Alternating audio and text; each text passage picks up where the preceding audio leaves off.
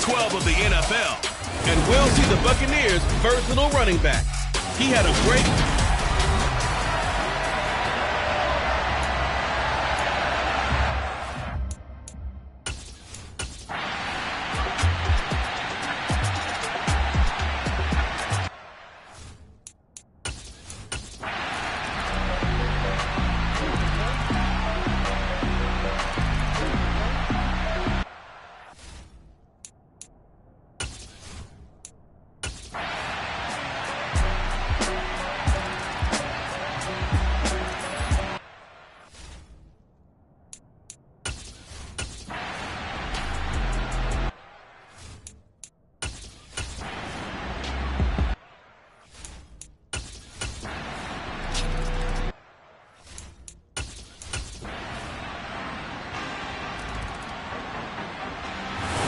So this one in the win column for the Chicago Bears. And it was their defense that really made the statement after the break. They pitched the second half shutout. Yeah, think about the team that just got vanquished. They did score in the second quarter.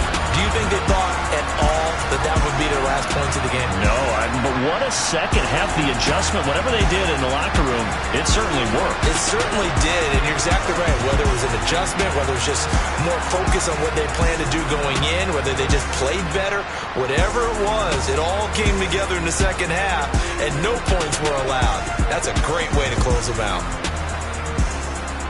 So for the Bears, they pick up win number 4 on the campaign as they emerge victorious here. And they'll be able to enjoy this one through the bye week before they get back at it again.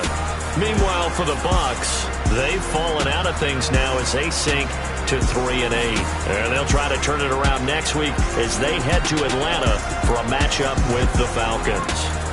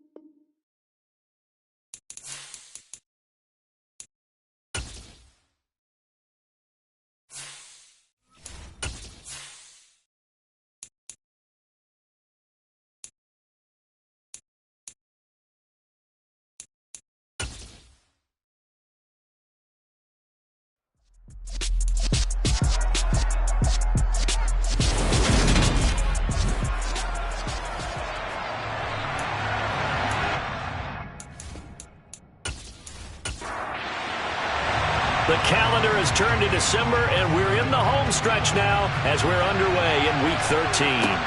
This will be fielded inside the 5. And he'll get it up just past the 20 as his guys will go to work at the 21-yard line. So here are the Giants ready to start their initial drive of the game. And a look at a guy, definitely got a little razzle-dazzle to him. Can do it with his arm or his legs. Their mobile QB.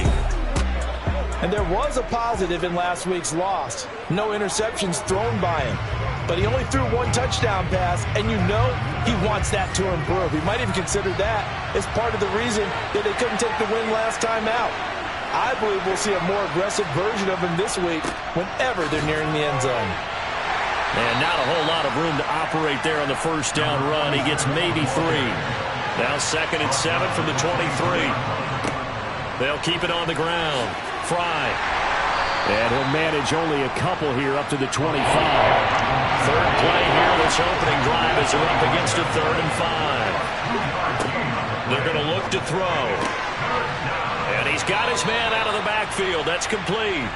And he will have a Giants first down as they're able to get the 3rd down conversion. One of my old teammates called me the other day when he was watching the game. He said, man, trying to watch an NFL game and trying to account for their passing game, that's difficult. And just when you think you get everything covered, here comes a back out of the backfield. And in this case, he picks up a first down. They'll look to throw here on first down. Throwing for his running back, and he's got him complete. And they're able to work this across midfield to the 48.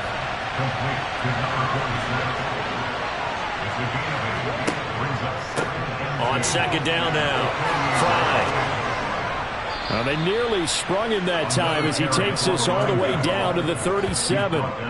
It's a gain of 11 and a Giant first down. They did tell us they wanted to establish the ground game early, didn't they? They did, and a small sample size that we've seen so far, but pretty good return. Yeah, you got to like that. They've strung together a couple of first downs, established what they wanted, the running game. And guess what? They also got their lead guy running it pretty well, too. Line of scrimmage, the 37 on 1st and 10. Up the middle they go. Fry. And nothing much materializing there on the first down run. He'll get a couple, and that's it. On 2nd down, Fry. And an excellent job of finding the opening as he's got this now all the way down to the 22. 13 yards, good for a Giant first down. How best to describe that one? I'd say right down Broadway on that run. A straight ahead running. I think that might be something we see a lot of between the tackles today. Well, he's enjoying things so far here this afternoon. Sees a crease and bursts through it for a solid game.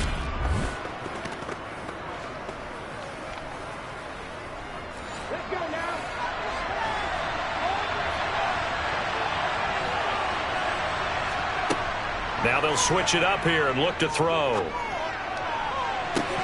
And incomplete on the deep ball. So after the incompletion, 2nd and 10 from the 22. Back to throw. He's going to flip one out here to his running back. And he's going to be brought down at about the 16. They'll drop to throw. And a quick throw here, that's complete. And he will have a Giants first down by about a yard. It's a gain of 5 on 3rd and 4. Well, they kept it simple there, CD, only needing the short game. They just go with that safer, shorter throw and able to convert.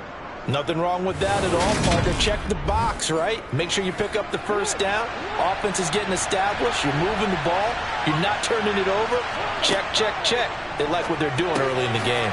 Now he'll dump it underneath to his running back. Complete. From the 5, 2nd and 4. He'll keep it himself. And he takes it into the end zone for a Giant TD.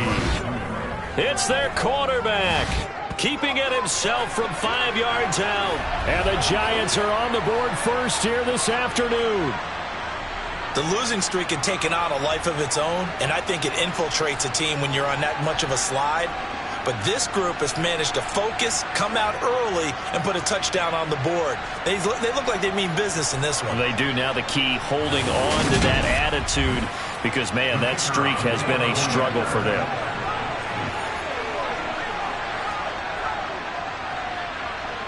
Extra point right down the middle, and that makes the score 7-0.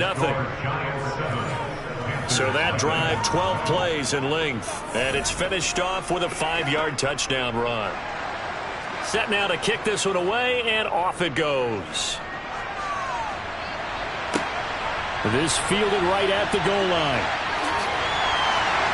And able to get this out to the 25. So here are the Panthers under head coach Matt Rule. And they will be led out by a man in his sophomore campaign as the quarterback. It's a pretty bland game he had last time out. Ended up throwing one interception. Didn't have a touchdown to offset it. But the team found a way to win. He found a way to lean on other parts of the offense that carried them through.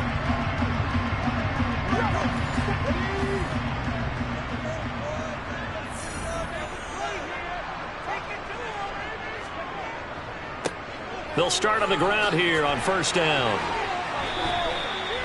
Call it no gain on the play, and it'll be second down.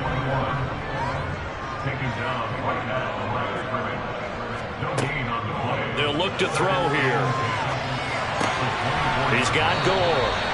And he's brought down, getting this one up to about the 35. 11 yards and a Panther first down.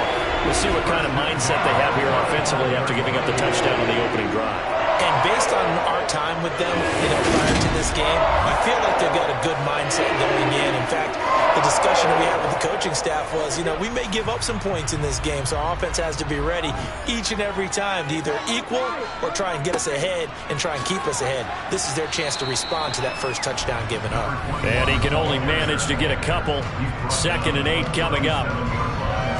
Simply not much more you can ask out of your running back. Over 100 yards and the 3 touchdowns. And for an old coot like me, I loved it because he did it on the ground. A running back taking control of the game. That's what I like to see. Hold on. An old coot? Coot, C-O-O-T. All right, I'll look that up later. And he's dropped right at the 40. Gain of 3.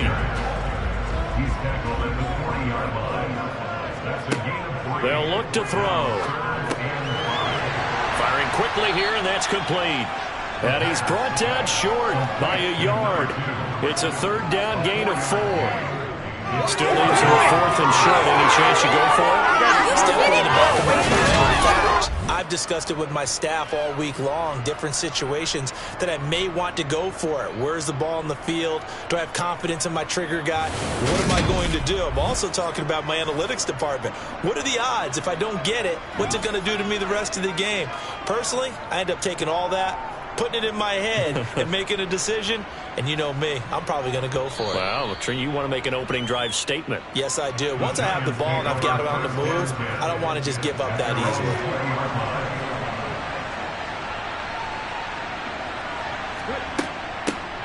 They'll start this drive out on the ground. And he'll go down at the 26, following a gain of 6. From the 26, they'll line up on 2nd and 4. They'll keep it on the ground. Rutherford. 4 yards the pickup, first down.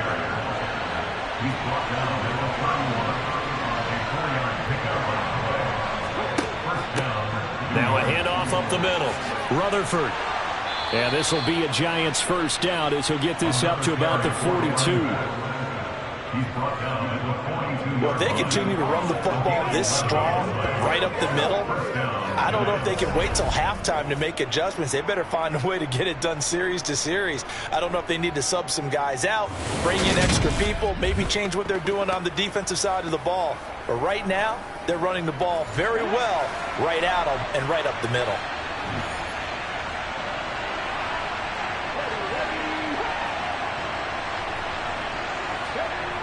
Now on first down, he'll drop to throw it. Over the middle, that's caught by Miller. And they're able to work this across midfield to the 48.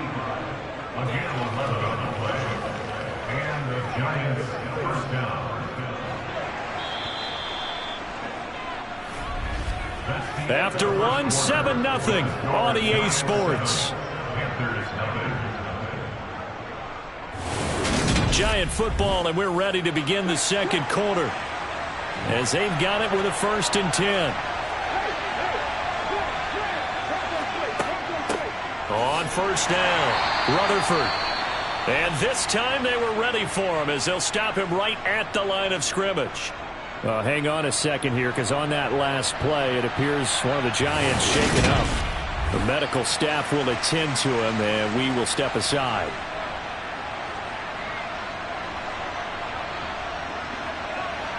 Looking at a 2nd and 11 now after the loss. Up the middle they go. Rutherford. 4 yards on the pickup there as they get it back to a more manageable 3rd and 7. Now back to throw. Completes it to Miller. And he will have a Giants 1st down as they're able to get the 3rd down conversion. Well, this has definitely been a ball control offense here in the first half. We saw them go on a long scoring drive the last time they had the ball. And now here, they get the 3rd down conversion to keep this drive going. Line of scrimmage, the 37 on 1st and 10. Now a handoff up the middle. Fry, and he's going to take this ahead for right around 3 yards, but no more than that. 2nd down. On 2nd down now, Fry. And running room scarce here. He's going to be stopped in his tracks at the line of scrimmage. They'll set up to throw. And that will be incomplete. Timing's crucial in any route thrown, but when you throw an out, so many things are going through the mind of the receiver. Catching the ball, timing it up with the quarterback. Are my feet going to get down inbounds? On that play, all those things going through his head might have caused him to drop it. Always disappointing when you miss a field goal, but when you're playing against a defense this good, you and I both know that's a crucial miss because you can't afford to leave any points out there. You've got to take them when you can. The Panthers coming back out onto the field for their 2nd drive. And they, if you just look at this game, Charles, on paper, they've got the edge, no doubt. They're hanging around the top of the NFC. On the other side, you got a squad that's towards the bottom of the NFC. But when we mentioned that to the coaches, they were having no part of it. Yeah, and I like how you said when we mentioned it. In fact, I mentioned it, and I upset them a little bit, didn't I? Because they wanted no part of that one, and I was reminded, like a 5-year-old, this is the NFL. Any given Sunday, anything can happen. They are guarding against the upset. 6 yards to pick up, and that's a 1st down. The Panthers at 10-1 now on the year. And they have certainly got it rolling as of late. Winners of 6 in a row. And I think this is where, as a head coach, you show your team some trust. Instead of just talking about winning, the very next game, you point out to them, we're on a nice run here. And if we keep doing this, we'll be playing at home in the postseason. And we know that could ride us all the way to the Super Bowl if we get that done. Now a throw here to his running back. And a 5-yard gain gets him to the 42.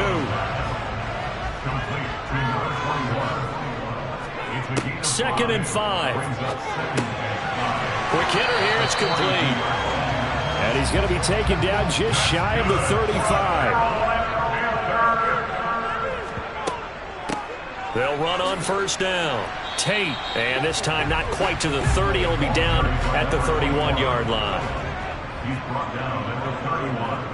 A gain of 5 brings up 2nd and 5. On 2nd down, it's Tate, and he's going to get this pretty close to the 1st down marker at the Giants' 26. He was brought down at the 26.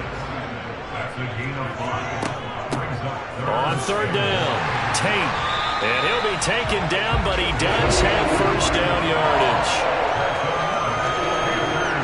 That's about what you would expect since they're so efficient at picking up 3rd downs in the top 5 in the NFL. It's all a mindset, and I guarantee you, they started in the offseason. 3rd down's important to them. They find a way to pick them up at a very good clip.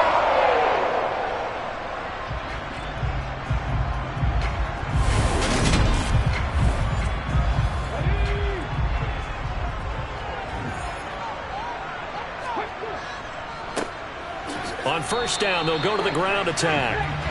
And he gets forward up the middle, but only for a couple. It'll be second down. Back to throw here. Oh, it's a screen pass. That's complete. They'll get him to the ground at the 20 following a pickup of 4. Complete to number 24. A gain of 4. Brings up. Out of the gun now on third down. Nowhere to go here. He lost the football. Much like a running back going through the line, quarterbacks have to be aware of protecting the football as well. He left it exposed that time, wound up having it knocked free, but fortunately, had an alert teammate who was able to get it.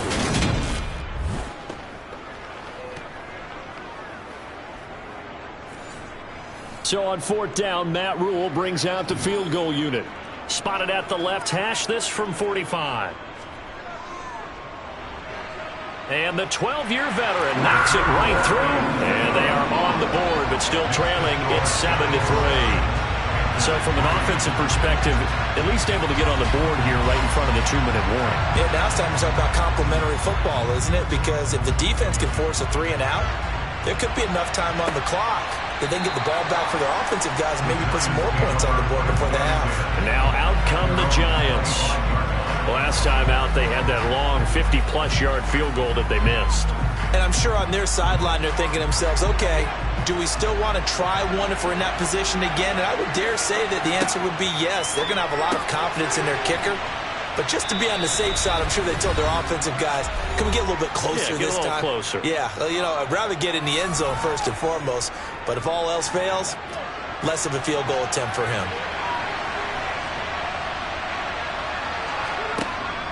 Now they'll throw here out of the gun.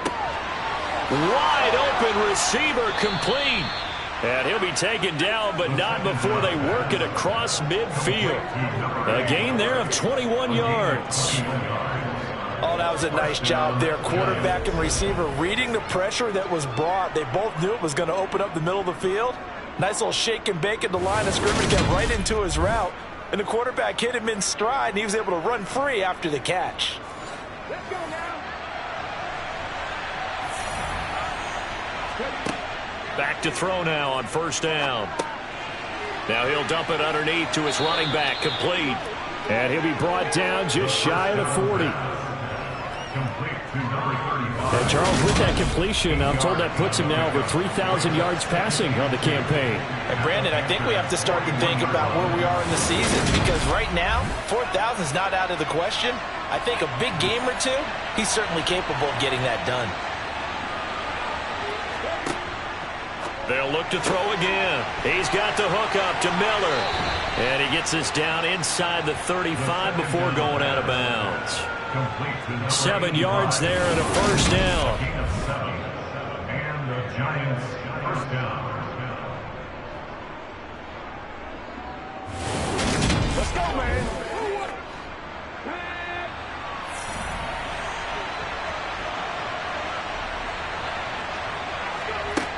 Back to throw again. Oh, he's got a man wide open, complete. The Giants going to go ahead and use the first of their timeouts as they get the stoppage with a little over 50 seconds to go in the first half. So here's a 1st and 10 now down inside the 20. From the red zone now, they'll look to throw. Across the formation, and he gets this to Miller. Now another timeout called for by the offense as the clock will stop with 45 seconds to go in the first half.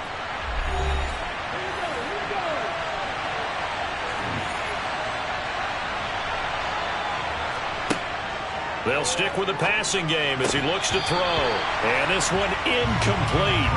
Too much contact to hold on to that one, and it's third down. They missed a field goal on their last drive. Here they need something to even get into field goal range on third down. Now, meanwhile, a pass that should have been intercepted, but it winds up falling incomplete. And his kick here is good. And they push the lead up to a touchdown now at 10-3. So he gets a shot at atoning for the earlier miss here in the first half and able to knock it through. And what a relief for him, don't you think? Because how many games have we done where kickers missed one early and never gotten a chance to atone for it the rest of the game? That's a lot to carry around.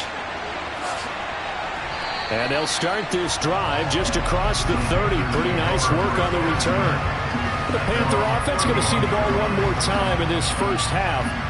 And with time quickly fading here in the second quarter, not sure how aggressively, offensively they want to play this. I think we'll find out just how much they trust their guys in this situation if they decide to take a shot. Now the Panthers going to use the first of their timeouts. Number one. Another catch for Tate.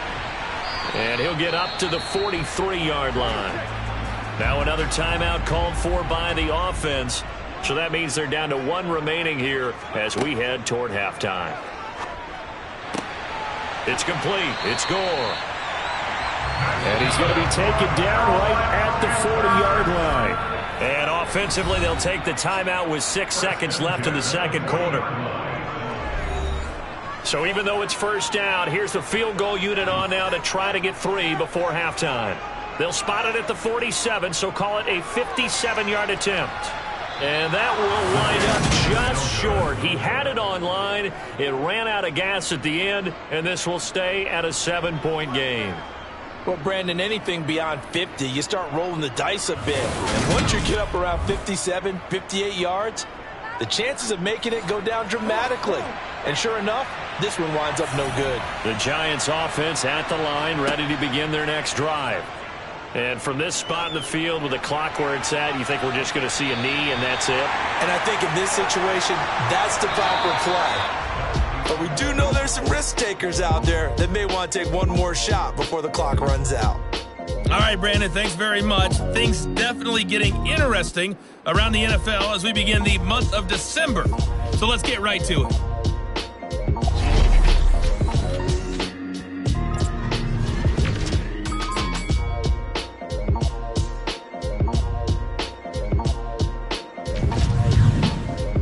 Past the halfway point of the season and now past the halfway point of this game. We skip halftime and get right back to the action.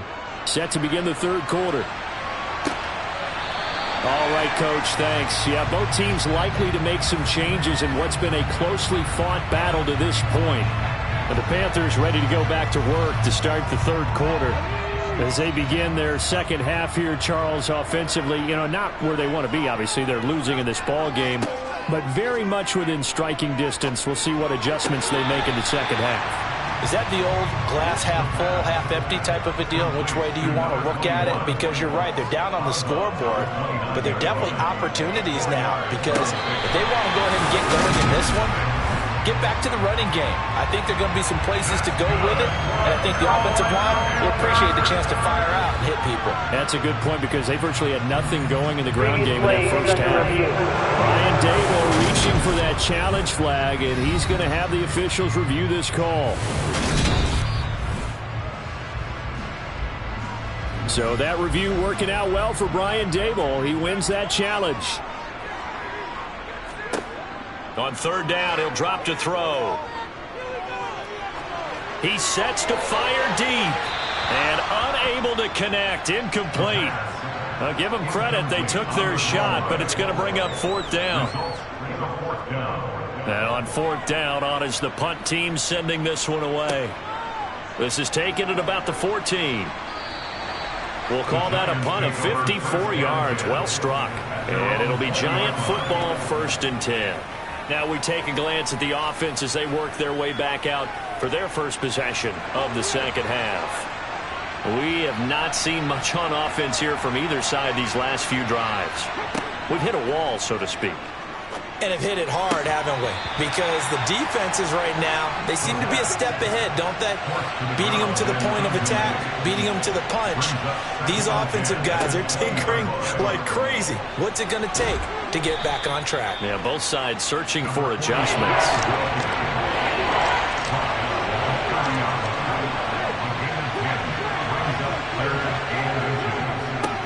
On third down, Fry, and he'll be taken down, but he does have first down yardage. On third down, that's a good job of situational football and understanding where the first down marker was and getting there.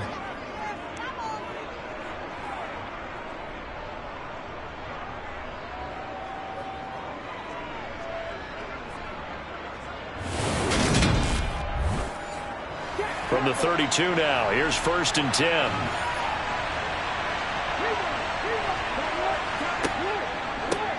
They run the counter.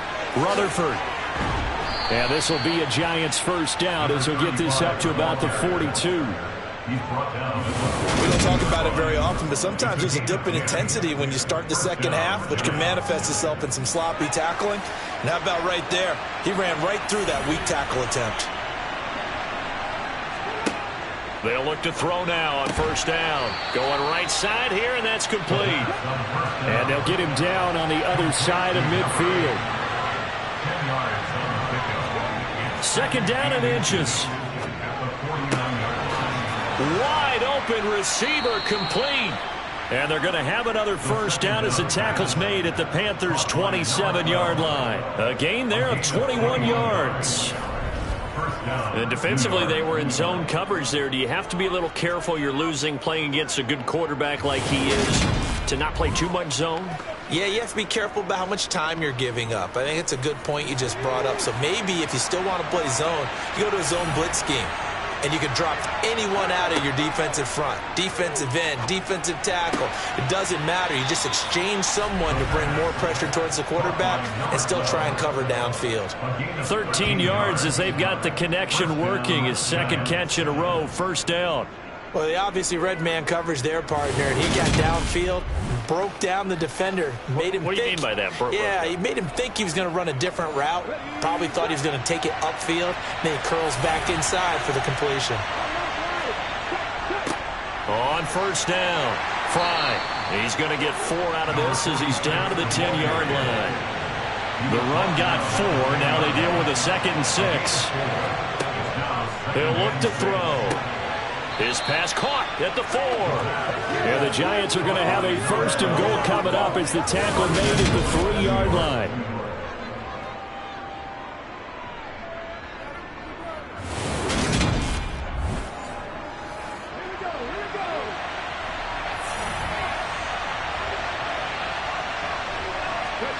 They'll set up a throw.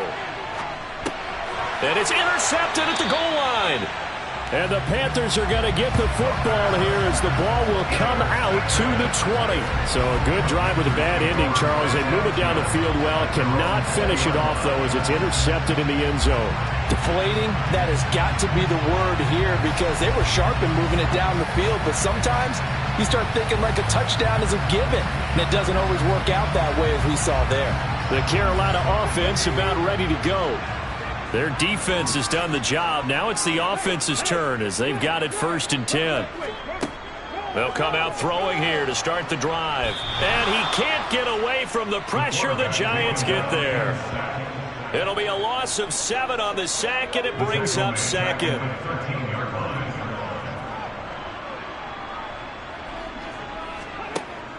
He'll drop to throw. Now they set up the screen. That's complete.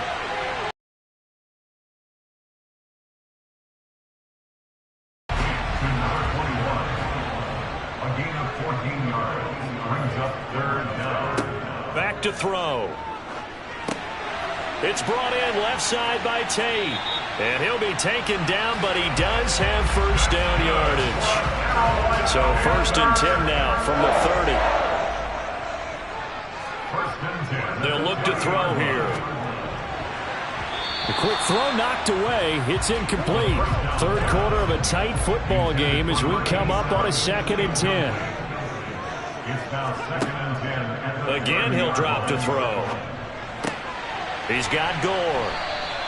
9 yards, not quite enough, and they'll be left now with 3rd and 1. So they just need 1 yard here to pick up the first down.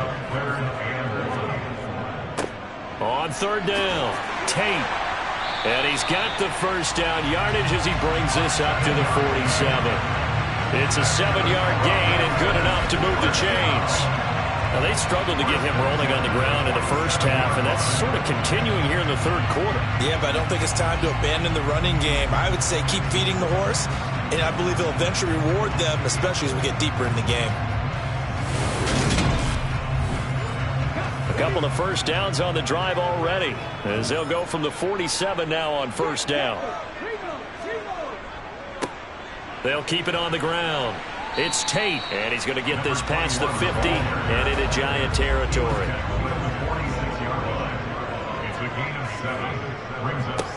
On second down now, it's Tate. And some room to maneuver. He's going to go out of bounds, but he takes this one down just shy of the 20. 61 yards rushing for him now on what was his 10th carry of the ball game. I think they like this drive a little bit better there, partner. Running game helping out, picking up some of the slack. Because remember the last drive, they went 3 and out.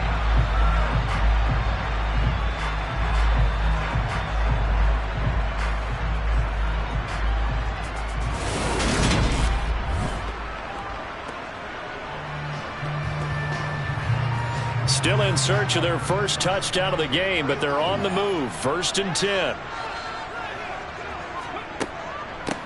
Up the middle they go. Tate, and he will lose yardage here back at the 23-yard line.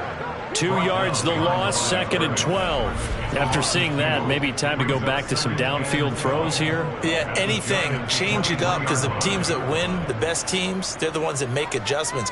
Doesn't mean you can't come back to what you thought you could get done. Sometimes when you open things up a little bit, you can get back to what you wanted to do before. Now they'll switch it up here and look to throw. Over the middle, it's complete. And they've got it inside the 10 at the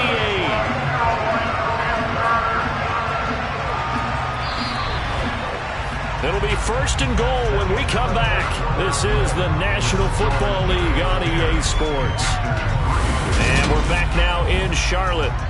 A looming decision to make on the conversion, down 7. But first things first, they need to score as they come up on 1st and goal. And he'll take this into the end zone. Touchdown, Carolina.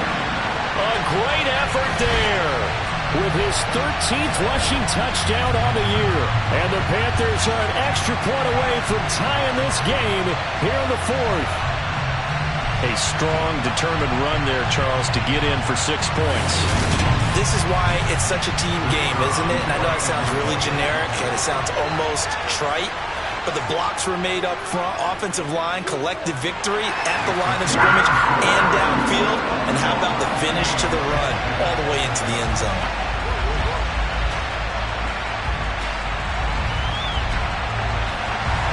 All level now at 10 apiece as the kick's away. From a couple yards deep, he'll bring it out of the end zone.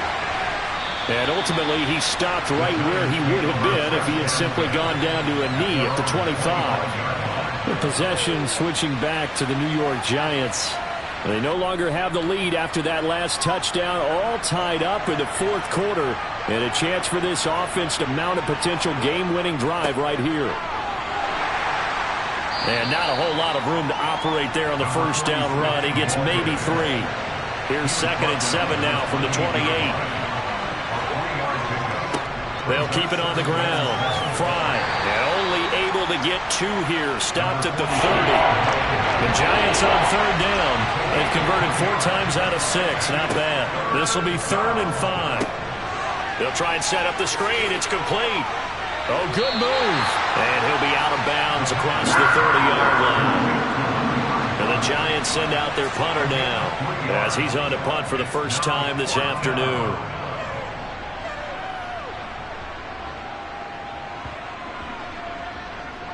And a great job here. This is going to turn out to be a beauty. This is marked down at about the 3-yard line. That punt was near perfection as it checked up inside the 5-yard line. You never know where these things are going to go, do you? No, what was it? You got a John Heisman quote about that, right? Yeah, he said the football is roughly a prolate spheroid, which means it's going to bounce funny, and you never know where it's going to end up.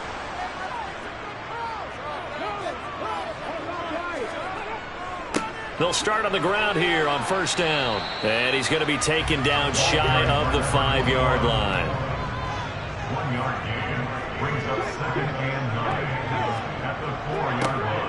On second down, it's Tate, and he's able to get this across the 10 before being taken down. 78 yards rushing for him here as he starts to draw closer to a 1,000-yard campaign. Another carry for their leader and a good one. It's crunch time. They'll need him to continue to be productive in both the run and passing game in order for them to try and snatch a victory. So a little more space to work with here from the 13 on 1st and 10. Now a handoff up the middle. Tate. 5 yards is the tally on 1st down. That brings up 2nd and 5. Up the middle they go. It's Tate, and he is met quickly in the backfield. Down he goes, folded like a lawn chair. They're going to look to throw. Going for the deep ball. He's got a man, complete. A big play there for Carolina. 41 yards. What a throw right there for the 1st down. He has taken some real punishment this game, but still standing in the pocket completing that one. He's a flat-out warrior. There's no question about that. How about him stepping up into the teeth of the rush and delivering there for that big strike and that big pickup? So the big play gets him across midfield now for 1st and 10. Now a handoff up the middle. Tate, and this time they were waiting for him as he'll be knocked down before he can get back to the line of scrimmage. What a difference a play makes. A huge step forward and now a small step back as he loses a yard or two. When a draw works, it can be a thing of beauty. But when it doesn't, oh, it can be ugly. And in this case, loss of yardage ugly. Maybe just a slight detour on what's been a strong drive. Here's 2nd and 11. He'll look to throw. Toward the sideline, and look at that catch. Dragging the toes, and it's going to be a 1st down. Well done. Really nice pickup of 14 yards, and it moves the sticks. Let's make this one simple. What a catch, especially the finishing part of getting his feet in bounds, toe tapping, and, of course, foot dragging. A little tapestry, if you will. Oh, I like it. So 1st and 10 now from the 30. Up the middle they go. It's Tate. And he's able to work his way down inside the red zone to the 19-yard line. 11 more on that one and another 1st down. What makes a draw play like that successful? Well, we did see where he made the first wave miss, and that was a big part of it. But a lot of it is just being actors back there. Making the defense think it's going to be a pass.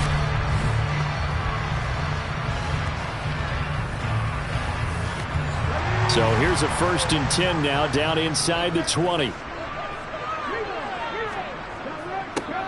They'll keep it on the ground.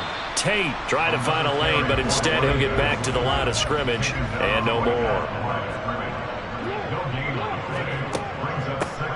On 2nd down now, it's Tate, and he's going to push his way down to about the 12.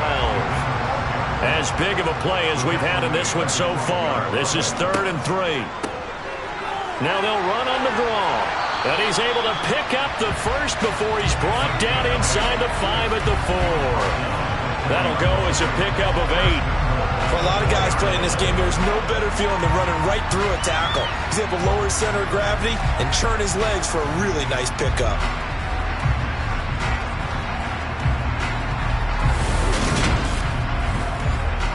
A field goal could get him the lead, but it might not be enough here as they come up on 1st and goal. They'll set up to throw.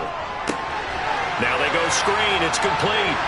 Touchdown, Panthers. A great play there. With touchdown number 15 on the year and 2nd of the game.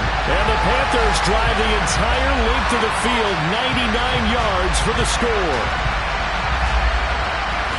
What a great drive that was. A long drive, sustained, well executed. I love what we're seeing out of him here in year 2, right? This young quarterback continues to evolve and grow. He's really the adage right now that John Wooden, famous basketball coach, used to say. Be quick, but don't hurry. You can see that everything is happening for him, but he's not taking it at a pace that he can't sustain. Out is the kickoff unit as they run up and send this one away. And here comes a return from just beyond the goal line. And he'll be stopped right around where he would have been had he gone down to a knee, maybe a yard shy of there at the 24. And the Giants ready to come out now. And now they'll look to answer working from behind. And remember, this offense has sputtered yet to score here in the second half. They'll need to change that here. They'll try and start this drive in the air. Completes it to Miller. And he takes this up to the 40-yard line before being corralled. 17 yards on the catch and run. It's a first down. 17 yards. And the Giants first down.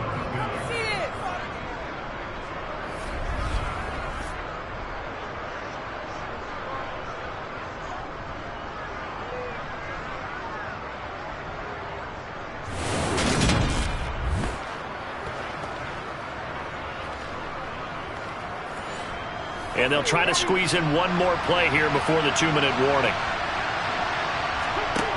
On first down, he'll drop to throw. Flush to his right. And he wisely will throw that one away.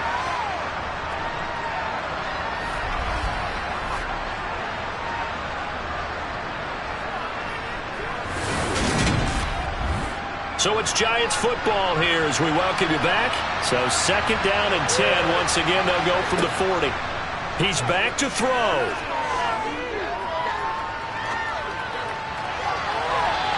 It's incomplete. Took a shot, couldn't connect.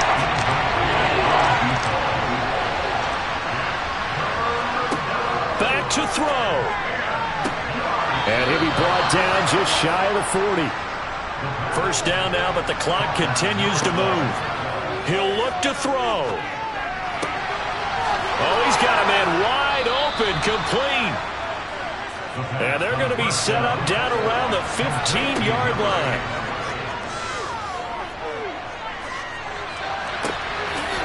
Touchdown!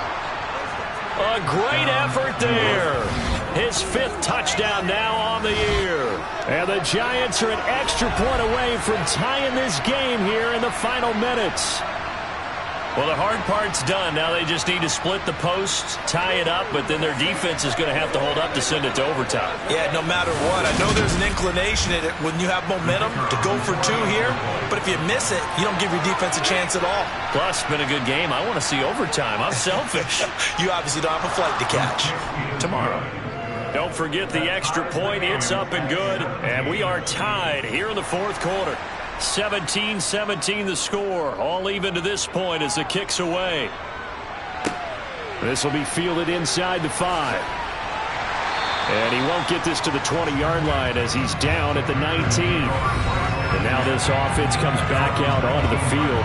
Well, partner, here it is. They've got the chance to win the game. You'd have to think they need to get it near the opposite 40 to have a chance to kick a game-winning field goal. We'll see what they can do. And you're right about that, because if we look at it in macro, that's what it looks like.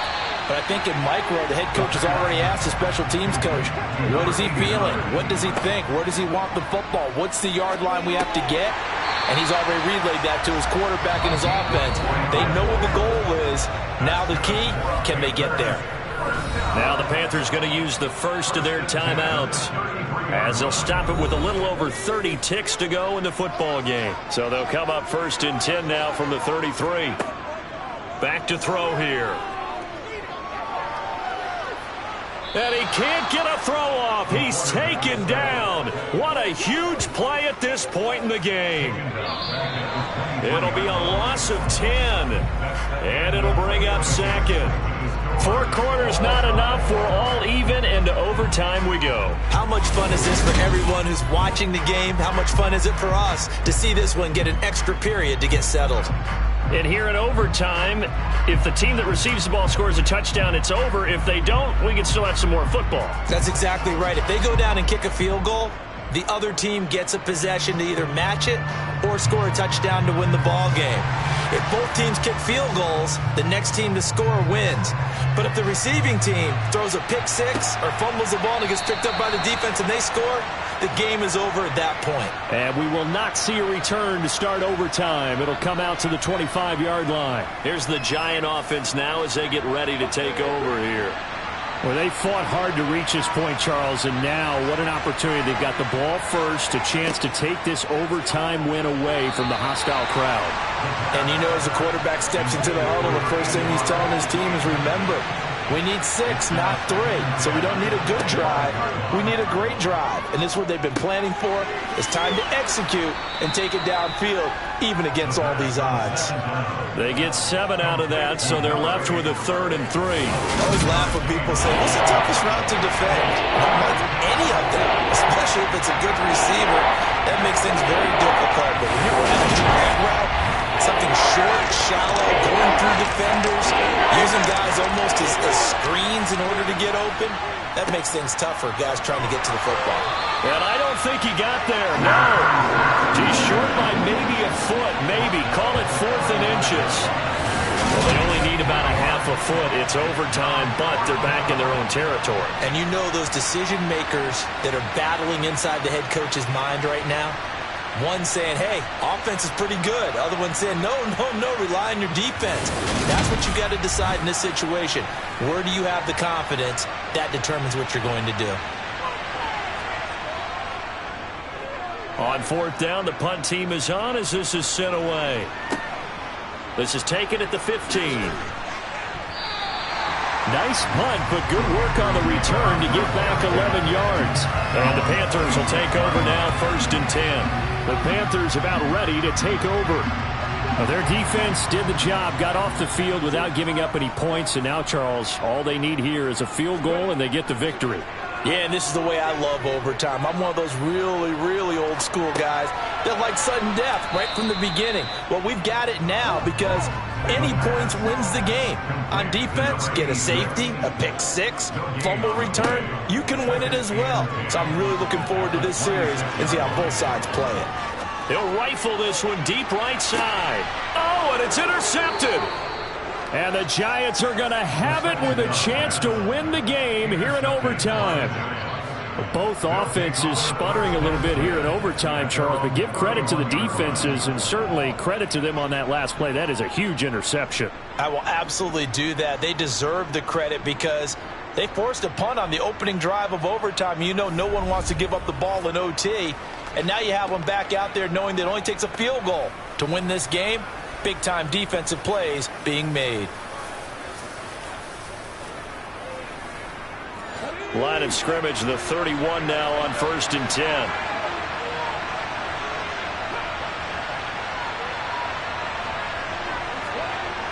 They'll look to throw. Buying time to his left. And that'll be off the mark, too far out in front, and it's incomplete. Line of scrimmage, the 31 as they line up, 2nd and 10. Now back to throw. It's a short one here, complete to his tight end.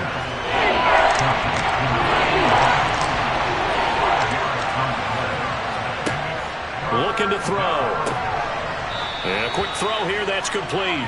And he will have a Giants first down as he's able to get 8 yards there on 3rd and 5. That's not the first time they've looked his way when they've needed a big play. He's been the go-to guy all game long. And they get the hook up again on 3rd down to keep this drive alive.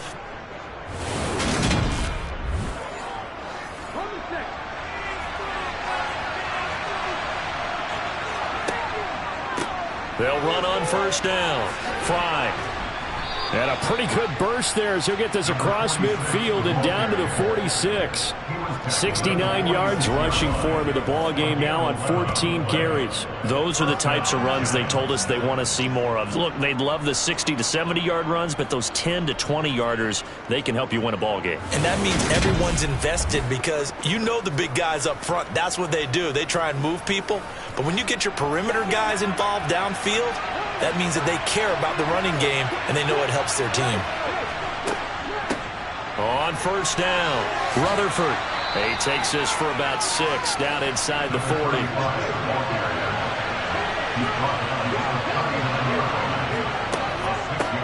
On 2nd down, Fry. And the second wave of tacklers is going to get him as they stop him behind the line. It'll be a loss of a full 3 yards there, and it also brings up third down. He was able to escape momentarily in the backfield, but you could just kind of tell that wasn't going anywhere. You know, in the film session, he'll get a minus for not getting him on the ground by himself. But if the coach is really going to analyze, how fast did his teammates get there to help him? If one guy slows him up, everyone else better be there, and that's what they got on that play. 2 minutes left in this overtime session, and still all tied. And now on third down, they'll need to get it to the 36 to pick up the first. They'll drop to throw. Oh, it's a screen pass. That's complete. Ooh, the juke. And he takes this just a few yards shy of the red zone before going out. Another good completion on the drive as the Giants have a first down. Well, partner, they've used him quite well out of the backfield in this one. And here's another nice example. They set up the screen, and he's able to pick his way downfield for a nice gain there.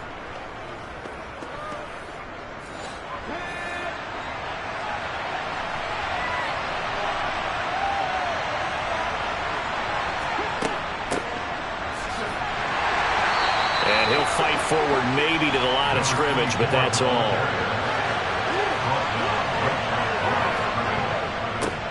On second down now.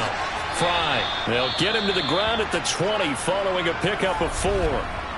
Now a timeout called for by the defense. They'll be down to just 1 remaining as we step aside here at overtime. So now this one's going to rest on the foot of their second-year kicker. This to win it in overtime. And he got it. The kick is good in overtime. He's able to split the uprights. And the Giants win the football game. And for the visitors, it is going to be a happy flight home. It is always such a treat, Charles, in the NFL when you can go on the road and get a victory, and that's exactly what they accomplished here today. The trip home so much sweeter, isn't it? All the noise they heard before, how tough it is to win on the road, how tough it is to play in this stadium, how hyped up that crowd's going to be. They just used it as fuel, came in full of confidence, believed in themselves, and got it done. So for the Giants, the playoffs may be out of reach, but the win gets them to 4-8 on the year. And they'll get another road test next week as they head to Baltimore to take on the Ravens. Meanwhile, for Carolina, this could hurt in the race for home field advantage as they drop to 10-2 on the year. And they'll try to turn things around next week as they have a matchup in New Orleans against the Saints.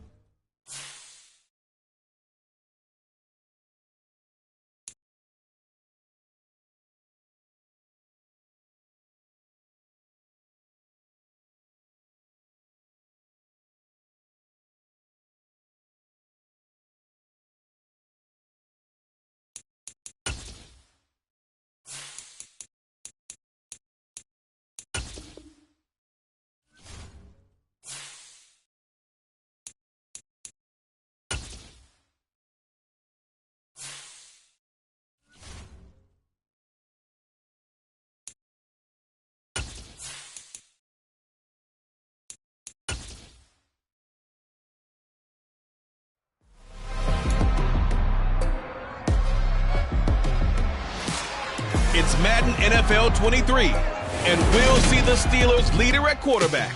Your top dog in the league this season, ranking first in passing yards. It's the Steelers and the Jaguars, and it's all up next on EA Sports. At the confluence of the three rivers, the Ohio, the Allegheny, and the Monongahela, we are here at Pittsburgh's Acrisure Stadium. Today, we've got a Week 13 matchup for you here between the Jacksonville Jaguars and the Pittsburgh Steelers.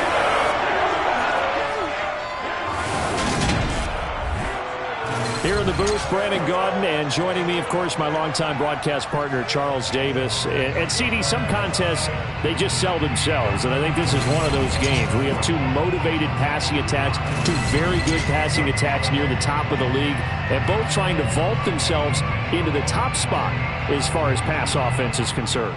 And this sellout crowd,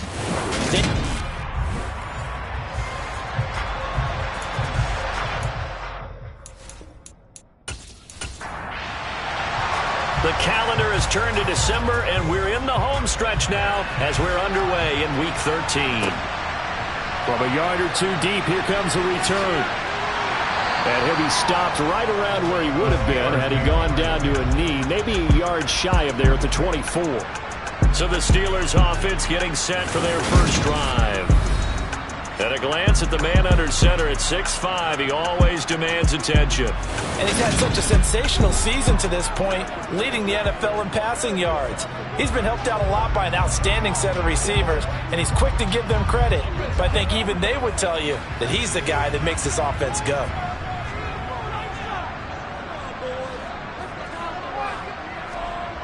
They'll come out throwing here on first down. Throwing right, and that's complete. And he's taken down, but able to slip across the 35. 12 yards on the gain. A great start for this offense. To win any route, you've got to break down the defender, and that's exactly what happened here on this really nicely executed curl route. So from the 36 now, 1st and 10. And here's a handoff out of the gun. And he's swallowed up right near the line of scrimmage. Taken down right now, line of scrimmage. No gain on the play. Brings up 2nd and 10. Back to throw now on 2nd and 10. And this is going to be intercepted.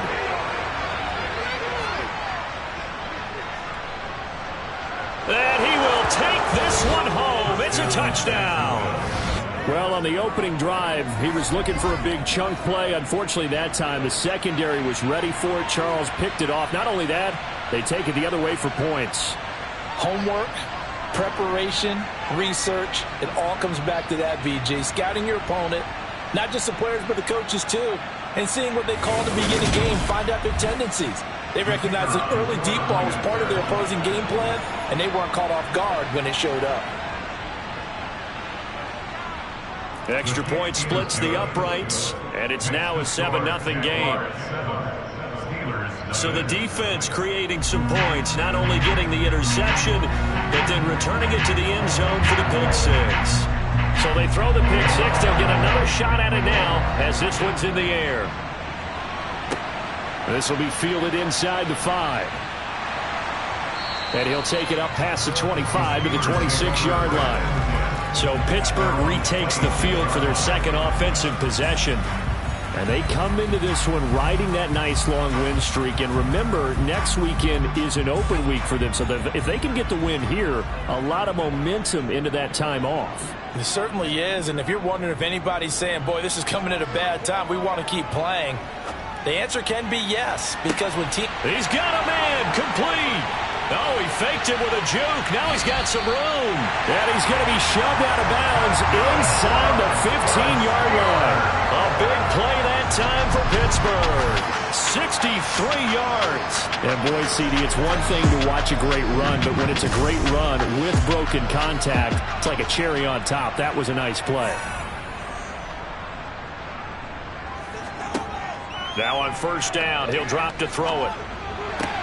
Sideline throw, it's complete. And a nice job there of keeping the toes inbounds. Ruled out of bounds at the 1-yard line. 2nd and 5. Nowhere to go here. He lost the football, and the Jags grab it. He's at the 50, the 30, 10, 5, and he brings this one back. A fumble return for a Jacksonville score. Oh, backbreaker. That'll drive the coach, the offensive coordinator, just crazy. You get it all the way down there in the red zone, can't capitalize. Instead, they go the other way on the fumble return for a touchdown. How about the aggressiveness of the defense, though? They're not about to just fall on a fumble, are they? Scoop and score is their motto, and they just did it. Point after, right down the middle. And that'll make the score 14-0. The scoop and score, always an exciting play in football, and we witnessed it there. Grabbing it off the ground and then rumbling it into the end zone for 6. So here's the kickoff now as he'll get it again following that fumble return for a score. This taken in at the goal line. And he won't quite make it to the 25. And now out come the Steelers. Well, partner, fast forward with me for a second. Remember, next week they have the open week, so they're going to get some extended rest. Does that change how they manage the rest of this one? I think it does a little bit, but not by too much, because you're right. You get the extra rest, you get a chance to heal up and kind of, do a little bit of a reset for this team. But it's also 7 extra days to think back to the last time you were on the field. So now, a little more importance on what they're getting done because they carry it with them for essentially 2 weeks. Not the start to this one that any quarterback would want or envision. Remember, he had the pick 6, and here he ends up on his backside. Yeah, and you have to wonder to yourself, okay, after throwing the pick 6, did he get too careful with the football and not deliver downfield and take that sack? They've got to make sure that he's really into this game. Well, they're in some hot water now. After that sack, it's 2nd and 21. Now a first carry here for their running back. And he's going to lose yardage here back to the 12-yard line. Just a 1-yard loss that time, but that's not what they needed. Now they're dealing with a 3rd and long. Well, this defense for the Jaguars, they were very strong last week in that win over Cleveland. And I'm eager to see the game plan and trying to attack them this week because when you take it away 4 times through interceptions, what do you do now when you go into a game? Do you decide you can't throw the ball? Do you try and run it more? Or do you tell your quarterback, make sure you see your guys open before you deliver? He's going to float this one deep right side. And that will be incomplete. Well, they weren't scared to let it fly, but it falls to the ground and brings up 4th down. And he'll get this away into the icy winter air. Officially, that'll go as a 52-yard punt. Not too shabby. And the Jaguars go on offense, 1st down and 10. So out comes this offense to take over for the first time. And they are led out there by their mobile quarterback. We're seeing it more and more in this league, how teams love to have athletes back there taking the snaps, guys who can throw it and move around and get yardage with their legs if needed. He's one of the best examples that we see out there right now. He can throw for hundreds of yards one week and then run for 100+ the next. He adds an extra dimension that really confounds defenses when he puts it all together. They take a shot downfield there, but it winds up falling incomplete.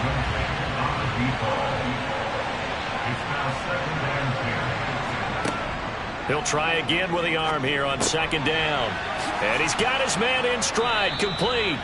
And getting this just shy of midfield, they'll spot it at the 49. That one good for a gain of 13 for Jacksonville and a 1st down. And a good quarterback facing zone coverage. If he has just a little bit of time to survey the scene, that's what's going to happen. No doubt about it. If there's no pressure, he's going to continue to pick them apart because he'll have all that time to find someone open downfield. He can only cover for so long. So maybe they want to go to a zone blitz scheme, get a little bit more pressure. Remember when Carolina did that against Denver? They lost the game ultimately. They dropped the defensive end out, and he ended up with an interception in that game in Super Bowl 50. Maybe some sort of scheme like that to try and get more pressure at the passer. Operating out of Steeler territory now. Here's 1st and 10 at the 38.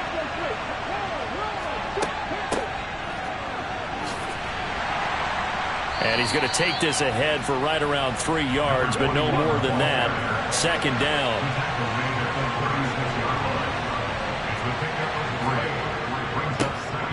And they'll keep leaning on the running game. Back to the ground. And he works his way free all the way down to the outskirts of the red zone. 16 yards that time on the pickup for the Jags and a first down. Charles, they won last week despite him not running the ball well. They told us need to get him going. Runs like that help.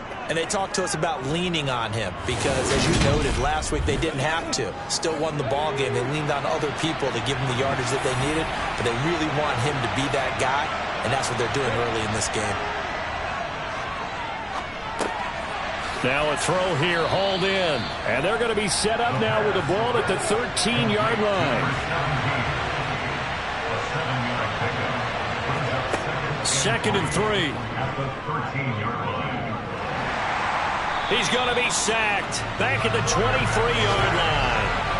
That winds up pushing it back 11 yards on the sack.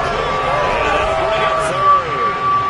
I think this defense, Charles, realizing the deficit they're facing, they're going to have to step up and make more plays like we just saw there.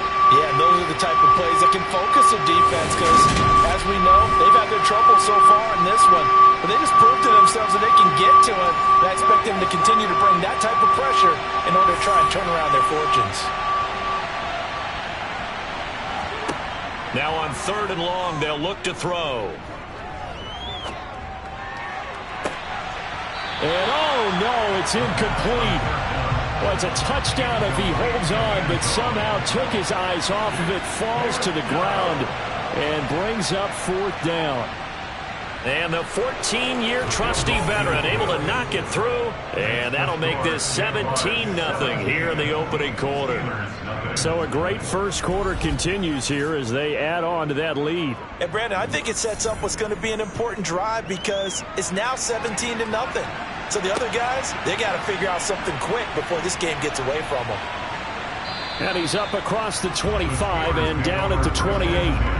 And the Steelers set to take the field.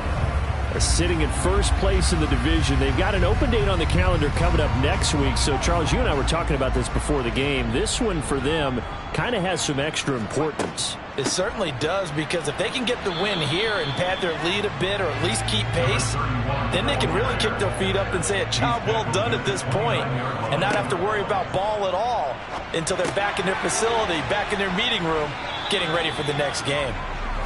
I see an extra defensive back on the field. Little surprise here on 3rd and 1. From the gun, he'll hand this off. And he's going to have a first down as he's brought down at the 44-yard line. Call it a gain of 7, and it gets him a new set of downs.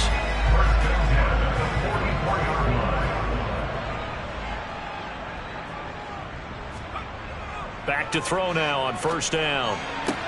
Looking sideline, and he's going to have his man as he was able to walk the tightrope there for the completion.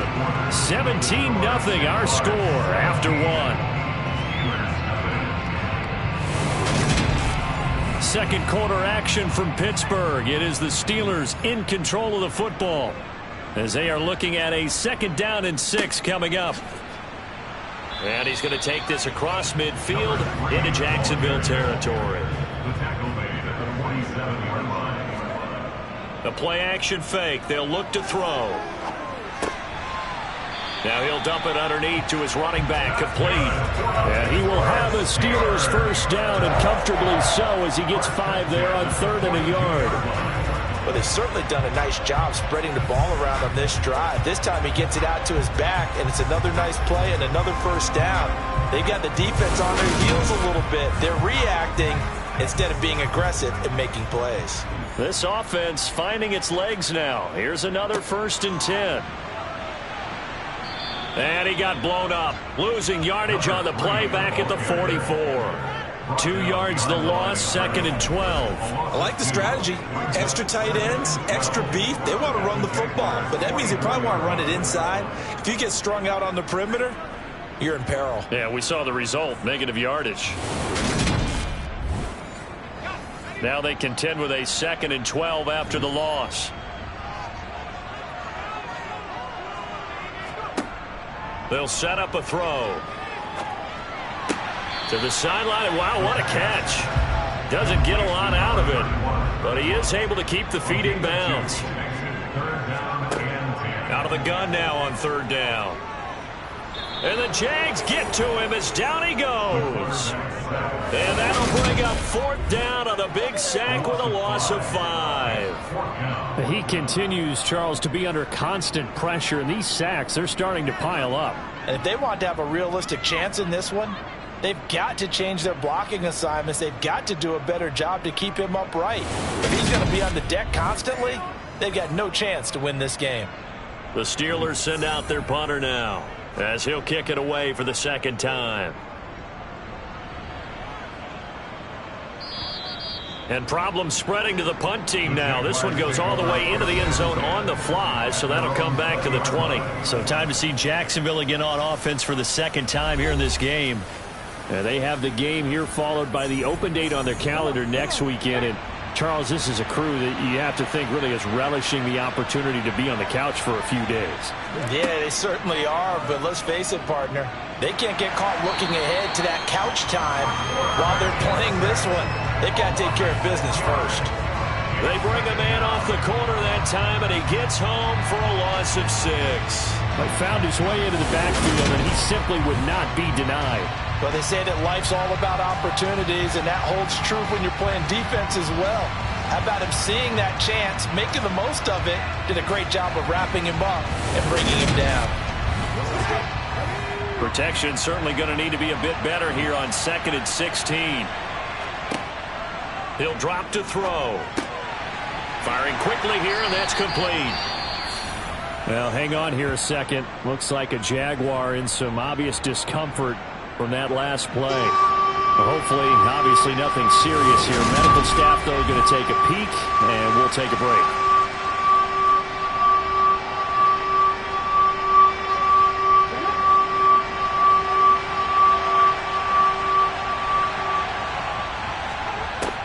On third down, he'll drop to throw. In trouble, and he's taken down. And that'll bring up fourth down on a big sack with a loss of 5. So, Charles, no turnovers yet for this offense, but those sacks now, they're starting to pile up. And one thing usually leads to another because they've got to figure out how the offensive line and everyone else involved in protection can keep their quarterback upright and allow him a chance to throw the ball downfield.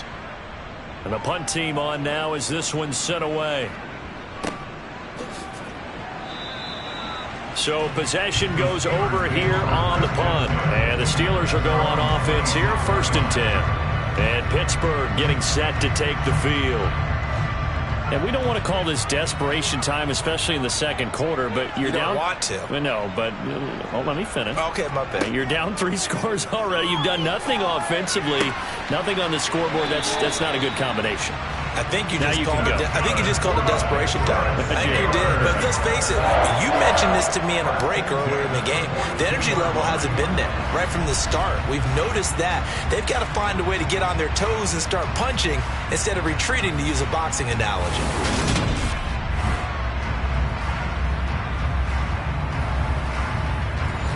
One play has him up past the 40 already, and another 1st and 10. Back to throw. And he fires one that's intercepted. And he will take this one home. It's a touchdown. So this defense doubling its pleasure there. Remember, they had the fumble return for a score earlier in the game, and now this time an interception return for another score.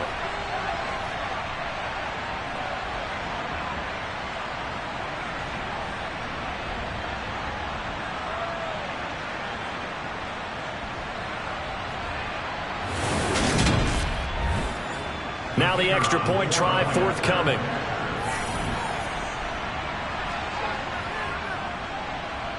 And the lead is now 24. A heck of a play there defensively, getting the interception, navigating his way into the end zone for the touchdown. So they'll get another shot on offense following that pick 6, and now the kick is away. Fields it right around the goal line. And makes it across the 20 as his guys will set up shop at the 23-yard line. Pittsburgh's offense now heading back out onto the field. Now remember, they were just out here a moment ago through the pick 6, so we'll see if they can take better care of the football this go-around. Yeah, and sometimes, partner, I think it's almost better that you just throw the pick 6 and you come right back out on the field. You're not over on the sidelines dwelling for it for very long. You're not hearing everyone say, hey, you'll get them next time. Hey, don't worry about it. All that stuff just goes right out the window. You're right back out on the field with a chance to atone. Finding his safety valve here. That's complete. They'll wind up losing 3 here on the play, and that'll make it 3rd and 13. That was well defended, and while it was a completion, it resulted in a loss of yardage. It's really, really hard for a running back to think to himself, I probably should have just dropped it and saved the yardage. It goes against the entire training that he's had his whole career. And this offense on 3rd down today, they've hit 2 for 4 thus far. This is going to be 3rd and 13. He'll look to throw. He shakes him off. He's going to rifle one deep left side. And that's caught inside the 35. And they're going to work this down to about the 32-yard line. In today's NFL, we talk about quarterbacks and their speed and accuracy, but there's still something about a guy slinging one downfield. And to be honest, this first half hasn't been anything they'd be really proud about. So they needed something like this to change their fortunes. Now they need to make sure they finish this one off, not just with points, but with a touchdown. And that one covering an even 63 yards in the air.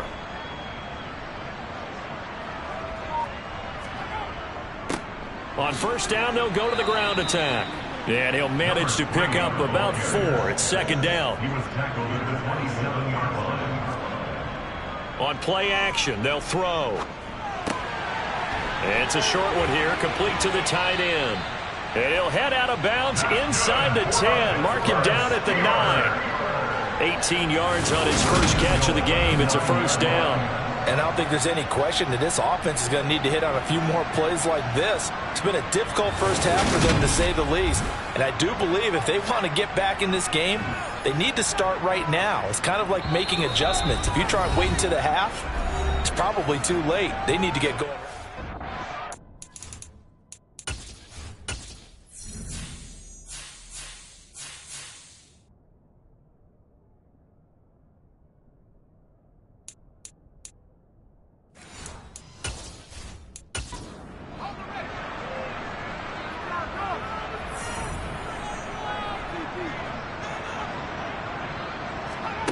They're going to look to throw. Now they set up the screen. That's complete. And he'll be brought down right on the edge of the goal line at about the 1-yard line. 2nd and goal from the 1. Dancing to his left. And he will not get away. He's sacked back around the 3-yard line. It'll wind up going as a sack and a loss of 2. And now the task gets more difficult here on 3rd and goal. So that now 4 first-half sacks. This pass rush has been unrelenting. And, partner, you hear that sound of paper being ripped to shreds? That's the game plan that they've had so far, because they've got to say to themselves right now, we have to do something differently. They've been denied touchdowns in the red zone twice already. Got his man. It's caught for a Steelers touchdown. A great play there. His 6th touchdown of the season. And the Steelers are able to make some inroads here to that deficit. Charles, that's a pretty good response from a rookie quarterback. He's had his struggles in this game, including the interception on the last drive, but there he takes him down the field and puts it in the end zone. I agree with everything you just said right there, and there's a silver lining to all of this, his resiliency, because let's face it, when things are going bad and you're a youngster, they often continue to go bad. But in his mind and his actions, he said, this stops right here. And how about the positive play he just turned in? Here's the Steelers kick team as they'll boot this one away. The return man down to a knee, and this will come out to the 25-yard line. And out now comes Jacksonville as they get ready to go. And now consider the lead. The question is, how much is good enough? Are you going for more? It's the NFL. there's never enough, I believe, because they get reeled in all the time when you sit on the ball. I think that they will try and move the ball downfield and try and squeeze a few more points. And a loose football. And it's picked up by the Steelers. And his guys are going to take over at the 39-yard line. These defenses have become so opportunistic, and no matter what you're playing, in this case wide receiver, you got to be careful. Certainly do, because there is a phrase in today's football that we use all the time, completing the process of the catch. Well, it's after you do that where the trouble begins, right? Meaning you've tucked it away, you're trying to get downfield, but someone's always coming up trying to rake at the ball and knock it free. They'll come out throwing here to start the drive. They'll try and set up the screen. It's complete. Now the Steelers use the first of their 3 timeouts as they'll stop it with a tick under a minute to go before half.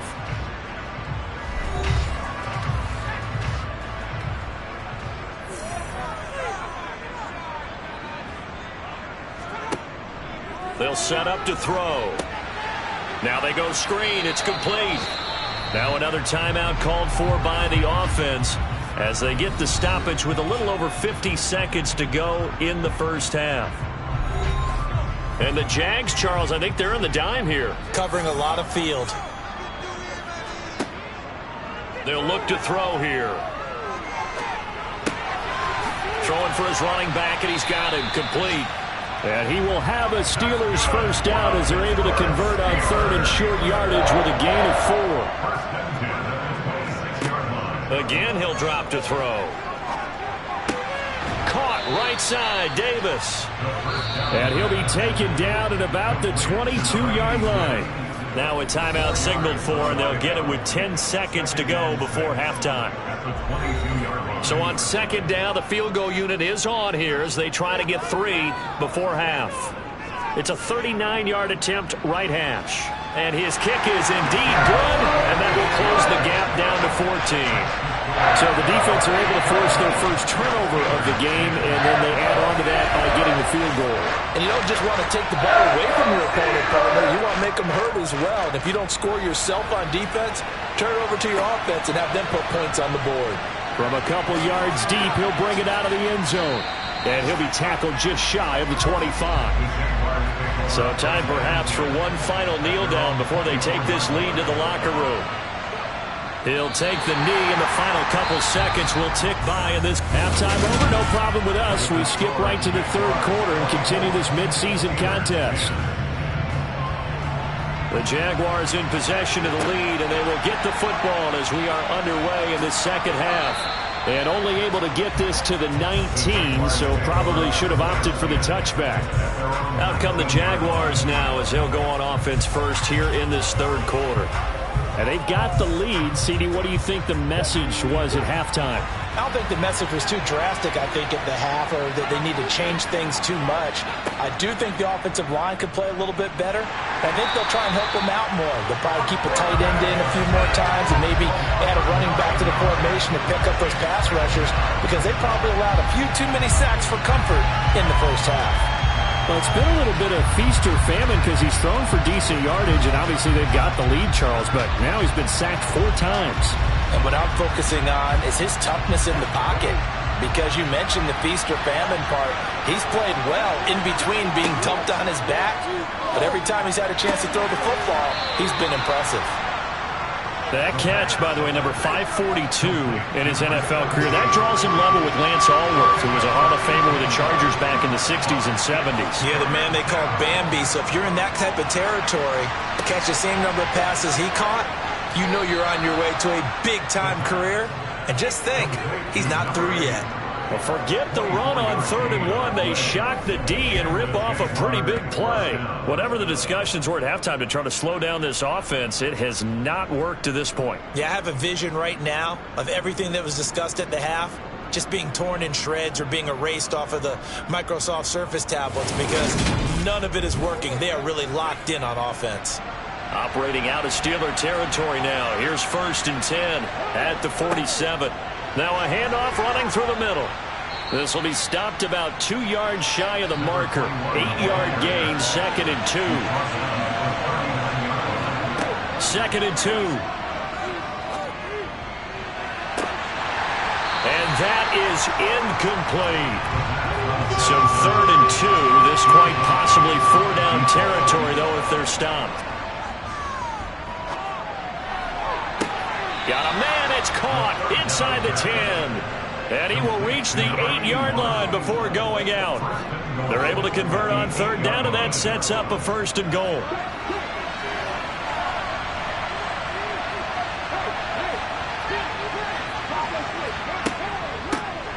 And they'll run on the inside handoff. And he's going to ball his way down to about the 1-yard line. A good run on 1st down, and now they contemplate a 2nd and goal situation. He'll look to throw. Got his man. It's caught. Touchdown, Jaguars. A 1-yard touchdown reception. And the Jaguars take the opening kickoff of the 3rd quarter and drive right down the field to extend their lead. That drive that really increased their cushion felt very military to me. Very precise, methodical, that's one of the words you've taught me. And they just got it done. And slowly but surely now starting to pull away a little bit. Things looking good for them here in the 3rd quarter. Not only pulling away, but you mentioned that slowly but surely. You also drain clock, too, with a drive like that. So you really give yourself an advantage. Here's the Jaguar kick team now as they run up and send this one away. From just beyond the goal line. And able to get this across the 20, but not much further as he's dropped at the 23-yard line. Time for the Steelers offense now to get set for their first possession of half number 2. And their halftime hole now even deeper, and they need a big drive here just to answer the first touchdown of the second half scored against them. They were down at the half. Now, as you mentioned, they're down a little bit bigger, but no time for discouragement. Just got to get back to it, right? Put your shoulder against the boulder and start pushing. And try and get back to where you were to start the half. Now then, after the sack, it'll be interesting to see what they have planned for 2nd and 23. Back to throw here. Escaping the pressure right.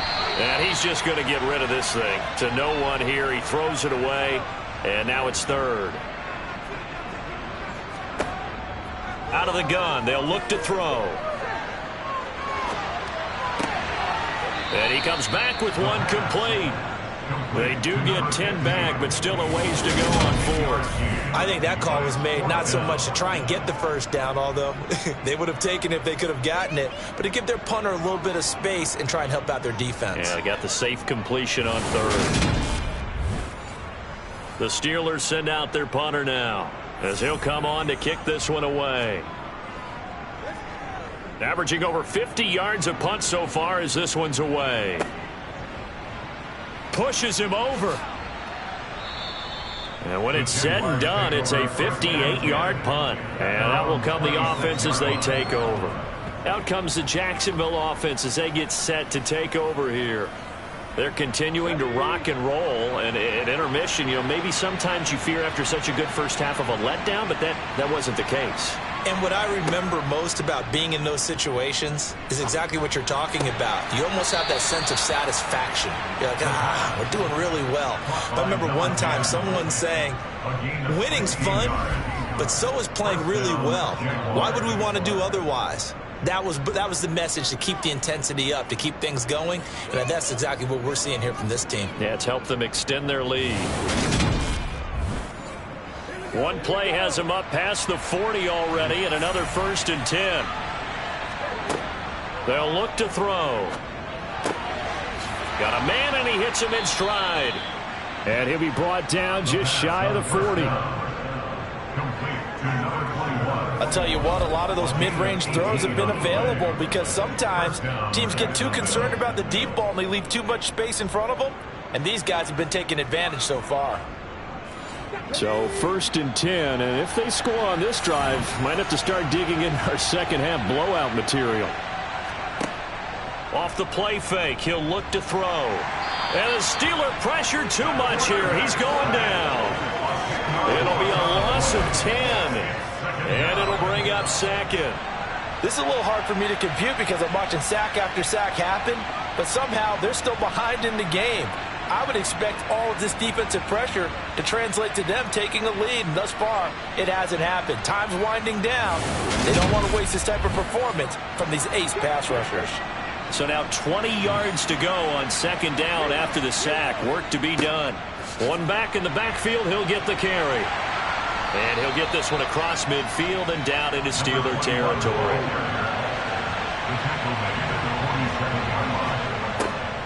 Now back to throw. He's going to let this one go deep. And that is caught. Touchdown, Jacksonville. A big play there. 47 yards as his guys are able to push that lead out a bit further. So another touchdown there, and even though we're still just here in the third quarter, kind of hard now to see them giving up this lead.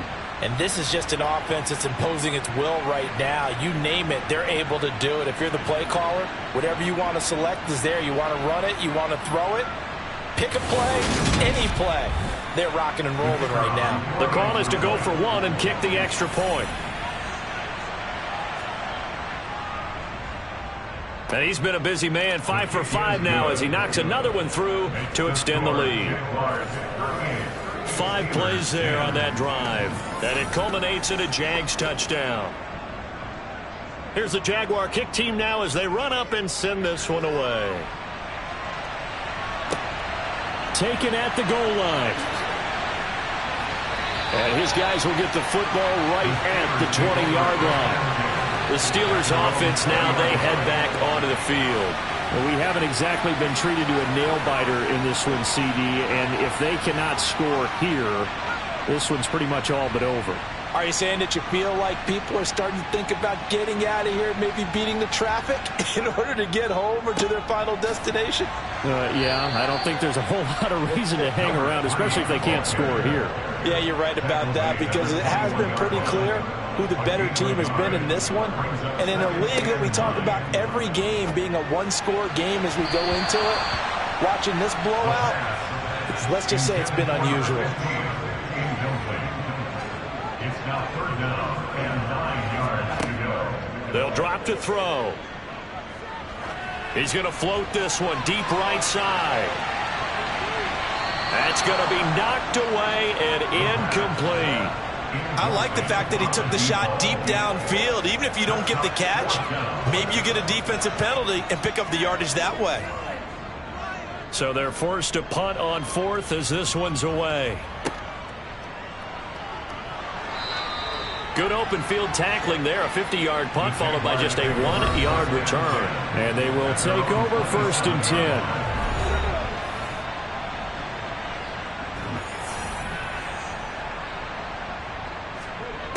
They'll come out throwing here on first down. And it's a short one here, complete to his tight end. They'll give him 4 yards there, and it'll be second down. It's now second and 6 at the 31-yard line. Looking to throw. Toward the sideline, and look at that catch. Dragging the toes, and that's going to be a first down. Well done. They pick up 12 on the play there, and they move the chains. This is just more of the same. This defense has had no answer on a lot of these throws. They've let these receivers run wild, and here's another completion for good yardage. On first down, they'll go to the ground attack. And not able to break away this time as they're going to stop him right around the line of scrimmage. 2 yards the loss, second and 12. 3 quarters in the books. We'll return with more after this break. You're watching the NFL on EA Sports. Back now in Pittsburgh. Historically, this is such a tough, loud venue, but you can hear a pin drop right now. A lot of fans long gone, not used to seeing a lopsided score like this. And he's going to bowl his way forward to the 48. 44 yards rushing for him now to this point. The Jaguars on third down. They've converted 3 out of 5 thus far. This will be 3rd and 5. Pressure comes, and the Steelers take him down. Looks like a 9-yard loss, and it also brings up 4th. And the Jaguars send out their punter as he'll punt it away for the second time.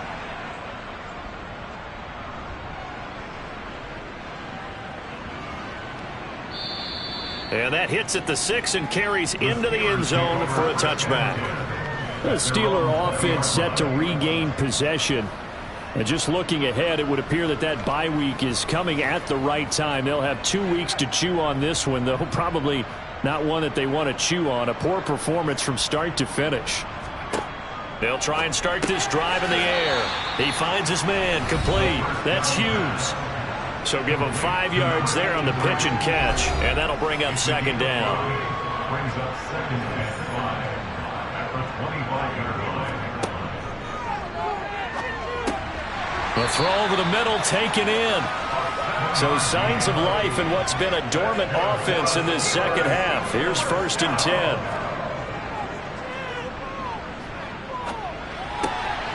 Now a man open down the middle of the field.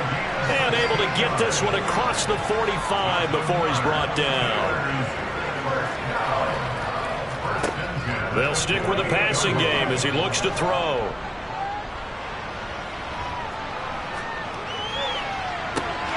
He finds his man, complete. That's Hughes.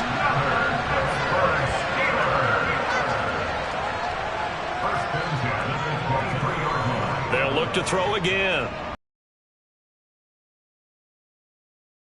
Field, that's complete. And he'll be taken down at about the 22-yard line. Back to throw again. And he's going to be intercepted a 3rd time. And he's free going down the left side. It's a foot race. And he will take this one home. It's a touchdown. Well, this one was already ugly, and now it's just kind of becoming a feast on the defensive side of the football. Yeah, partner, this is a unit that knows they've got this game in the bag with this huge lead, and it's going to drive their coaches crazy because they're telling them play it straight, do all the right things. But these guys are going to be freewheeling now. All of them are going to take chances, and that one pays off with an INT and a return for 6.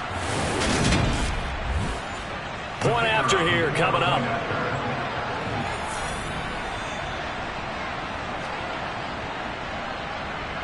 And this one was over a while ago as they just add on to their big lead.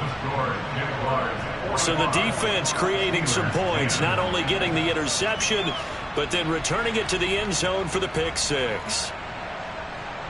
So they throw the pick 6. They'll get another shot at it now as this one's in the air. Fielded just outside the goal line.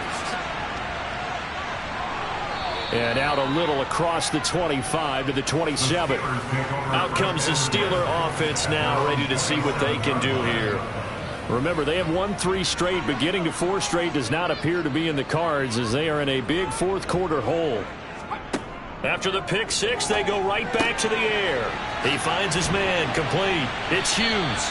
And they're able to get this one across the 35. So here's a 1st and 10 at the 38. From the shotgun, he'll look to throw. Throwing over the middle, but it's incomplete. After the incomplete pass, here now is 2nd and 10. They'll set up a throw, and that's incomplete. They lead big, and a major part of that has been how they've taken their play to a whole new level this second half. No points allowed since the break, and you can add another incompletion to the total number that they forced in this runaway contest. And it's going to be incomplete. He was able to catch it there on the right sideline, but out of bounds, says the line judge, and it's going to bring up 4th down. And he deserves a bronze leg as he gets this one away. And that one hits a little too close to the goal line, and it continues into the end zone for a touchback. The Jaguars offense now heads back onto the field. This has really just been a lopsided affair. What a performance they put on, and now they get the football back here with a big lead in the 4th quarter. In the past, we might be discussing dinner plans, talking about steak and sushi, whatever the case is, CD. This ball game is pretty much run on the books. Yeah, we really could have started bringing up dinner a long time ago if we wanted to, partner. And I think a few of the guys out in the field already making plans for the evening.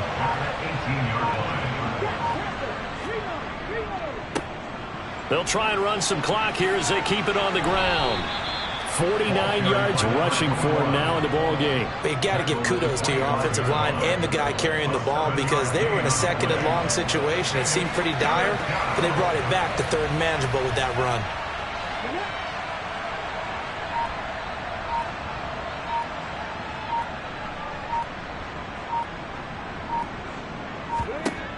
Now they'll throw here out of the gun. Throwing middle, and it's complete. And he is going to have a Jags first down as they're able to get the third down conversion. It's a gain of 10. First down, Jaguars.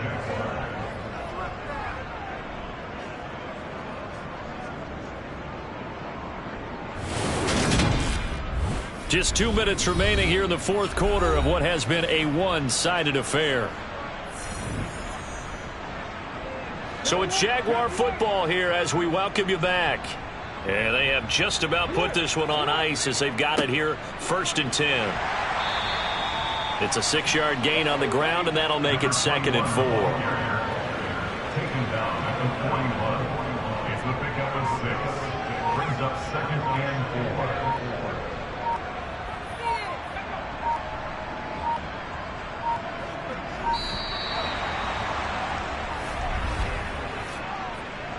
Delay of game, offense. Now the offense knew it. They were already starting to walk back as that one is accepted.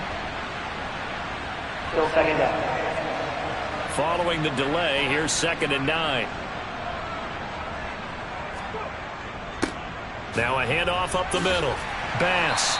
And I think we've got a hold here. It's a 5-yard pickup for the moment. Let's see what our referee says. They'll come up now on a 2nd and long after.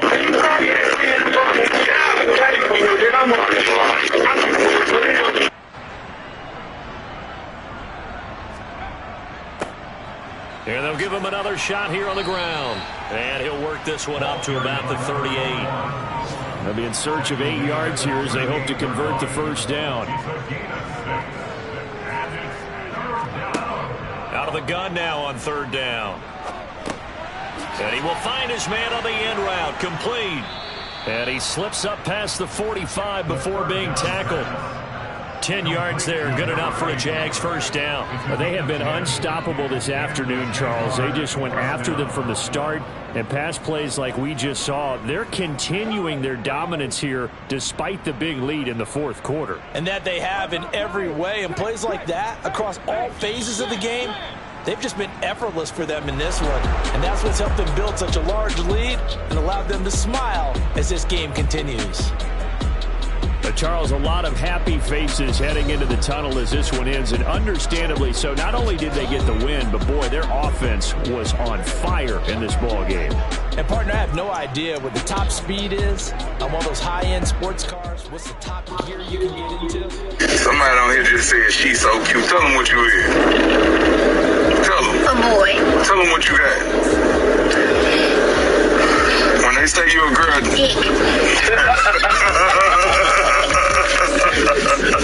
And they'll be able to enjoy this one through the bye week before they get back at it again. Meanwhile, for Pittsburgh, it's a loss that could have implications on the playoff race as they fall to 9-4. And they'll get the extra week to think about this one as they return to action in 2 weeks' time.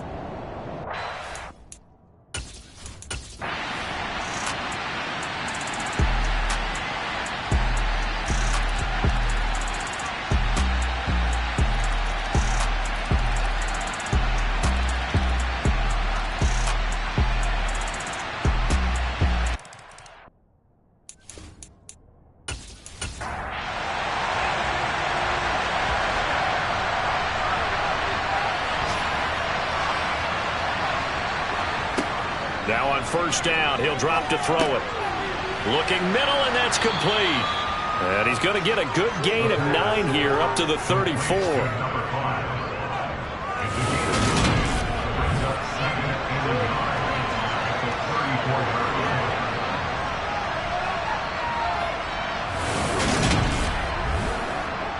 Maybe a good spot to take a shot. Here's 2nd and a yard from the 34.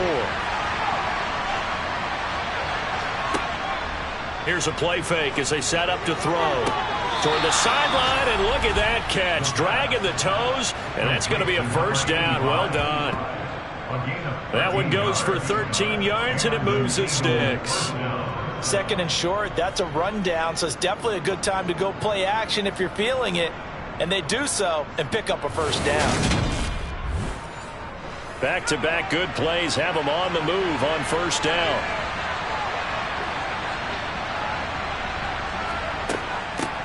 Hands it off out of the gun. And a good push there defensively as they stop him at the 48. Gain of just 1. 2nd and 9 now. Trying to lay one up deep. And that's going to wind up incomplete. However, we do have a flag down. Let's check in with our referee. Now they face a 2nd and long following the holding penalty. He'll drop to throw. And he's got his man in stride, complete. See what they have drawn up here, a little bit behind the line. 12 yards needed to gain a first down. A throw there, but that's going to wind up incomplete. He did a fine job there not hitting him before the ball arrived, and I've got to tell you, you can often mistime that play because of the angles of approach. When you're going to get him, sometimes you panic as well and think, I've got to be there right now. Instead, in this case, timed it perfectly and knocked it free. And that is going to do it for this third quarter of action. You are watching the NFL on EA Sports. Back now in Cincinnati. The Cincy offense about ready to go here on their next drive. Excellent job by their defense to force the punt and provide them with this opportunity, all tied in the fourth quarter. And he gets this up just shy of the 30 to the 29 before he's out of bounds. And now a 10th carry for Freeman. A short gain here, maybe a yard to the 29. He's tackled at the 29-yard line. A gain of a yard. They'll look to throw for it on 3rd and 1. And able to catch it on the left sideline, but they're going to rule him out of bounds. So it'll be incomplete. Certainly one they'd like to have back as it brings up 4th down. The Bengals bring out their punter now as he's on here to punt it away.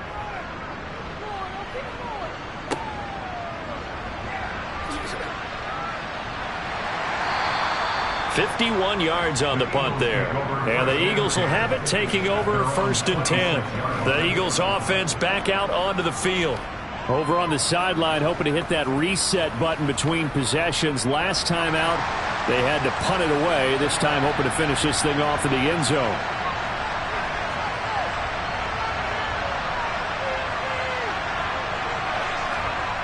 Now a play fake here on 1st down. And that is incomplete. So after the incompletion on 1st, now 2nd and 10. Now a shotgun snap as they'll look to throw. They get 6. That'll leave them with 3rd and 4. He decided to run a hitch route. It really helps to have a guy who can turn it loose. And boy, he rifled one in there on that one. Not much run after catch, but it worked really well. The Eagles on 3rd down. They've hit on half of them, 5 for 10. This is 3rd and 4. They're going to look to throw. Now he'll dump it underneath to his running back, complete. And he is going to have an Eagles first down as they're able to get the 3rd down conversion. We always talk about having to read defenses and how complicated that is. Well, this was an excellent read. Read the pressure and got rid of the football before it even got to him for a nice gain. And when they're blitzing like that, running back usually a good spot to go with the football? Without a doubt, because he's right in your sight line or he's near you. So you're able to just get it to him easily. And once he gets in space, that's usually a good matchup for him. Being chased out left, and he can't get rid of it. He's taken down. It'll be a loss of 10, and it'll bring up Sackett. Well, you just knew that these rushers were eager to do that today. Put him on the ground. Their plan, introduce themselves individually to this rookie quarterback. They said hello to Big Way there with a loss of double-digit yards on that sack.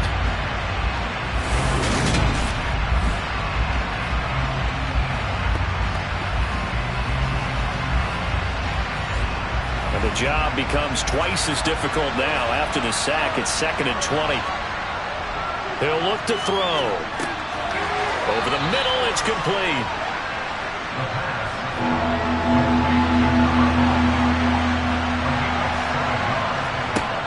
On 3rd down, he'll drop to throw. Throwing middle, and it's complete.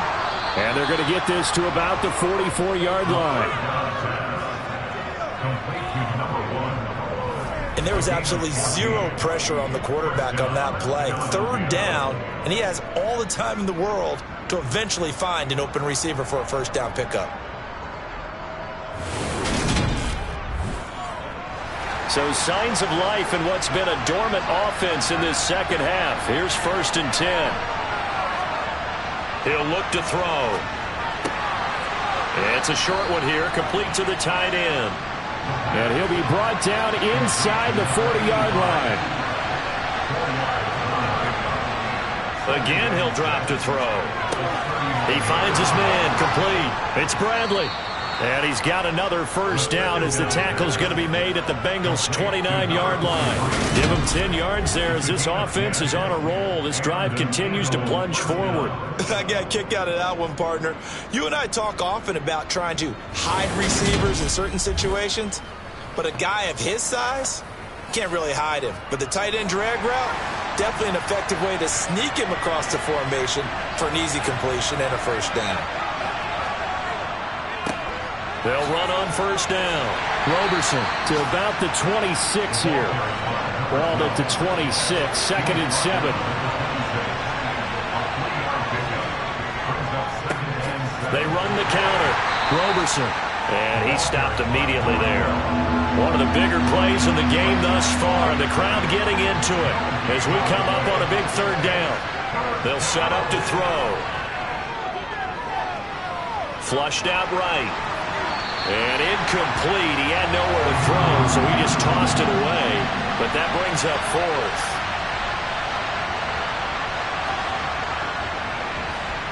And his kick is right there. It's good, and they have taken the lead here in the 4th quarter. So the drive here ends with a field goal. It does give them the lead, but this one's still certainly a long ways from over. It definitely puts a lot of pressure on your defense to hold the lead, right? They're happy to have it and happy to be out there trying to do so. But I know as a former player, in the back of their mind, they're thinking, why don't you score the touchdown and seal this thing? Now the Cincinnati offense ready to see what they can do here. And now they find themselves trailing following the field goal. Still a good amount of time in this 4th quarter, but this drive very well could determine the outcome of this ball game. They'll come out throwing here to start the drive. And they'll bring him down here right around the 17-yard line. He'll get just a yard on the scramble. It's 2nd down. And this will probably be the final play before the 2-minute warning. 3 points separating these two sides with 2 minutes left to go in the 4th. So the Bengals in possession of the football here as we get you reset. They come up on a 2nd down now in a game that looks like it's going to go down to the wire. And on the left sideline, he caught it. And I believe the referee's been buzzed. Yeah, they want to take another look at this call, and it's certainly a big one here late in a tight game. did he keep those feet in bounds? That's the question they've got to decide. And I got to say, watching it in real time, it was awfully close. Yeah, it certainly looked like a heck of a catch because he didn't appear to bobble it, which could complicate things. But even with the benefit of replay, that's pretty tight. Well, here's the call. So the officials and the folks in New York got a second look at this way, and the call is going to be overturned. Back to throw. And the comeback may stall out. It's intercepted. And the Eagles are going to take possession of the football. Defensively that time, they were in zone coverage. As a rookie QB, what lesson can you learn there? Well, understand this. You saw zone in college, and the defensive backs reacted, but they don't react like they do on this level. So when they're in zone and they see the ball coming to them, they'll react at least a half a second faster. You've got to know where you want to go with the ball and be decisive with it. Otherwise, the end result can be something you don't like. 1st and 10, and they've got 3 tight ends out there. A jumbo package look. Up the middle they go. Roberson. What a great effort there. He's going to get this inside the 15, and they'll spot it at the 13-yard line. Nice run. And not totally home free yet, but it's looking good as they come up 1st and 10. They'll keep it on the ground. Roberson. And here he'll get it down to the 7. The Bengals going to use the second of their timeouts as they'll head to the sideline and talk over what to do next. So they come up on 2nd down, and they can get another run like we just saw. Would likely put an end to this thing. They'll try and run some clock here as they keep it on the ground. And tackled down after a gain of 3. Leaves them with 1 yard to go on 3rd down.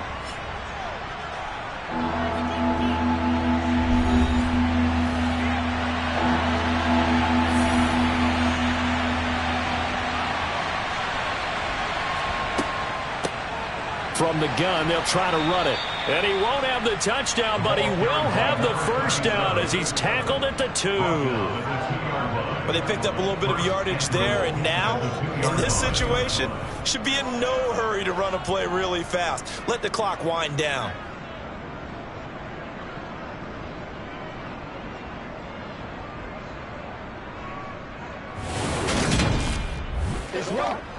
It's 1st and goal, and a late touchdown at this stage could officially salt this one away. The Eagles in the victory formation as they take a knee. So they're backed up to the 3-yard line, 2nd and goal.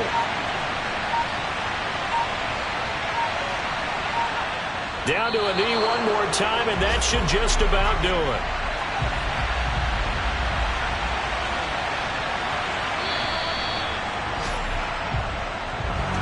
Well, CD, for the losing side, they had opportunities in this one, but big plays just didn't go their way, especially late, and they have to suffer the L here.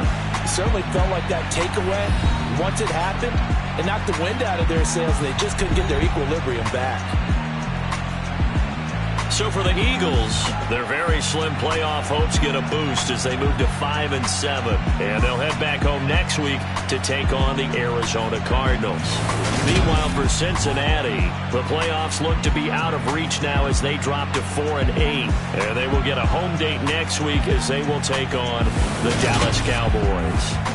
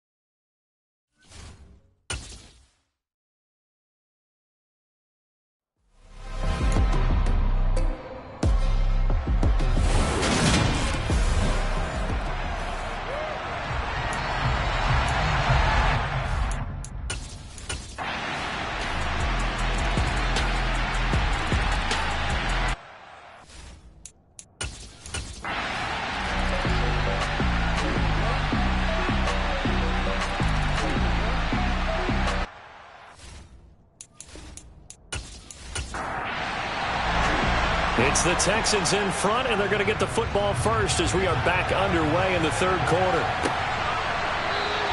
And the half will begin with a touchback. And the Texans getting ready to go here to begin the third quarter. But Charles, for them, pretty good first half on the ground. They had some success running the ball in quarters 1 and 2, and they've got the lead. Now a chance to expand upon that lead here with their first drive in the third quarter. Yeah, believe it or not, you and I have noticed that this great game of football has shifted towards pass first, run second. So for me, it's really nice to see some of these teams keeping the ground game as a big component of their offense, and it's working pretty well for them now. And let's face it, they can continue to do damage with it. And in addition, it sets up the pass game really well for them, too. And plays like that are exactly what this defense needs here early in the second half to give it a little spark. I think their halftime adjustments, what they talked about, maybe it's just a little inspirational speech. Who knows? But looks like they're ready to go. First play of the drive goes the wrong way. Here's 2nd and 12.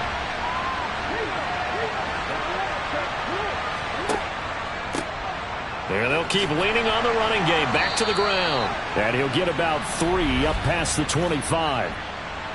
Holding. Offense. They'll come up now on a 2nd and long after the hold. Now back to throw. He's going to flip one out here to his running back. And he's able to break out of 1 tackle, but then quickly brought down. Short completion, just 4 yards. And they're going to face an uphill battle here on 3rd and long. That's a good job there by the corner. We do talk about this a lot, that a lot of corners see their job as simply covering receivers. Tackling isn't everyone's thing. But in this case, he came up quickly and made a nice, sure tackle. Now on 3rd and long, they'll look to throw. Now he'll dump it underneath to his running back, complete. And they're able to bring him down at the 20. 3 yards, all they could muster there, and it'll bring up 4th down. That's certainly playing down in distance very well by the defense, isn't it? Take whatever you want underneath, by all means.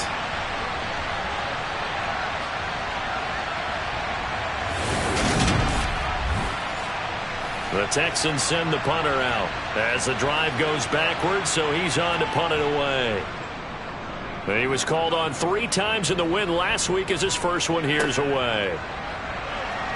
And he gets this up just shy of the 30 to the 29 before he's out of bounds.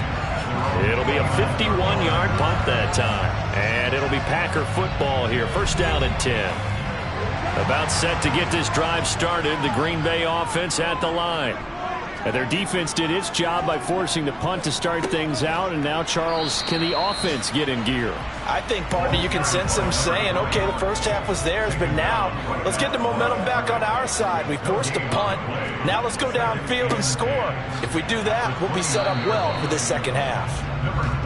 And he is met in his tracks behind the line of scrimmage. They'll look to throw. He's going to go for a big play downfield. And this is going to be caught, but they'll say out of bounds. So it's incomplete. That's interference. Defense. After the penalty, a fresh set of downs. It's 1st and 10. Here's a handoff out of the gun. And he'll get this down only to the 18.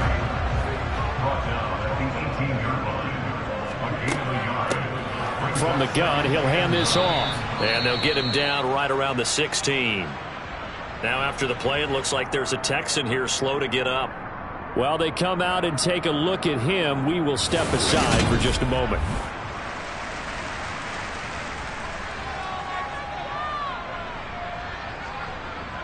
And the Texans have an extra defender in the secondary now on 3rd down. They'll drop to throw. And that is incomplete. The passing numbers are just not there. That's just another example of how great this defense has been all game long. And that's exactly what a top 10 defense can do. They can really change the game tempo and frustrate you as you try to execute offensively. And this one is right through. And the lead is down to 1 now, 14-13. So the big return had them fired up, but in the end, the offense stalls out. They only muster 3. Yeah, the excitement was there after the return, but they didn't move the ball at all after that. They didn't even get a first down. And a couple yards deep, he'll go to a knee. He won't return it.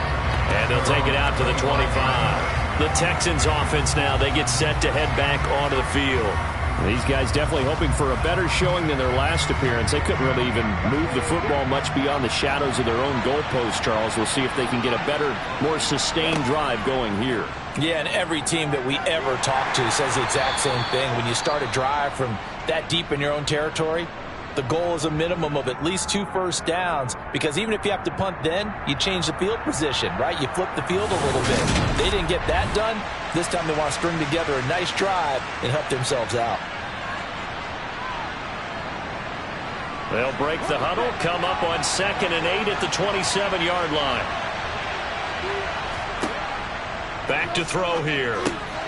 Wright's got him. It'll go down as a gain of 6. And now we've got a 3rd and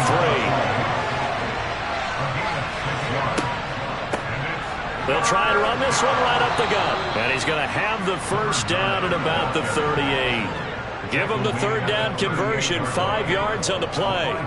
Brandon, they're still in the lead, but momentum's certainly been going the opposite direction. So to me, that's a really important pickup there on 3rd down. Try and regain some confidence, and you're right, they need to stem the tide a little bit. That certainly helped.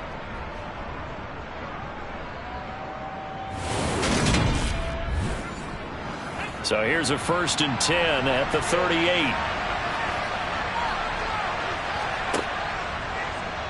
Now they'll run the option to the short side left. And they bring him to the ground just shy of midfield. The decision to keep it turns out to be a good one. 11 yards in the first down. Well, he is certainly dangerous when he spots a lane, and he keeps it himself there. Worked out well. And how about the moving parts on a play like this? You know you have to practice it over and over because it's almost like a ballet that has to be choreographed. But how about once he made the decision to go, he committed to it and went. Let's face it. Most teams are going to defend the running back much more than the quarterback on that type of a play. On 1st down, he'll drop to throw. And that is incomplete. Oh, the coverage a little too good there, and it's 2nd down. And 2nd and 10, he'll look to throw again. And this one too low. Maybe a little over-anxious in the pocket there. He just didn't look comfortable on that throw. No, he didn't, because it wasn't his normal fluid delivery. And I think you might have had it right. Wasn't really confident with what he saw downfield and almost felt like he wanted to pull that one back. And he'll protect himself at the end here as he winds up getting pretty decent yardage. Now on 4th down, we've got a whistle here and a timeout. And as the two teams talk it over on their respective sidelines, we take a break.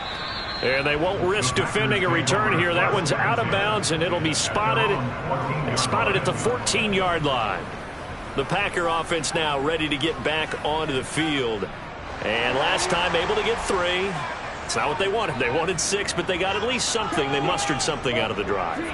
They'll take it. I like the way you've described it. Not ideal, but they'll take it. Anything to put some points on the board. But this time on offense, they don't want to see the field goal kicker trot on the field. They want that ball in the end zone. Yeah, they'll be going for 6. That's tough to play zone defense when they can just curl up right there in front of you. Yeah, absolutely. Well, we talk about finding the soft spot. Defensively, how do you make sure they don't find the soft spot like they did there? Tough to do, because what they normally will do is run routes that'll pull you out of that spot they want to get into. That's what we call not taking the cheese, right? Don't go for the mousetrap. But it's hard to do because when you see a guy cutting that in that direction, you tend to go towards him. 2nd and 5. Eluding the pressure right. A nice little juke. And now look at this. Big gain, but a fumble. But this will get out of bounds, so possession will stay the same. No one there to help out downfield, but no problem. Scrambling for 22 and a first. Can almost see inside his face mask there the look of relief. He coughed it up, but it goes out of bounds. They keep it. Someone carrying around a lucky horseshoe, aren't they? If I were him, I'd go out and play the lottery after that one. A very fortunate man. And they're operating in plus territory here. They're thinking points. Definitely don't want to lose the football at this juncture. So a 1st and 10 now in Houston territory at the 45-yard line. They'll look to throw here. The connection made. It's Graham. And they're going to get this to about the 44-yard line. 1 yard gain. Brings up 2nd and Out of the gun. They'll look to throw. They'll find Clark open right side. And he'll be brought down inside the 40-yard line. That's a gain of 5. Brings up 3rd. Looking to throw. Over the middle, complete. That's Harris. And he's going to have the Packers first down as they're able to get the 3rd down conversion. Would it be safe to say that as precise as routes are supposed to be run in the NFL, maybe they're not quite as precise in college ball? That's accurate, yeah. And I think we saw a college route in the NFL there. Just find the soft spot, find the dead zone, and find the first down. And that's what he just did. So 1st and 10 now from the 30. Now they'll run it on the toss. They'll get it to the 23-yard line. A good run, got 7 on 1st. Here's 2nd and 3. And they'll run on the inside handoff. And they've got it inside the 10 at the 8. That gain of 15 gets him on the doorstep, 1st and goal. It'll be 1st and goal when we come back. We'll return with more after this. You're watching the NFL on EA Sports. Back now at Lambeau. And the question now, how do they want to work the clock here on 1st and goal? A field goal would give them the late lead. Now a handoff looking right. They'll get this halfway home from the 8 to the 4 on a gain of 4. Holding. Offense.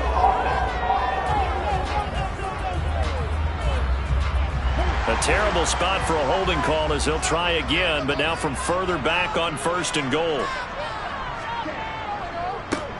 Following the penalty, they'll go back to the run game. And the stop will come inside the 5 at the 4. And hold on here, because on that last run, it looks like we have a player who was shaken up. Well, now they're going to come out and take a look at this injury, and we'll be back in a moment.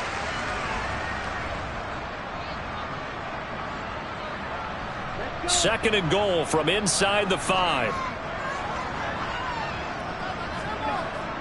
Now they'll switch it up here and look to throw. And he's got it.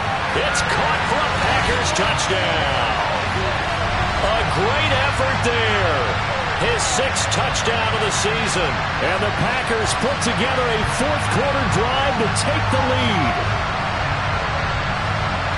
There was no going through the progressions on that touchdown pass. Yeah, nor was it necessary. His receiver won that route early, presented himself. No reason to wait. Go ahead and put it on him and score a touchdown. And he will get into the end zone for the 2 points, and that helps. That gives him a 7-point lead.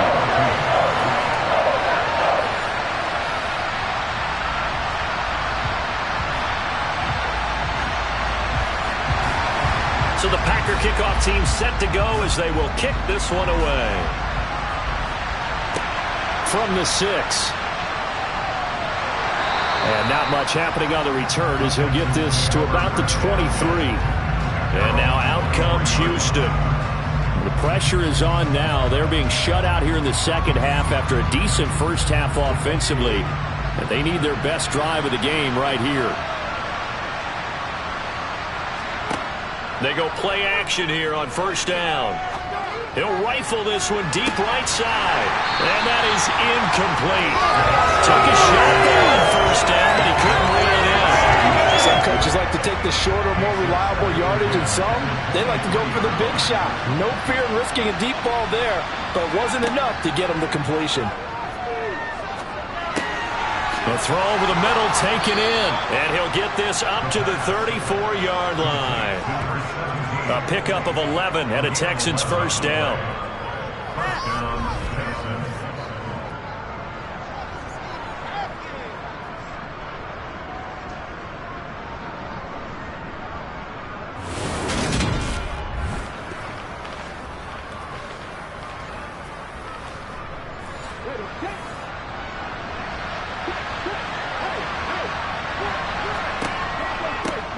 Here's a give up the middle. Just a yard on the first down carry, so it's 2nd and 9.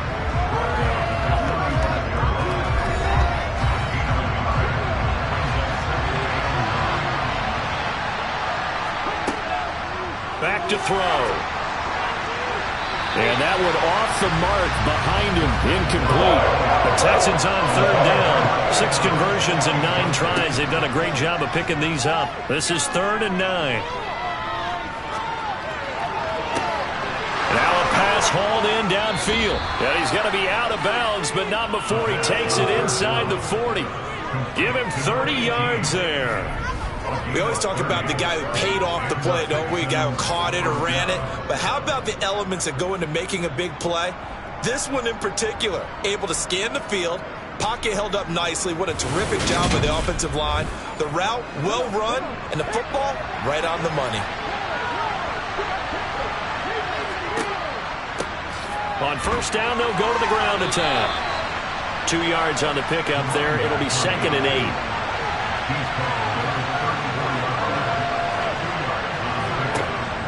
From the shotgun, he'll look to throw. And his throw here's incomplete. Got to get to the 26 for a first. This is 3rd down. They'll set up a throw. This is complete to Hawkins. And he is going to have a Texans first down as they're able to get the 3rd down conversion. They've been moving the ball well, but this drive was in danger of stalling out. Fortunately, this is a nice throw here, and they're able to pick up a new set of downs.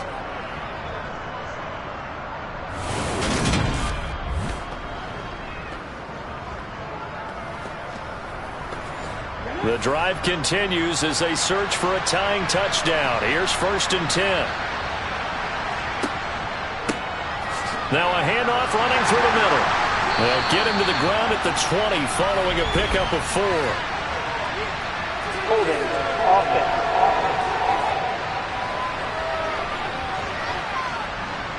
All right, so they got that one, Charles, against the center. And let's remember how difficult it is for the center, because remember, he's got to snap the ball to put the play in motion, and sometimes you got that big guy on your nose. You got sometimes where he's coming at you at an angle. It's a difficult job for him to snap the ball and then execute his block. Off the play fake, he'll look to throw. Looking left side, and it's complete. And he gets it inside the 10 to the 9. 18 yards there, and it'll be a 1st and goal. Good job there of getting his tight end involved, because he lines up on the right side of the formation, just works his way across the field. I really like how they were in sync on that one. He spotted the open gap in the zone, and his quarterback found him, and they get a first down. A looming decision to make on the conversion, down 7, but first things first, they need to score as they come up on 1st and goal. Hands it off out of the gun. And he'll take this from the 9 down to about the 7. The line of scrimmage, the 7 now on 2nd and goal. And they'll give him another shot here on the ground. And a little bit of space there, takes it inside the 5 to the 3. 3rd and goal. Keep in mind, very possibly 4-down territory. And they'll try and run the option to pick it up. Diving for the end zone, and the ball's knocked out. And a big turnover there as his guys will get the football back. I know one thing. The team that had the ball and was driving, they're going to feel horrible. But the team that was on defense, I think we got to give a little bit of credit, able to hang in there and force a key turnover. In the red zone, though, had a chance to tie it, and an opportunity missed. Green Bay's offense ready to go again. They get the crucial turnover, just huge, but now they've got the football deep in their own territory, and you got to be careful, because if you give it right back, there goes your lead. Have to be extremely happy with their defense. They received a gift. That takeaway, even though they're deep in their own territory, now they have the football. And you know there's always that alpha on defense, that grouchy guy. Forget what the coaches said. I'll guarantee you, he told the quarterback, we just took care of you. Now you take care of us. I'm wondering if the same thing went through your mind as mine. When I see a big man like that make a catch, all I keep thinking to myself is, Big man with football. Look out, everyone. He may not juke you a whole lot, right? He may not run past you because of his size. You're talking about a guy weighing in the 270 range. But, boy, once he gets his mitts on the ball, he's going to be tough to bring down. Fourth quarter, down to the final 2 minutes, and we've got a one-score game. So it's Packer football here as we welcome you back. They're facing a critical third down now as they try to hold on to this lead. They'll try and run some clock here as they keep it on the ground. And they'll bring him down 1 yard shy after a pickup of 4. And now right out of the 2-minute break, we'll get a timeout used defensively with 1:56 to go. On now is the Packers punter as he's on to kick it away.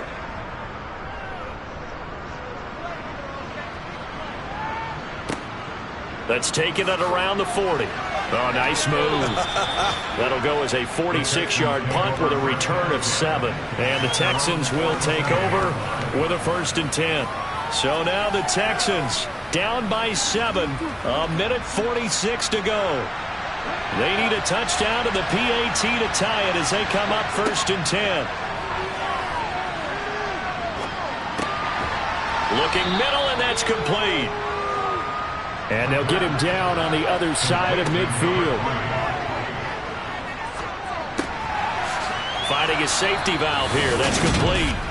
And he'll be brought down on the other side of midfield at the 43.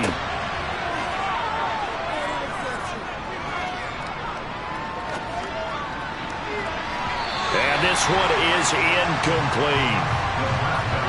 So 2nd down, still 10 yards to go. Ball on the 43. He's back to throw.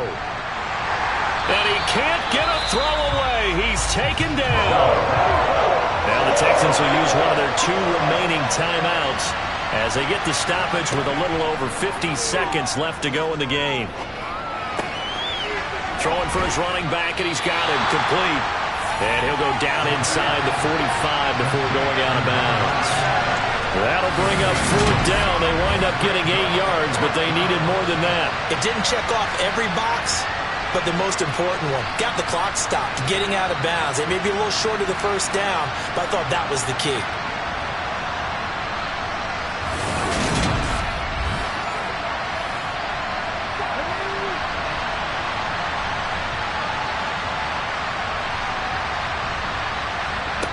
As expected, they're going for it to keep the drive alive.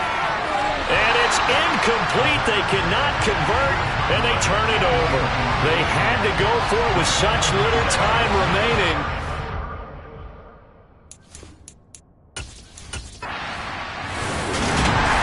Well, that second half, Charles, a little bit different from the first. Not only did we have the lead change after intermission, but they were able to pitch the shutout in the second half and get an impressive victory. And what's the old expression? That's not quite how I saw it playing out in my head. You know they didn't expect this at all. As you mentioned, went into the half with the lead. Losing the game is one thing. Getting shut out in the second half, that's a surprise. So for the Packers, the playoffs may be out of reach, but the win gets them to 4-8 on the year. And they will hit the road next week to take on the Tampa Bay Buccaneers. Meanwhile, for the Texans, it'll be loss number 6 on the season for them. And they'll try to get back to their winning ways next week as they head to Indianapolis.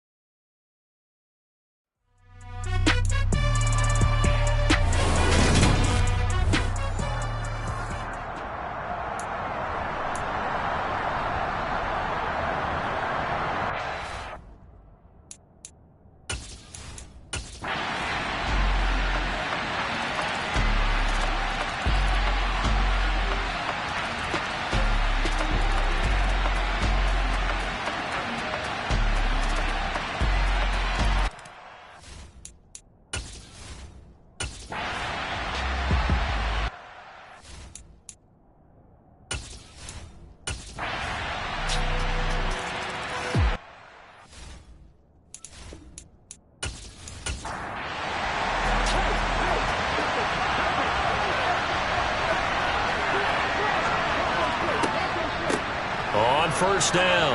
Rutherford.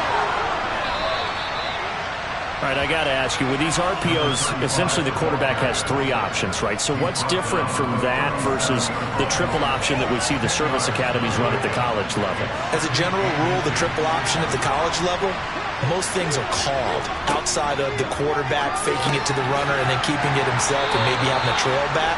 What I mean is, in the NFL, that option to throw the football all comes about organically. It's a natural deal based on reads. In college, if you're going to throw the football off a triple option, you've actually called that play.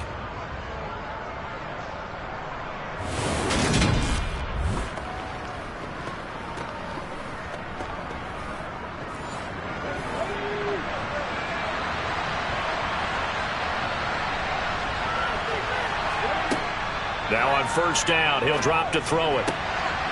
Looking left side, it's complete. He's got it. And they're going to get this down inside the 15. Well, every drive from here out is definitely crucial and critical. They know that they need to get at least 3 here to get it back to a 1-score game. But I can't imagine that in their huddle that they're thinking at all about getting a field goal. They want to get into the end zone and then try and get the ball back again. They'll run on first down. Fry. And he's going to get a solid gain of 9 before being brought down. Second and right at a yard. That's a strong pickup right there on first down. And as this drive goes on, we're seeing an offensive line and running game imposing its will. On second down, Fry. And he'll get this one back to the 5-yard line, but no further than that. No gain on the play, and now they're faced with a 3rd and 1.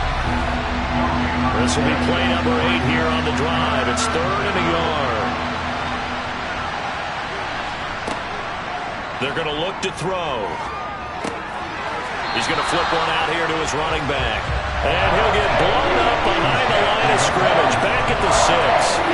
They'll wind up losing a couple yards here on the play. And it'll be 4th down. Well, it looked like the defense, they were ready for that one. Really left him almost no room to work after catching the ball. He could throw every move in the book at him. They were there, and they tackled him for a loss.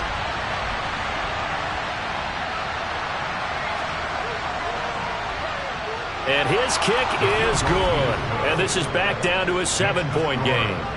All right, so they needed 2 scores to get back in the game. The field goal there, maybe not exactly what they wanted, but the necessary first step. There's still time remaining, and there's enough time to get it done. They've got to get at the least a 3-and-out here to get the ball back, preferably a takeaway.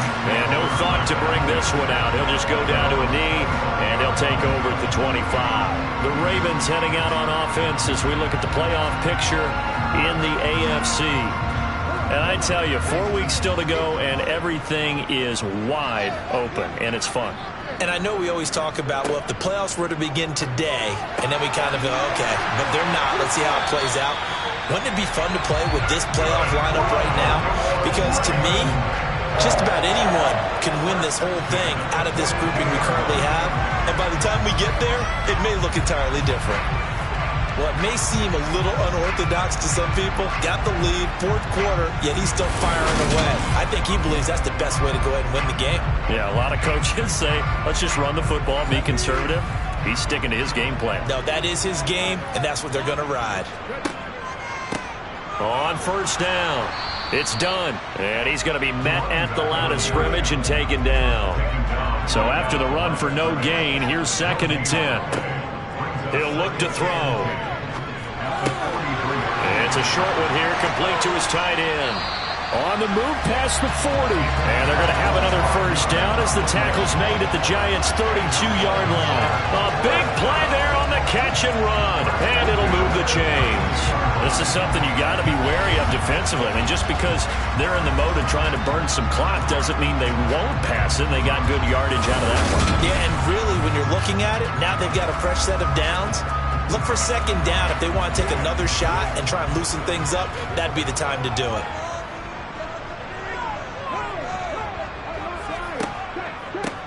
They'll run on first down. Done. And he gets stopped up at the 31 after a gain of maybe a yard.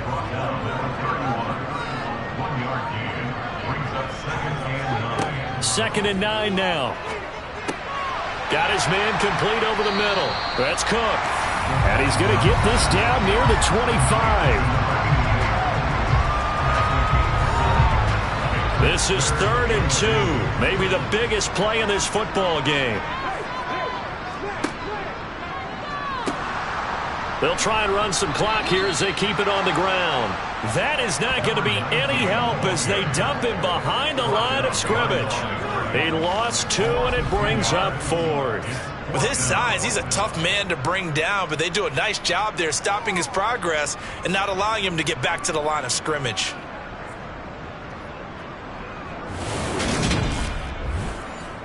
So the field goal unit is on the field as this is a big spot right here. This to make it a 2-score game. And his kick is good. And that will extend their lead even further. So his second field goal of the game, and that could turn out to be the big one. Yeah, you have to make them score twice to beat you, and that's not impossible. But here in the 4th quarter, puts their backs clearly against the wall. Fielded right around the 8. And he'll be stopped up at the 25. Here's the Giant offense now making their way back out onto the field. And the complexion of this one has changed a fair amount. That last field goal made it a 2-score game, so they need to get points out of this drive relatively quickly. They'll come out throwing here on 1st down. He's going to leave this for his running back. It's complete. And he's upended after a gain of 2 out to the 27. They'll break the huddle, come up on 2nd and 8 at the 27-yard line. He'll drop to throw. Got a man, and he hits him in stride. And they get him down, but not before he takes it across the 40-yard line. Second catch for him today, and it'll wind up a 1st down. 2 minutes left to play in this football game here on EA Sports. So it's Giants football here as we welcome you back. They've got a 1st and 10 as they search for a late score. Now a throw here to his running back. And they'll get him down on the other side of midfield. Clock rolling as the Giants will hurry to the line. And they're waving pressure too much. Down he goes. The Giants going to go ahead and use the first of their timeouts, as they'll get it with just over 90 seconds to go in the ball game. He's going to let it fly. And unable to connect. Incomplete. Give them credit. They took their shot, but it's going to bring up 4th down. Got to try it here. He's back to throw. And it's incomplete. They cannot convert, and they turn it over.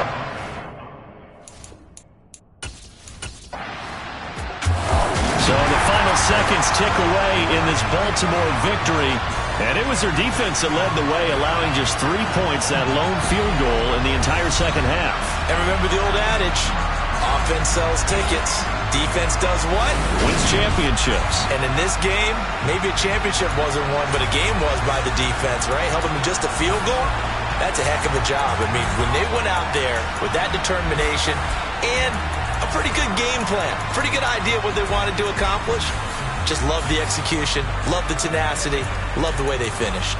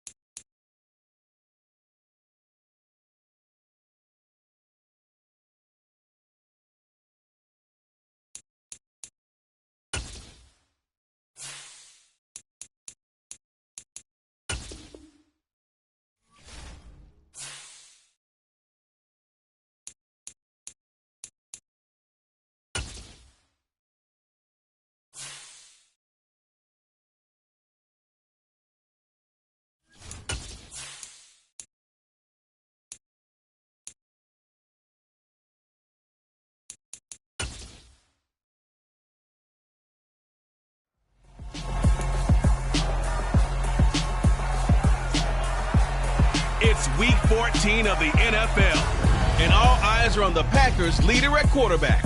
After his last game, now across 3,000 yards.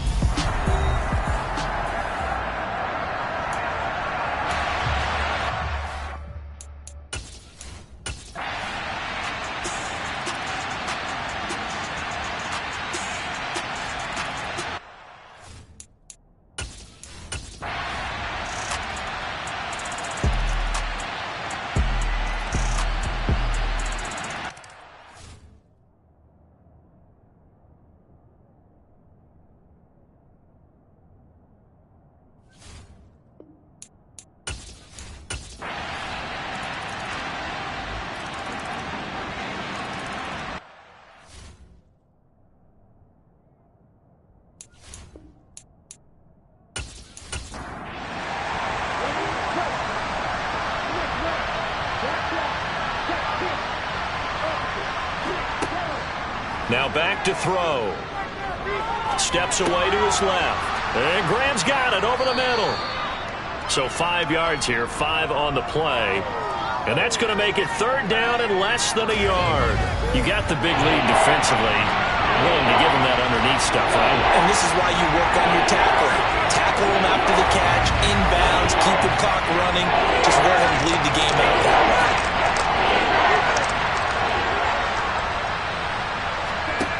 On 3rd and short, they'll try and pick it up through the air. This will be caught by Brown. And he is going to have a Packers first down as they're able to get the 3rd down conversion. Going old reliable there to the slot on 3rd down. And the slot position has become the bane of just about every defense's existence, because how do you cover? Do you go with a bigger guy to try and use size? Got to try to go with a quicker guy, and sometimes you even get out quick there. Very difficult to match up with that slot receiver. That's why they keep going back to him. And he's had the hot hand. Out to the flat. That's complete to his running back. The result, only 4 yards there on the play. And that will bring up 2nd down.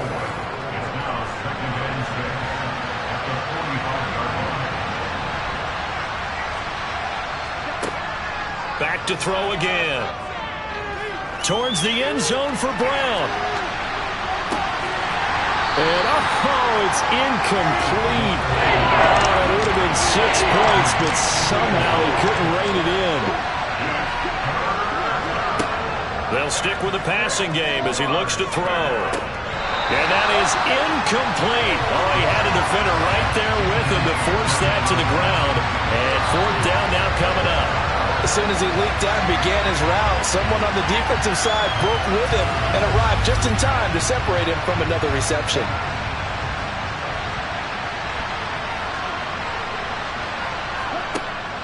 Again, he'll drop to throw. And unable to break away. They stop him a few yards shy.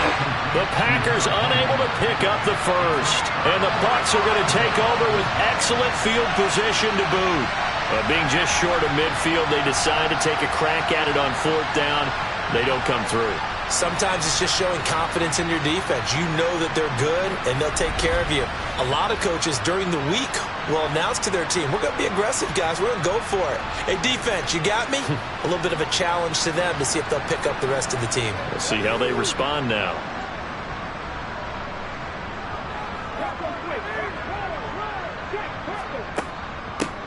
From the gun, they'll try to run it. And they'll get this just to the 47. 1-yard gain.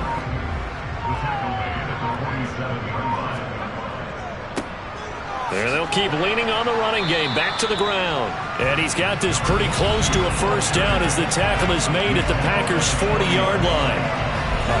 101 yards rushing for him so far as his terrific season continues here. Here's a handoff out of the gun. And he's able to get the first before he's taken down at the 36. It's a gain of 4 there, and it gives him a new set of downs. Brandon, when a defense just simply can't get off the field on 3rd down, and we all know how important that down is for both sides of the ball, you often feel like you're just a step behind whatever they're doing offensively. And one of the differences in this game, no doubt, 3rd down conversion, and that is going to be a story they'll talk about after this one. So from the 36 now, 1st and 10. One back in the backfield. He'll get the carry. And inside the 20 before he's brought down. And hold on here, because on that last run, it looks like we have a player who was shaken up. Well, the medical staff is going to come out here and take a look, and we will take a short break.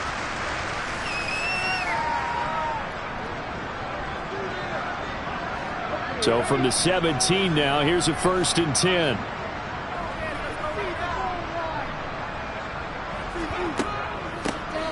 From the gun, he'll hand this off. And he's eaten up at the line of scrimmage. Might have gotten a yard down to the 16. And they'll run on the inside handoff. And he will be brought down at about the 6-yard line. It's a 10-yard gain there, and it sets him up now 1st and goal. Well, that's a carry they have to be satisfied with. And throughout this game, they've been satisfied with what he's given them. Whenever they've needed a big run, a 1st down, he's the guy they've turned to. And it doesn't matter what the defense thinks. They feel like they've got the confidence to keep handing it to him and keep picking up good yardage. They'll look to throw. Looking left side, and he's got a man. That's Manning. Nice job defensively to hold him to 4, and now it's 2nd and goal. Well, there wasn't much there with that hitch route. They didn't gain what they expected. But sometimes when you call a hitch, you really don't have an alternate to go to. You don't have a second route to throw it to. So sometimes you have to rifle in there and hope for the best. From the 2 now, 2nd and goal. They'll try to run this one in. And he's into the end zone for a Tampa Bay touchdown. A great play there. With touchdown number 3 in the game and 6 on the year. And the Buccaneers look like they're about to put an end to their 2-game losing streak as they add on to their lead. What a game it's been for him in the backfield, Charles, as he pounds it into the end zone yet again. Yeah, and he hits the end zone one more time, and his blockers cleared all those lanes. Before the snap, they called for the heavy unit, right? 3 tight ends coming on the field, and they got the job done clearing the way. Extra point right down the middle, and that will bump the lead up to 26. So that drive in total 8 plays, and it's culminated by a 2-yard touchdown run. The Bucs ready for the kickoff, and here we go. It's in the air. And this will be a touchback, so they'll bring it out to the 25. The Green Bay offense ready to take over.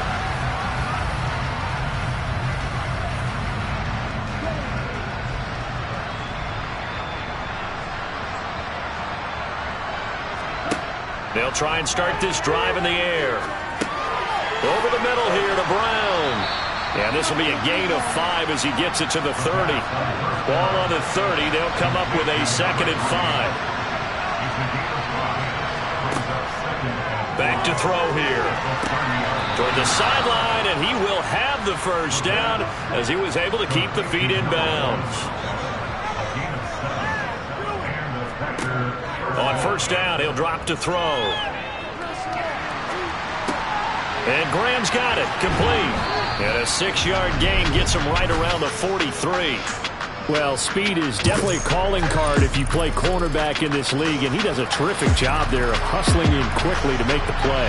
And you can just see that whole play developing. That's where, as a defender, you just lock in on your target and say, I'm not even thinking about breaking stride. I'm running straight for the belt buckle, because where it goes, that's where you find his body, and he was able to get in there and make a great play. They'll look to throw again. He's going deep for Brown. And that's going to be incomplete. Good effort there trying to take a shot, but it's 3rd down. They'll drop to throw. And it's a short one here, complete to the tight end. And he's going to have a Packers 1st down as they're able to get the 3rd down conversion. So it's Packer football here as we welcome you back.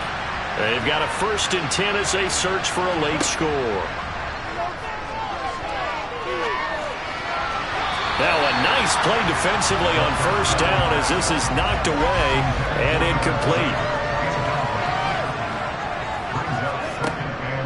He'll try again with the arm here on second down. And this one's incomplete. Here comes the 8th play of the drive, and they need a full 10 yards on third down. They'll set up to throw. He's going deep for Brown. And this is caught. They're able to convert on third down, and that sets up a first and goal. But sometimes you just got to marvel at how these guys can throw the football. He gave that everything he had, and it was right on the money. Well, one way or the other, you knew they'd have to push the ball downfield on third and long, but I'm not sure the defense was expecting to push it that far downfield. Their math didn't add up, but it certainly did for the offense. After the big play, a chance to finish now on first and goal. They'll look to throw here.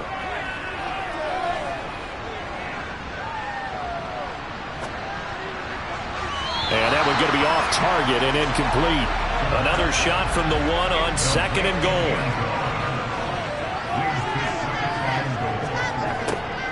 Back to throw.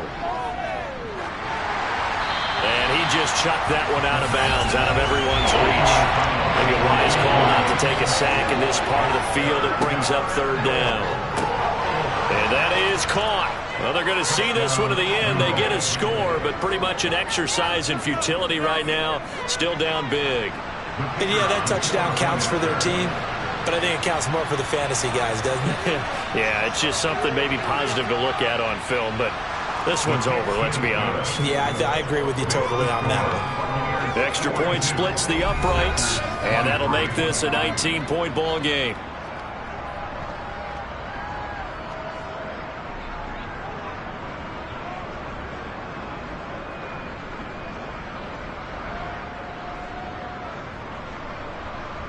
Set now to kick this one away, and off it goes. From the 6. And he brings us out past the 20 to the 24. Back now comes Tampa Bay. Well, they've got to be feeling very comfortable and confident here with this lead in the football here in the fourth quarter, Charles. And I don't think that they need to score again, but it seems like this offense is just getting better as the game goes on. They've scored on their last 2 drives. Certainly feels like a chance for them to continue to have some fun out there, doesn't it? Game's already decided, as you noted, so they can continue to play loose, break out some other concepts, maybe run a few trick plays, get other people involved. Heck, even go deep on one of these first snaps just because they can. And carries like that, that's how they're going to continue to salt this thing away here, Charles, in the fourth quarter. Yeah, how about that? A new set of downs. Clock continues to move.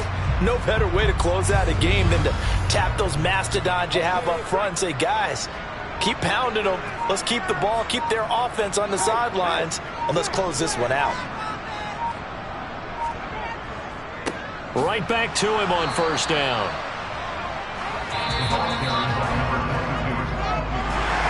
The partner under the lights in primetime, this offense, they gave the nation quite a show, putting up that many points to come away with what will certainly be a memorable win for them. And Brandon, I think it's as simple as this. Some players, some teams, they're just meant for the big stage. And when they get a chance to play in this type of atmosphere, where all eyes are on them and all the lights are shining brightly, they show up and they show out. So for Tampa Bay, it's a 4th win on the year as they move to 4-9. And now they'll have a few extra days here before they face the Panthers next week. Meanwhile, for the Packers, any slim hopes they had at a playoff berth gone now as they drop to 4-9. And they'll look to get back on track next week as they travel up to Detroit to take on the Lions.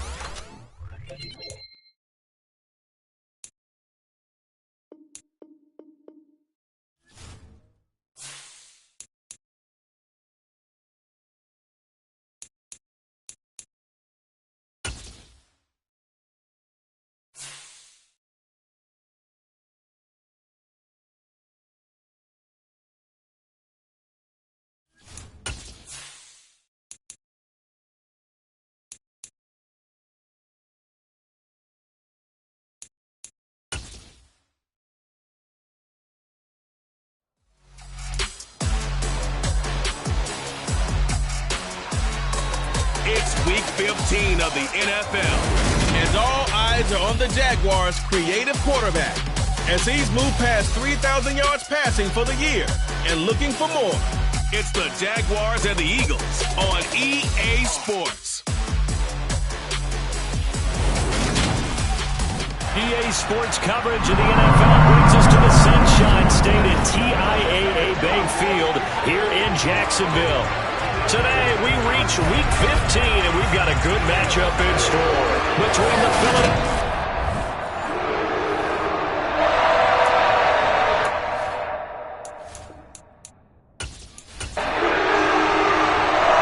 The ball on the tee. We're set for football, and off we go from Jacksonville. From a yard or two deep, here comes a return. And he'll be dropped at the 21-yard line, so bringing it out of the end zone proves not a good decision, loses him about 4 yards. So here's the first drive now for the Jags.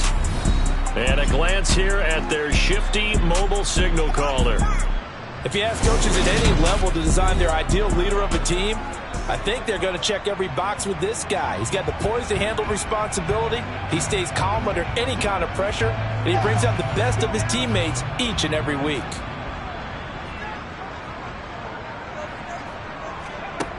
Now a play fake here on first down. Quick hitter here, it's complete.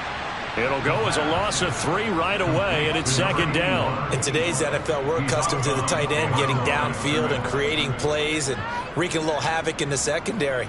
Not on this one, though. They diagnosed that one really well. Tried the dump off, lost yardage. Second and 13. And that throw behind his man, and he missed it, incomplete. It certainly didn't appear that that's where he wanted to go with the ball initially, so he tried to get something out of it by dumping it off to his running back unsuccessfully. Now on third and long, they'll look to throw. Eagle pressure, too much this time. Down he goes. The corner blitz gets there as he goes down for a loss of 7. Just not much a quarterback can do there, CD. The pressure was in his face almost instantaneously, led to a very quick sack. Yeah, that's one where you turn to your lineman and say, guys, can I get a little help here? And you have to ask politely because, remember, they're blocking for you the entire game. But as a quarterback, you've also got to have the clock running in your head when you need to get rid of the football. But this time, he had no chance. They were on him instantly. So now here comes the Eagles offense as they get ready to take over. And leading them out there, we get a look at their 6'3" quarterback. And the numbers were not pretty. I mean, they don't look right. When you throw 2 interceptions, no touchdown passes, there's no way to really make that work. But I thought there were a lot of positives in watching his game tape. I think he's close to putting on a good performance. Let's see if he can flip those numbers around in this game. And, of course, rally his team to a win. They go play action here on first down. Oh, he's going to take a shot right away. Got a man, it's caught inside the 10. Holding, offense. They're backed up here with a 1st and 20 now after the holding penalty. Now a handoff up the middle. Roberson. Only a yard on the pickup there, and it'll be second down. They'll set up a throw. Finding a safety valve here. That's complete.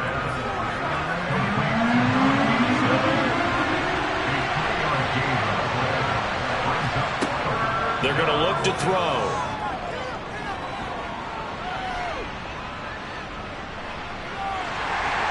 And down he goes. A coverage sack. Took too long to get rid of it. The defense rising to the challenge and setting him back on the sack. Now that was a passer's nightmare. The front door totally shut down by the defense, so he kept going backwards, hoping to find another avenue of escape. It didn't exist. The Eagles send out their punter now as he's on to punt for the first time this afternoon. And he gets this away, and look at this. This is a good one. This is taken at the 15. Able to slither by. A nice return that time, gets 12 yards back. And the Jaguars go on offense, first down and 10. And as this offense makes their way back out, it's AFC playoff race time as we give you a look. And as we take a look at the playoff picture, certainly still a lot of jostling to go in these final few weeks. For the moment, they would be a wild card team, far from locked up, but that's why this is exciting. These last few weeks, a lot to play for. So much to play for, and remember, 7 teams in each conference go to the playoffs instead of 6. And not to mention, remember when the league made that move a few seasons ago to put divisional games at the end of the year? So you get to week 16 and 17, you're playing for playoff spots, and you're playing divisional games. Couldn't be more exciting than that. Although his reputation as a speedy runner precedes him, it's always fun to watch him work. It is eye-opening, isn't it? Because when you see him get the ball and just go, in addition to that speed, it helps out his blockers. They don't have to hold blocks for long because he's just going to speed right past them. Counting down toward the midway point in quarter 1. They'll look to throw here on first down. He finds his man, complete. That's Knight. And he's going to be taken down at about the 33. Well, coaches always talk about finding balance on offense. I don't think you get much more balance than this. Big-time run, big-time pass. A 1-2 combination. Look pretty good. How about that? Let's see if they can continue to take that kind of a punch, though. So from Philadelphia territory now, here's a 1st and 10 down at the 33. He'll look to throw. It's a short one here, complete to his tight end. And he'll be marked down right at the 20-yard line. I like how they work the tight end on a nice little under route there. And if you're going to give him that much space, he's not going to catch the football. He's going to run away from you a little bit, and that's exactly what he just did there, picking up extra yardage.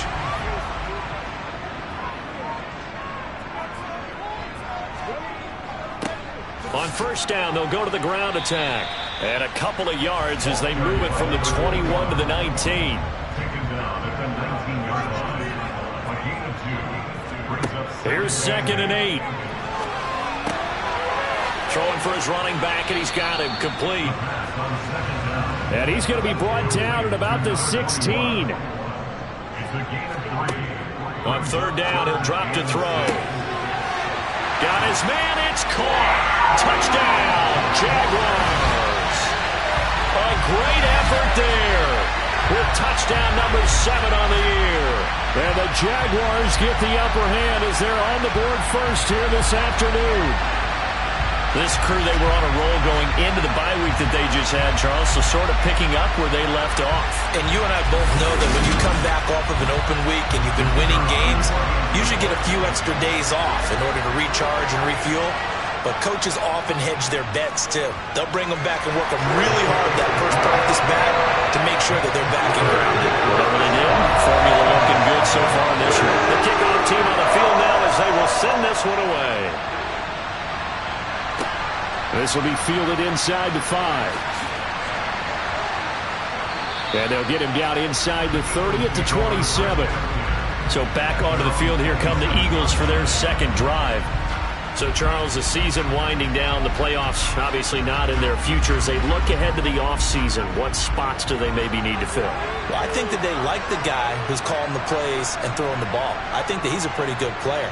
Needs some help, I think, on the perimeter, though. Help him out with receivers because I think if he gets an upgrade there, his play gets that much better, too. And down he goes, but he takes it up to the 40. They went 3 and out on their first drive. Things already looking better here, 1st and 10.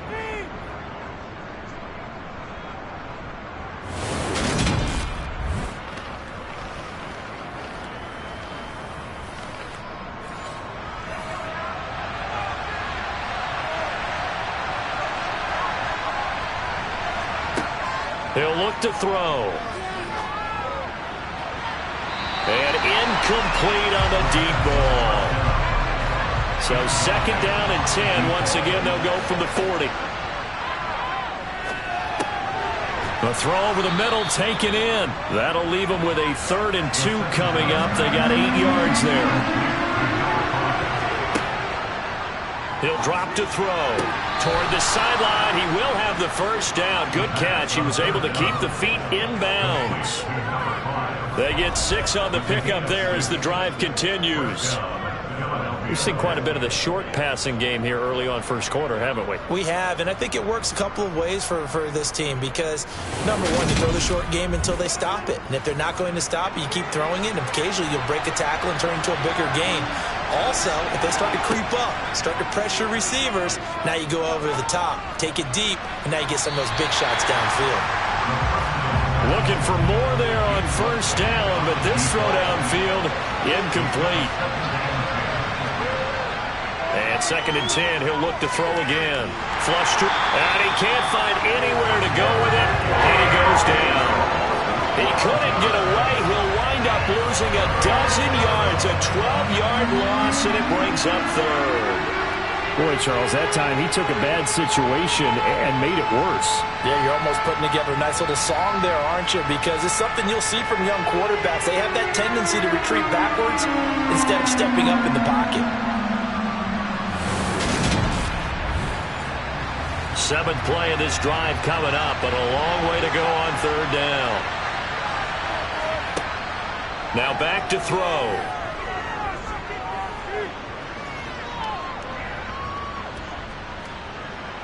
He's got time. Now he'll let it go deep left sideline. And this is too far behind his man. He missed him. It's incomplete. And on 4th down, on is the punt team sending this one away.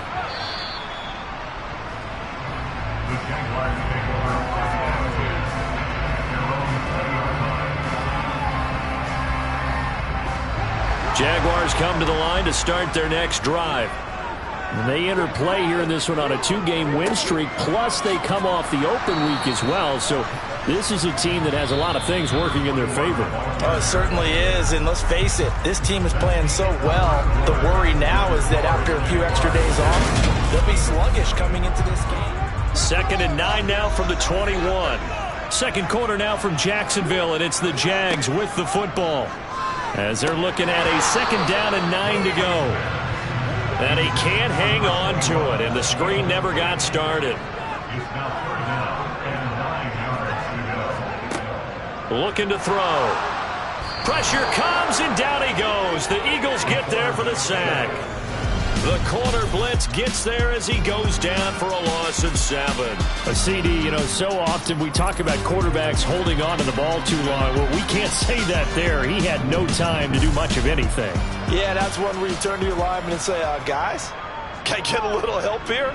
And you have to ask politely because, remember, they're blocking for you the entire game. But as a quarterback, you've also got to have the clock running in your head when you need to get rid of the football. But this time, he had no chance. They were on him instantly. And if you're wondering how quick a quarterback's decision-making needs to be, a Next Gen Stats says that play took all of 2.8 seconds from beginning to end. From the 34 now, here's 1st and 10.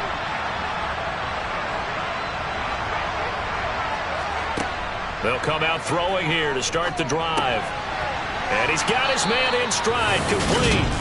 And they'll get it up just short of the 45 at the 44. 10 yards there to start the drive, and just enough by about the length of the football for a 1st down. And what a nice example there of a tight end doing exactly what he needs to do. How about how he worked his way to the outside, made sure he secured the catch, and then anything after that, we count that as a bonus. And indeed, he gets enough for the 1st down. There's a throw over the middle. It's taken in by his tight end. And he takes this one down almost all the way to the 30. Back-to-back receptions for him, and it's another 1st down. And there's a completion to the tight end. And look at the size of these players nowadays. At that spot, 6'4", 6'5", and up. A lot of guys used to be basketball players, somehow came back to football. And that's really good for the game of football. You're getting better athleticism, great hand-eye coordination, guys who know how to control their bodies when they run their routes.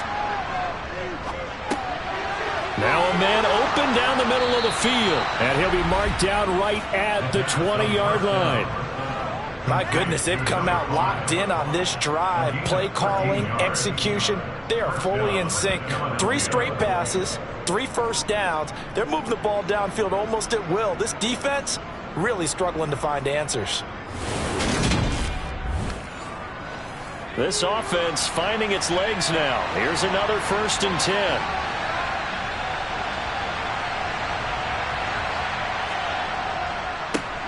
on first down. Roberson. And he'll get him inside the 15 down to the 14-yard line. The last run got 6.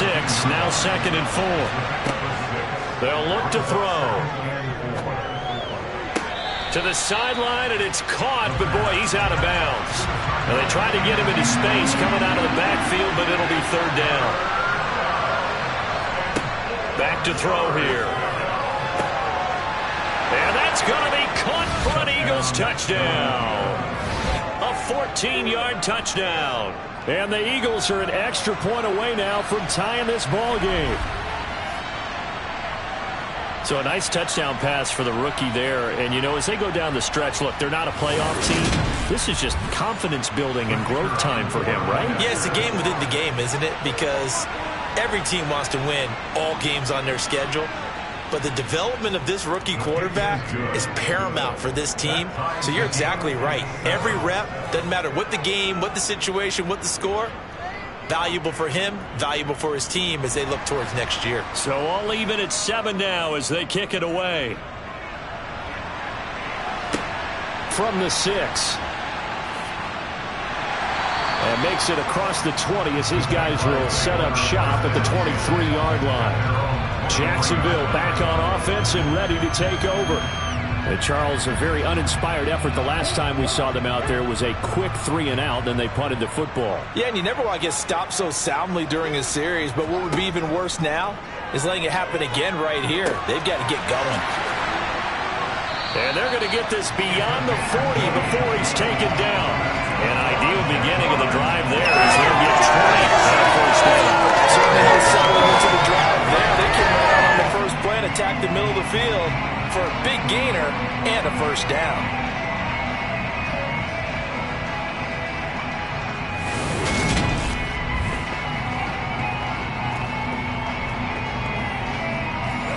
One play has him up past the 40 already, and another 1st and 10. From the shotgun, he'll look to throw. He's got it. It's Escobar. And he'll take this to the other side of midfield before going out of bounds. On 2nd down, they'll run it here. They juked him. And he's going to get this down near the 30-yard line. 41 yards rushing for him now, and he's carried the ball just 5 times. The running game fully in sync, 1-11 on that play. And sometimes it comes from the offensive coordinator, understanding what he thinks the defense is going to do and dialing up the perfect play.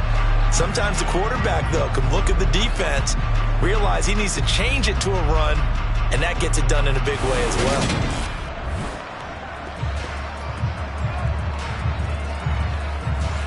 So 1st and 10 now from the 30. Here's a play fake as they set up to throw. Now he'll dump it underneath to his running back, complete. And he'll be marked down at about the 26-yard line. 4 yards on the pickup. 2nd and 6. On play action, they'll throw. And this one is going to be off the mark, too far out in front. The Jaguars on 3rd down. Just 1 for 3 thus far. This will be 3rd and 6. Now here's a look for the end zone, but that one's going to wind up incomplete.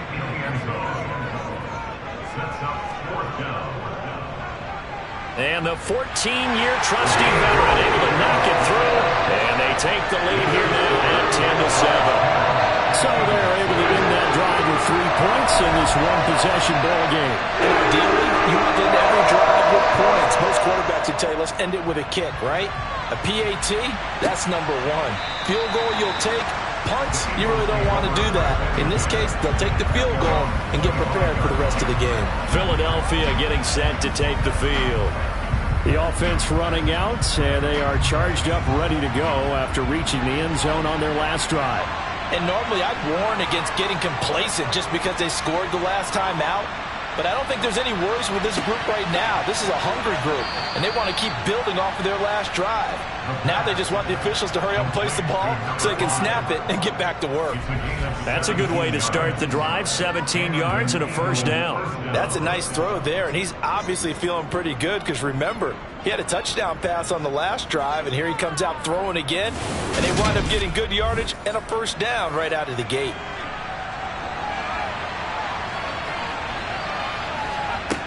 They'll look to throw now on first down. And they will not get the connection there. It's incomplete. Ball on the 42 as they come up 2nd and 10. The play-action fake. They'll look to throw. And the Jags get to him as down he goes. It'll go in the books as a 7-yard loss on the sack. And it's 3rd down. So that time, Charles, quarterback helpless really in the pocket in the face of a pass rush like that. They were on him instantly. And it appears that this was just a letdown from the offensive line, but they do have a tough job because if you're a big tackle out there on the perimeter, sometimes you don't have the agility to keep up with the defensive end who's looking to wreak havoc in the backfield, and he got there and put his man on the ground. Yeah, the next-gen stat's going to show that sack carried out in just 2.5 seconds from beginning to end. So the penalty declined, and they will keep the yardage on the completion. And you can almost see him compartmentalize there throughout the route. Fought hard at the line of scrimmage, a lot of hand-checking throughout the route. Great job staying focused on the football and pulling it in through the contact. Throwing on first down, but this one winds up to be incomplete. He'll try again with the arm here on 2nd down. Going to throw right side here, complete. And he'll go out of bounds after taking it a little further down inside the 40. He'll get only 3 there, so it leaves him with a 3rd and 7 ahead.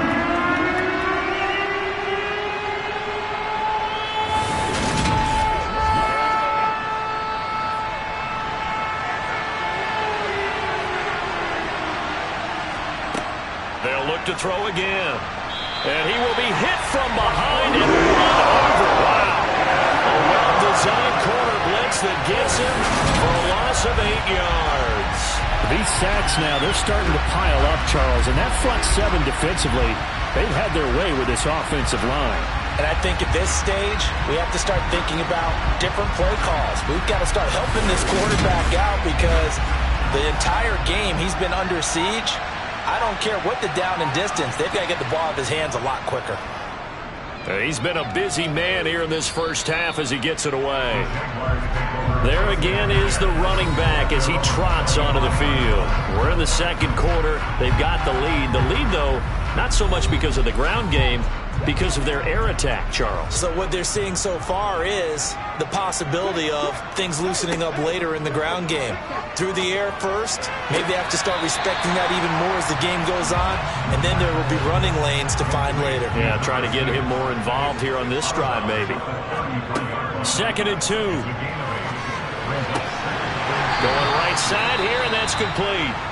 The Jaguars going to go ahead and use their first timeout, as the stoppage will come with a little under a minute to go in this first half. Back-to-back good plays have them on the move on first down. Back to throw. Now he'll dump it underneath to his running back, complete. And this will be stopped at the 44. That one good for 7 yards.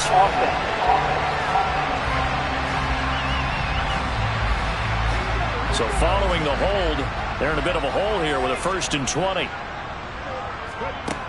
Off the play fake, he'll look to throw. Can't get away, and he's taken down. It'll be a loss of 7 on the sack, and it brings up 2nd. Tremendous read and reaction by the defensive tackle, and frankly, partner, it's not that often the DTs have that type of easy access back to the quarterback. Never bought the play-action fake.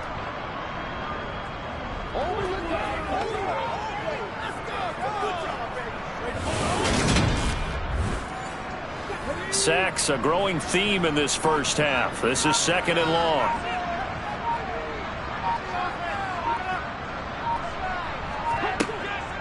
They'll look to throw here.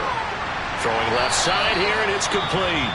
And this offense going to elect to burn a timeout with 5 seconds remaining in quarter number 2.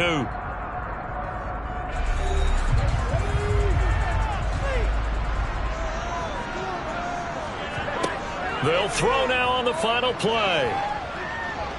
He's going to take a shot at the end zone. Why not? And that is caught. Touchdown, Jacksonville. A big play there as time expires in the first half. And the Jaguars will extend their lead on the final play of the half. Point after, right down the middle. And his guys will take a 10-point lead. So we reach halftime here in a 10-point game as we now go downstate to Orlando and check in with Jonathan Coachman with our EA Sports Halftime Report. Okay, Brandon, time for a sprint to the finish as it's time to get you caught up with what's happening around the NFL here in a pivotal Week 15.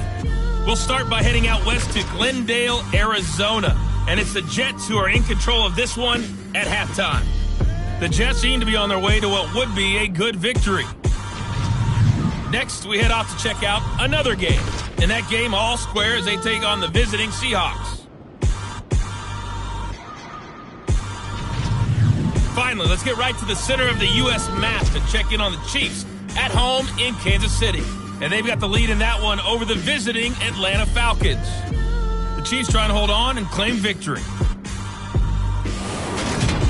Time now for a look at the next-gen stats in that first half for the Eagles. And they didn't get a whole lot accomplished through the air in those first 2 quarters of play. They'll need to up their game if they want to rally all the way back. Meanwhile, for the Jaguars, they were even better throwing the football. Lots of open receivers to choose from, and you can bet that'll continue to be a focus in the second half. All right, Coach, thanks very much. Fine work as always as we welcome you back for quarter number 3. Taken in at the 3. And he'll take it up past the 25 to the 26-yard line. The Eagles ready to go on offense to begin this third quarter. Charles, it'll be interesting to see what adjustments this offense made in the locker room. Haven't really been able to get anything going offensively, virtually nothing in the ground attack either. So certainly something has to change here in quarter 3. And I'm pretty sure their friends from the defensive side of the ball told them exactly that, because those guys, the stop troops, they've been playing pretty well. They've kept them around in this game. Now, they got some time. The running game struggled in the first half. Opposition knows how to focus on defending the pass here. They've got to re-energize that ground game and maybe open things up for a comeback here in this half. So the opening play of the drive goes backwards. Now they'll come up on 2nd and 12. They'll drop to throw. And a quick throw here, that's complete. And he gets this up just shy of the 30 to the 29 before he's out of bounds. Out of the gun now on 3rd down. Looking left side, he's got it, complete. And he is going to have an Eagles first down as they're able to get the 3rd down conversion. That's a play that will likely be forgotten when you talk about big moments in this game. But plays like this are critical to keep drives going. And if points result, we'll call this play significant.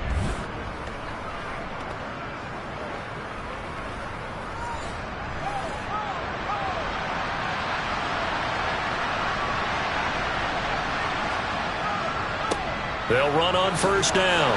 Roberson. And they get to him after a gain of 6 to the 46.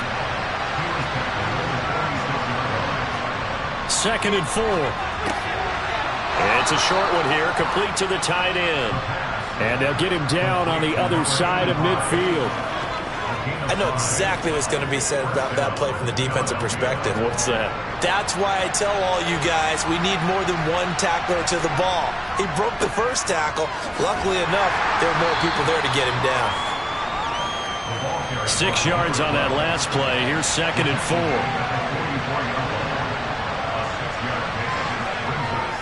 They'll set up to throw.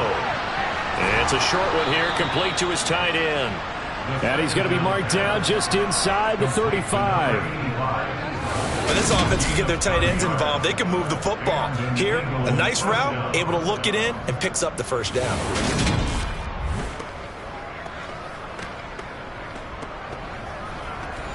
From the 34 now, here's 1st and 10. He'll look to throw. Over the middle, it's complete.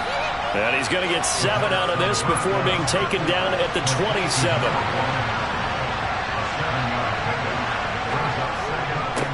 On 2nd down now. Roberson. And only a yard this time as he's taken down right around the 26.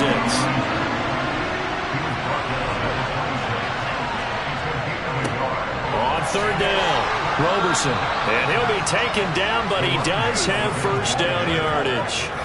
Give him 6 yards, and they do convert on 3rd. Sometimes with the running game, you've just got to stick with it. Look, it's the 3rd quarter, no time to panic. But that also doesn't mean you just do it the same way you've been doing it the entire ball game. Maybe change up some blocking assignments or run a few different plays, but stay with the overall essence of the running game.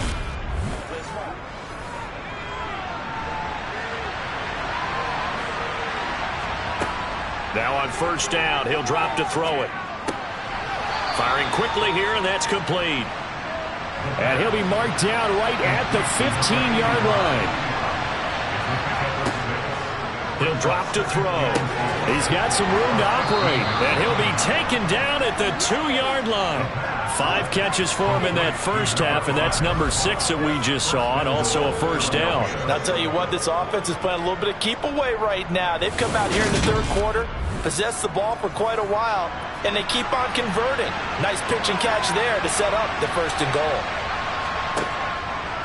On 1st and goal, they'll try the option left. That's going to go as a loss of a yard, and it'll be 2nd down.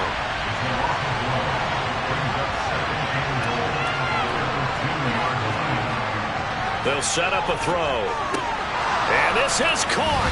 Touchdown, Philadelphia. A 2-yard touchdown grab.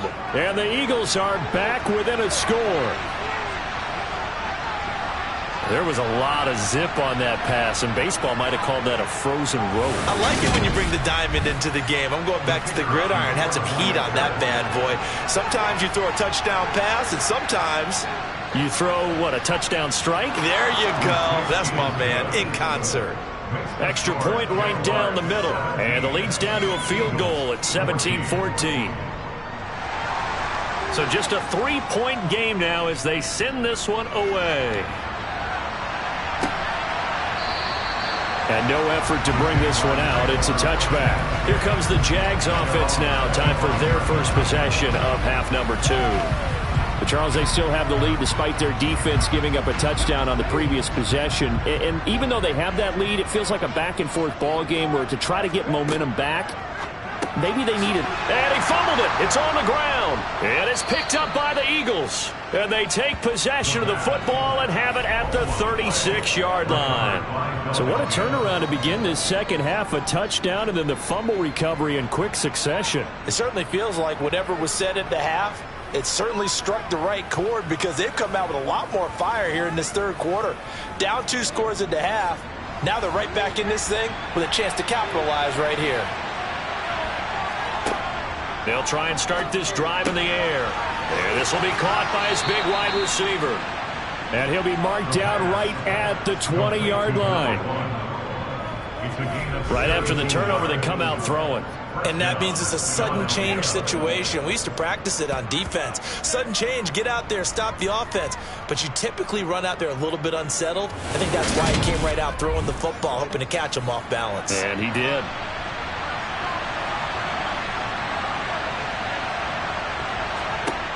They'll look to throw here on 1st down. Forced it, and he's going to have to eat this one as down he goes. The defense rising to the challenge and setting him back on the sand.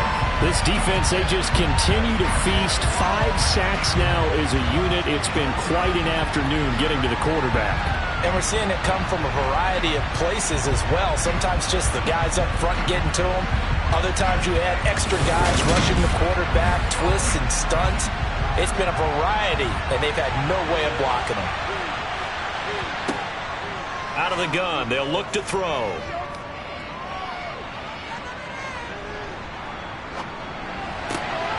Looking left side, it's complete. He's got it. And he is out of bounds inside the 30. It'll go as a gain of 4. And they're going to be staring at a 3rd and long here.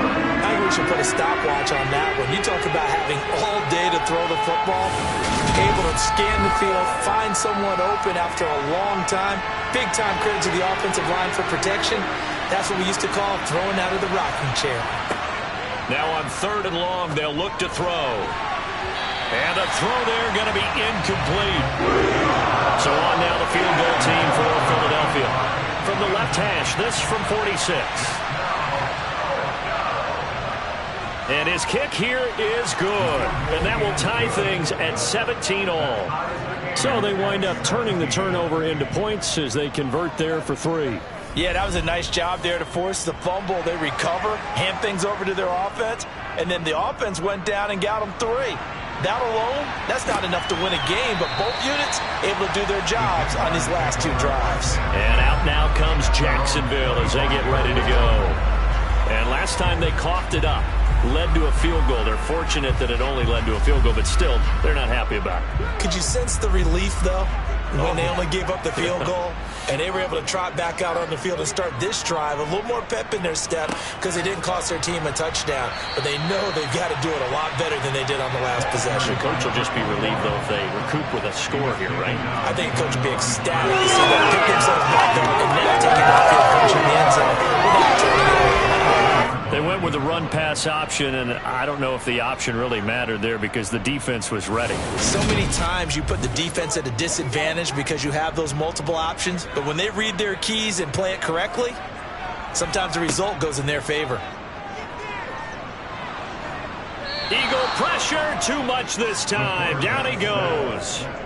The corner blitz pays off there as they sack him for a loss of 5. And this dominant defensive performance continued on that play. This poor quarterback has not received the protection he needs and has had to pick himself up off the turf far too often.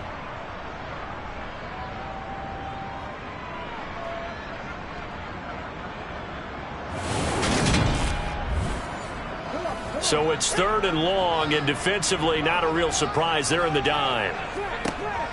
He'll look to throw. Buying time to his left. And he'll just toss it away. So he throws it away, and that brings up 4th down. On 4th down, the punt team is on as this is sent away. Fair catch called for and made at about the 32-yard line. The Eagles offense set to begin their next drive. And after the field goal last time, we'll see what they can get here. At least they got points out of the last drive, Charles. I've never met an offensive coach that didn't want to drive to end with a kick. Most of them wanted to end with a PAT, right? In this case, a field goal, they'll take it way better than the alternative, which is a punt. Yeah, but you met fan bases that wanted that.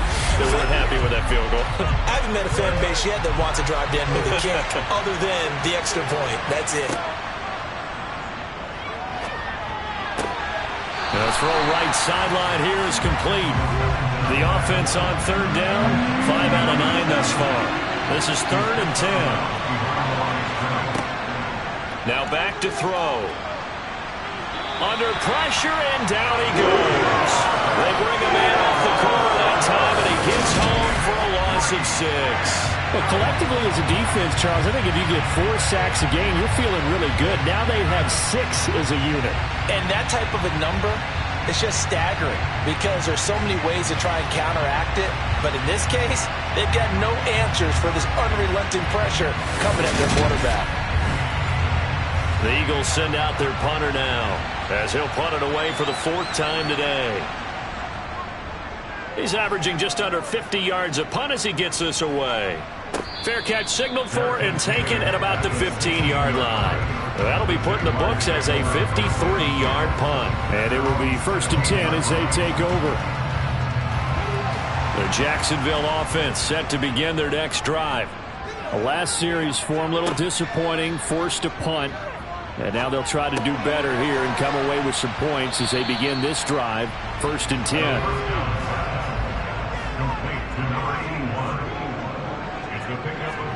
Here's a 2nd and 7. A quick throw knocked away and incomplete. They head to the line facing a 3rd and 7 following the incompletion on 2nd down.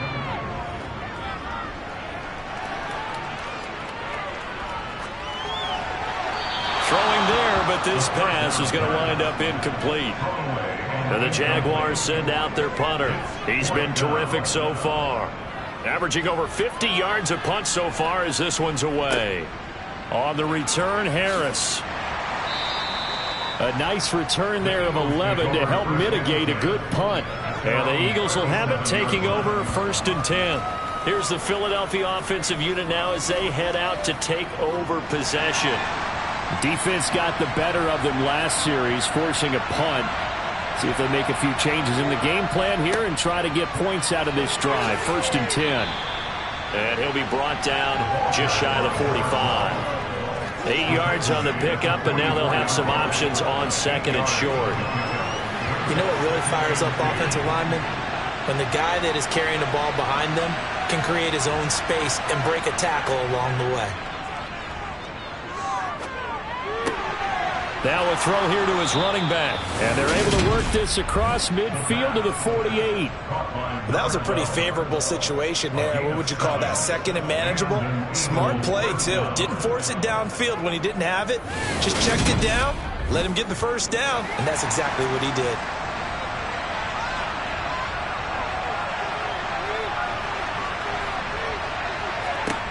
On 1st down, he'll drop to throw. And that is incomplete. He couldn't hold on through the contact. Brings up 2nd down. And 2nd and 10, he'll look to throw again. And he'll be tackled on the other side of midfield at the 46-yard line. Again, he'll drop to throw. And he's left with no option here but to throw away. The Eagles send out their punter now as he's on for the 5th time here today. And he deserves a bronze leg as he gets this one away. That one sails out of bounds. The side judge will walk it off. And he says it went out of bounds at the 9-yard line. Nice punt. The field position game, such an overlooked facet, Charles, of an NFL game, but this offense, they're going to be pinned back. What an ideal punt. An ideal punt, and it leads to that term complementary football, because them doing that puts their defense in a great spot, doesn't it? Gives them a chance. If they want to be aggressive, try and maybe get a safety out of this whole thing, it puts them in that position. He finds his man, complete. That's Knight. And he's brought down, but not before they get it across the 20-yard line. Right off the bat, it's a 1st down to start the drive, 12 yards. And they were backed up to start the drive, but not anymore. Now, that's the play call that the offensive coordinator had in his head. You saw the end result. He wanted to go ahead and push the ball downfield, and that's what they did. And they wound up with good yardage there to get things rolling. And now a throw on 1st down there, but it's incomplete. Under 4 to go now as they come up on 2nd down. Looking to throw. And this time he's got the hook up. It's complete. And he'll be corralled right around the 34. 2nd catch for him today, and it'll wind up a 1st down. Barney sold the go route really well. Thought he was going deep. They pulled him back inside for a nice completion. DBs love when they pump the brakes, don't they? Yeah, that's really a whole lot of fun. It's almost like you said, listen, if you're going to sell the go, just go. Well, let's see who's faster. Here's a run on 1st down that doesn't accomplish anything. In fact, he's going to be tackled behind the line for a loss of 1. 2nd and 11. And this is going to be intercepted. And the Eagles are going to take possession of the football. Intercepted by the Eagles. So a big return there, Charles, on what was a pretty dangerous throw to the outside. It sure was, Brandon. That's the risk you run on a throw like this. If it's intercepted, a lot of times this is a pick 6. So good hustle to get back and get him down. But, boy, that's a throw you've really got to be sure of if you're going to work the perimeter of the field. Here comes Eagle offense now as they get set to take over here. And they've got it 1st and goal at the 3. What a place to start. On first down, Roberson. And he is going to be stopped cold behind the line of scrimmage. It's a loss of 4 there, bringing up second down. But that's not an easy play for a defensive end because most of his responsibility has him getting upfield and working. But how about his vision to see where the play was going, crashed down inside, and tackled him for a loss. They'll look to throw. This is caught. 5 yards that time on the completion, and now it's 3rd and goal.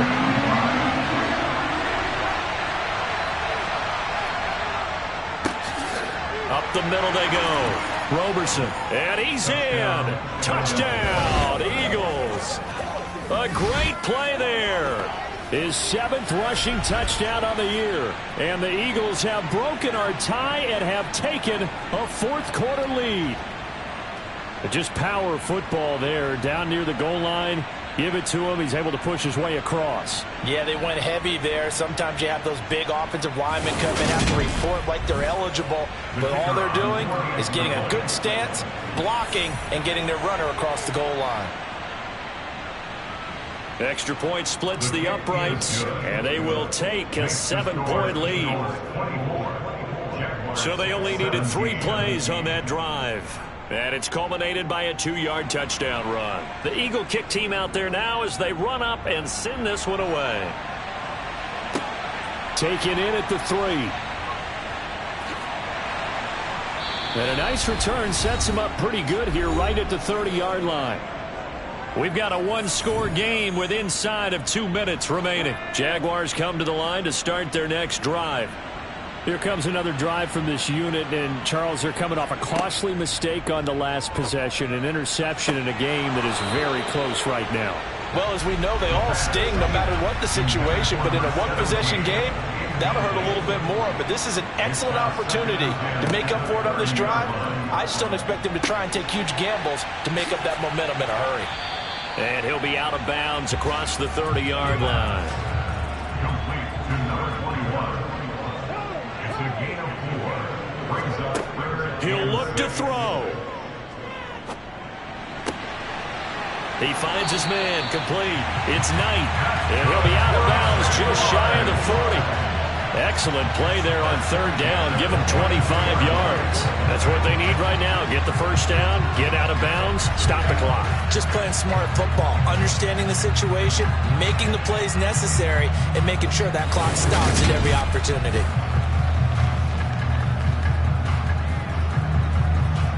So signs of life in what's been a dormant offense in this second half. Here's 1st and 10.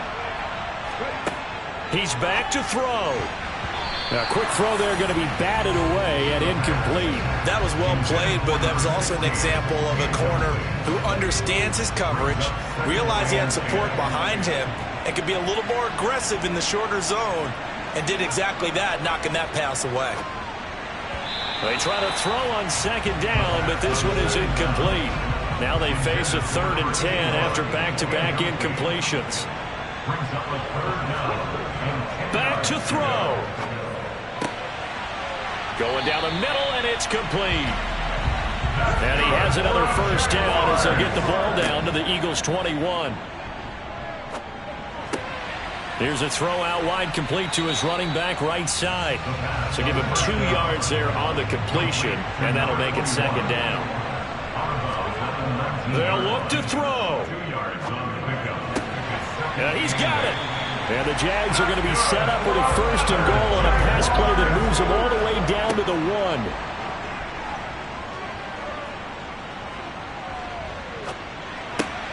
And it's caught. It's a touchdown.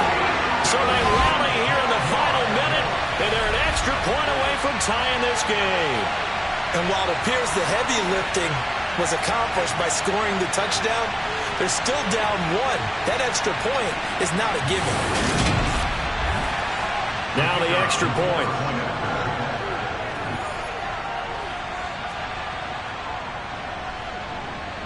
And no sweat. He puts it through, and we are tied here in the 4th.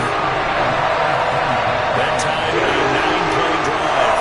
Nothing separating these these two sides. 24 all our score as he sends this one away. Fielded just outside the goal line. And good coverage there on special teams as they'll get him down shy of the 20. The Eagles just about set to go to work on offense.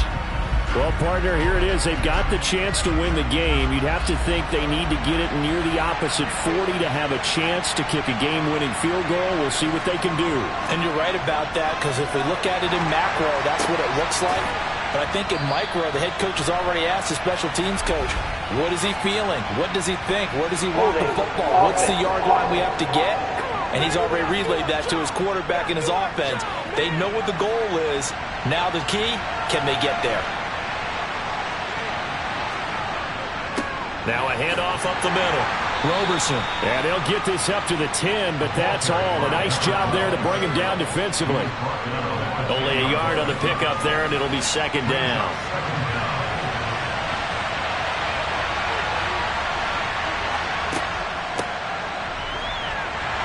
And he is going to be stopped here at the line of scrimmage, and time is going to expire in this football game. And we've got free football. 4 quarters done, and we're dead even. We'll have overtime after this timeout. It's a little teaching moment here. Overtime rules. Remind us how this goes, partner. Okay, so in the past, we had sudden death. First team to score wins, but no longer. Now, if the team receives the ball, scores a touchdown, they win the game. If they kick a field goal, though, or don't score, the other team gets a possession. And after both teams get a possession, then we're into sudden death. First team to score wins the game. From a couple yards deep, he'll bring it out of the end zone. And he's able to get this across the 20, but not by much, as he's marked down officially at the 21. Out comes the Jacksonville offense as they get set to take over here. And everyone knows the OT rules, Charles, but pretty simple formula. They go down and get a field goal, we continue play, but if they can find the end zone on this possession, ball game over. And as meticulously as all teams plan for a game, I don't doubt for a second on that offense coordinator's play sheet, he's got some overtime plays that he wants to run. I know it sounds crazy, but they plan for everything. 1st and 10 all the way throughout the game, 2nd and 7, whatever. Right now, he's looking at that play sheet saying, if we get to overtime, what can we break out that they haven't seen? So they come out throwing in the extra session and get a nice hookup right away. Tells you a lot about what a coach feels about his team, doesn't it? That type of a play in overtime, so many people in this situation play not to lose instead of playing to win. That throw there tells you exactly what they're trying to get done. And now here's a deep shot that's complete. And he's into the end zone for the touchdown and the game winner in OT. Well, you never know what you're going to expect when you come to the stadium to call a game. Sometimes you get good ones, sometimes you get bad ones, sometimes you get great ones, and that's what we had here. What an exciting finish on that last big play. And I think that as we look at it, when you're talking about a great finish, which went along with a game that obviously was dramatic because we did get into overtime, what type of play calls do you have left? What have you not shown? Or what have you made an adjustment to what you've worked on all the way through? It's going to give you the play we saw to win the game. I know everyone's thinking that was something that they just drew up. It might have been something they've been working on, and now they get the right matchup. So for Jacksonville, they're not going to go quietly here as the win moves them now to 8-6 on the year. And they will hit the road next week to take on the Detroit Lions. Meanwhile, for the Eagles, their slim playoff hopes are gone now as they fall to 5-9. And they will be at home next week to take on the New York Giants.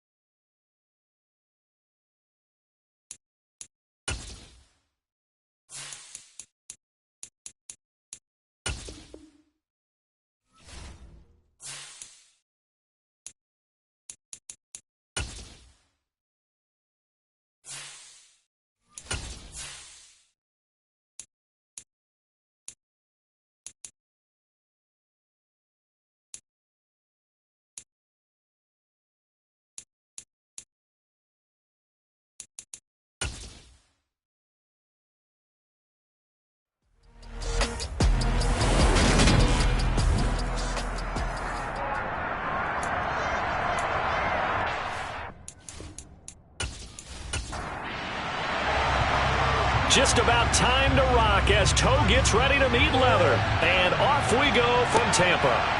Fielded just outside the goal line. And he won't quite make it to the 25. So out come the Bucs now for their first drive. And a glance here at their quarterback standing 6'3". For every rookie prospect, there are always nerves involved in this moment. Running your team out to start a game. But there's a reason they brought him in. We're willing to make him their starter today. They believe he can overcome those nerves and lead his team to a victory.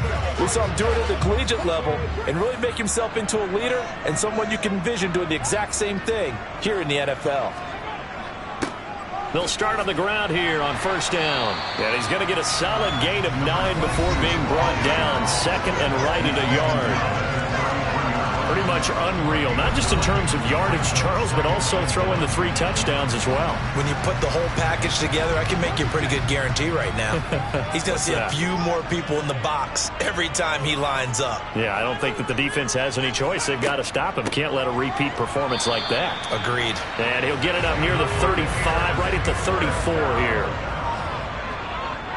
First and 10. That's a 34-yard line. On first down, they'll go to the ground attack. And he'll manage to pick up about 4 at second down. Following the pickup of 4, here's second and 6. One back in the backfield, he'll get the carry. And he's going to be stopped up quickly here. Just a yard up to the 39. Out of the gun now on third down. And that's going to be incomplete. But, man, his first throw, that nearly went the other way. Instead, it's fourth down. He was only asked to punt once in the victory last week as he sends this one away. And he didn't quite have the backspin on that one. It hits at the 4 and continues into the end zone. It's a touchback. So here are the Panthers under head coach Matt Rule. And they will be led out by their second-year quarterback. I like this guy, and the reason I do, he tends to stay on an even keel. Doesn't let too much ruffle him. He will manage the game the way it needs to be managed, take what the defense gives him, and then he can strike at times. Had a touchdown pass. Yes, he had an interception last week, but he found a way for his team to win. They'll start this drive out on the ground, and he'll go down at the 26 following a gain of 6.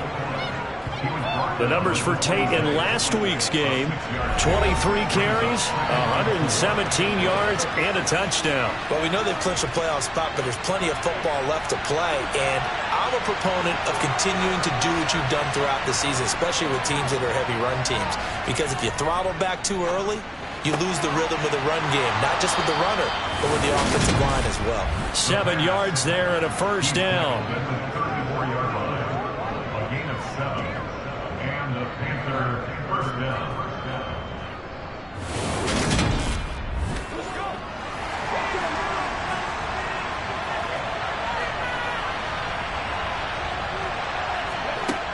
They're going to look to throw. He'll rifle this one deep right side. He's got a man, complete. And they're going to get this down inside the 20. Pass interference. Defense.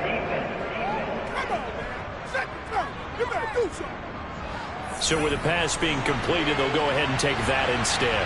Nothing extra to be gained. Pass interference at the spot, completed the pass. That was your play. So it might as well have not even had the penalty. Second and 9 now. Throwing middle, and it's complete. And the Panthers are going to have a first and goal as he's taken down at about the 8-yard line. Well, no question, this is exactly how they wanted to start this football game. And nice pass there. And now they're set up beautifully, Charles, to finish this off with a touchdown. Yeah, but they've still got to finish it off, partner, and that means they've got to execute at this stage of the field.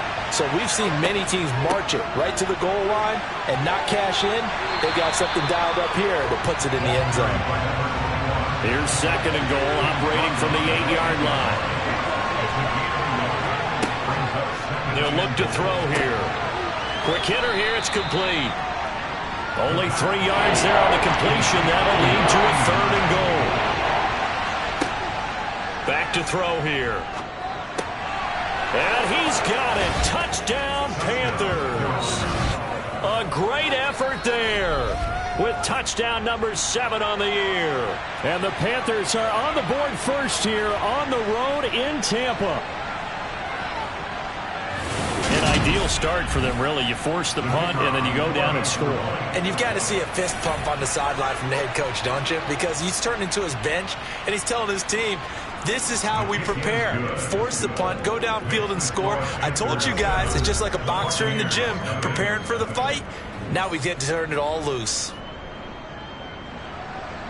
Out is the kickoff unit as they run up and send this one away. Yeah, some might have returned that one. He won't. He'll go down to a knee, and they'll start the drive from the 25. With the Bucs offense making their way back out on the field, let's take a look at the playoff picture, Charles, coming into the weekend in the NFC. They show run with 3 tight ends here on first down. They'll start this drive out on the ground. And this will be a gain of 5 as he gets it to the 30. After the pickup of 5, here's 2nd and 5. They'll drop to throw. And a quick throw here, that's complete. A 5-yard pass on the heels of a 5-yard run. Good enough for the first. Now, these two teams, you might recall, met back in mid-season, week 8 to be exact. And it was the visitors getting the win there, so they'll be looking for the sweep back here at home. So from the 36 now, 1st and 10. Hands it off out of the gun. And running room scarce here. He's going to be stopped in his tracks at the line of scrimmage. No gain on the play. 2nd and 10 at the 36-yard line. Here comes the blitz as they look to throw. Looking right sideline, but it's incomplete. The threat of a second straight punt to start the game is looming as they come up 3rd and 10. A throw there, but that's going to wind up incomplete. Here comes the Buccaneers punter now as he'll kick it away for the 2nd time.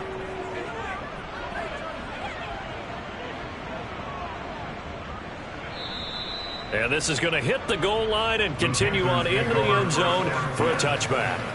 The Panthers coming back out onto the field for their 2nd drive. And they, if you just look at this game, Charles, on paper, they've got the edge, no doubt. They're hanging around the top of the NFC. On the other side, you got a squad that's towards the bottom of the NFC. But when we mentioned that to the coaches, they were having no part of it.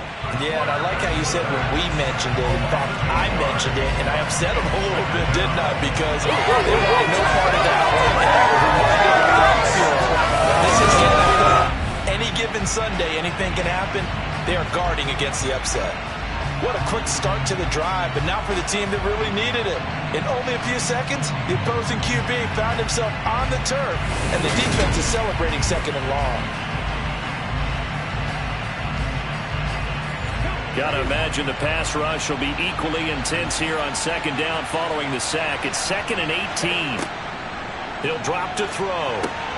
He's got his man. This is Tate. And he'll get it up a little shy of the 15.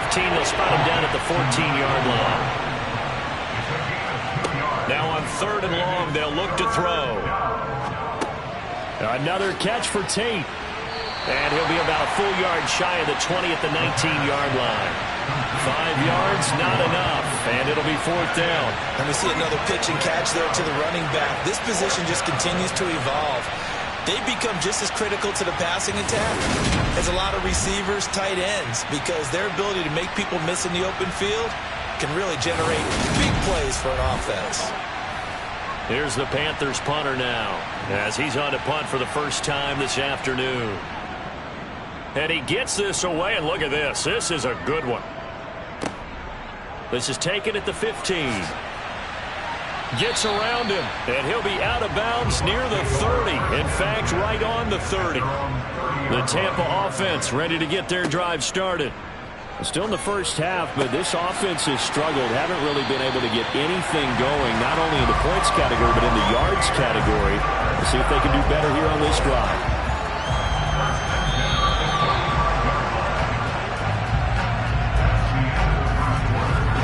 After 1, 7-0 on EA Sports. Second quarter now in Tampa Bay. It's the Buccaneers in control of the football as they've got it with a 1st and 10. And now here's a carry heading left. And he'll get across midfield and into Carolina territory. And hold on here, because on that last run, it looks like we have a player who was shaken up.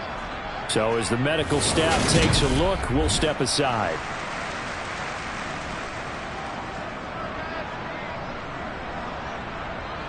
The last run got 9. That leaves him with 2nd and a yard. And they'll give him another shot here on the ground. And this time not as successful, as he'll get back to the line of scrimmage and no more. Now we're going to get a timeout. Appears we've got an injured Buccaneer. Well, hopefully, obviously nothing serious here. Medical staff, though, going to take a peek, and we'll take a break.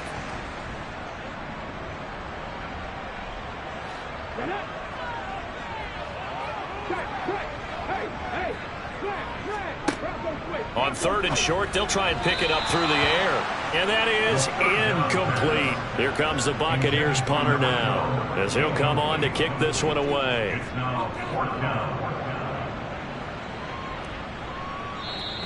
And that'll hit in the end zone. Much too much leg there. That'll be a touchback. The possession of the football goes over to Carolina.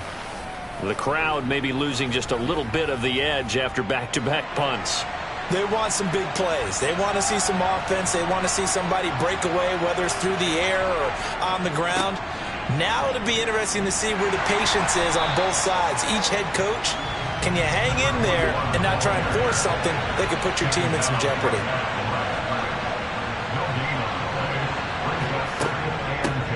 On 2nd down, it's Tate. And the running lane's non-existent in this first half as they'll stop him behind the line. It'll go as a loss of a yard, so now they deal with 3rd and 11. The running lanes have definitely not been there for him here in the first half, and I don't think it's all been his fault. His offensive line hasn't given him much space. A loss results there.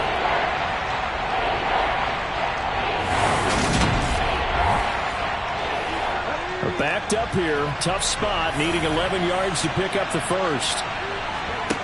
On 3rd down, he'll drop to throw. Looking middle, and that's complete. And he is going to have a Panthers first down as they're able to get the 3rd down conversion. A gain of 14. First down, Carolina.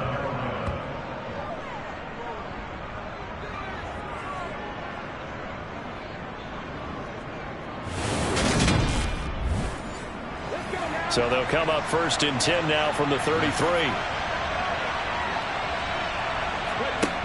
He'll look to throw.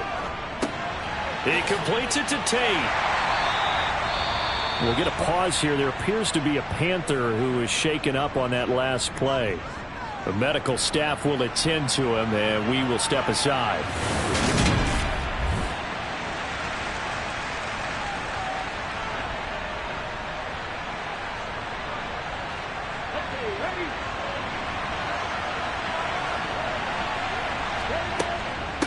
On 2nd down now, it's Tate, and nowhere for him to go again. He'll get back to the line of scrimmage. That's it.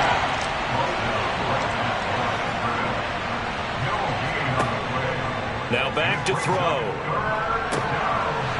Oh, he's got a man wide open, complete. And this is going to lead to another first down as the tackle's made at the Bucs' 38-yard line. He got 29 yards that time. Press coverage on the outside, and for defenders, that's the ultimate risk reward. If you take the risk, can you reward yourself by keeping them on the line of scrimmage? But no, not on that one. Got the step on him. Now it's just a matter of laying the ball out there for him to go get it. They'll look to throw now on 1st down. Got a man, and he hits him in stride. And he's brought down at the 19 after a gain of 19. First down in the red zone. So in the 2nd quarter, he's already up over 100 yards receiving now. And isn't 100 the magic number for a really good game for a receiver? So he got a chance to really shatter that and have a profound effect on this game. So here's a 1st and 10 now, down inside the 20. From the red zone now, they'll look to throw. Johnson with a completion over the middle. And he's going to be marked down just outside the 10. Holding. Offense.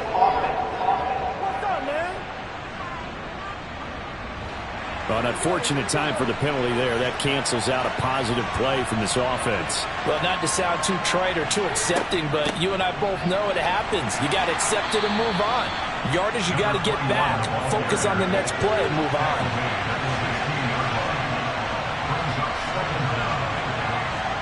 Here's 2nd and 8. Complete. It's Johnson. They'll wind up getting 7 on the play, and they'll be faced with a 3rd and inches. When you see zone defense, you know you got a drag route on as your primary call. You got to be really careful as a passer about how far you let your guy go because he might wander into some tough coverage. The offense on 3rd down tonight, they've been good. 3 for 4 thus far. They're looking at 3rd and a few inches. Looking to throw. Over the middle, it's complete. And the Panthers are going to be set up with a 1st and goal as they get the conversion there on 3rd and inches. Well, they've had a great, impressive drive going here, and that pickup ensures the drive continues. And not only do you continue the drive, which is demoralizing for the guys on the defensive side of the ball right now, but you make your own defense happy. They're able to get a little more rest over on the sidelines while this one continues downfield. They'll run on 1st down. Tate. And he'll get him a bit closer as he's down to the 2-yard line. They'll try again. And good work there defensively as they're able to keep him out of the end zone. This Tampa Bay defense, they held strong on the first 2 plays. Now 3rd and goal. Now here's a look for the end zone, but that one's going to wind up incomplete.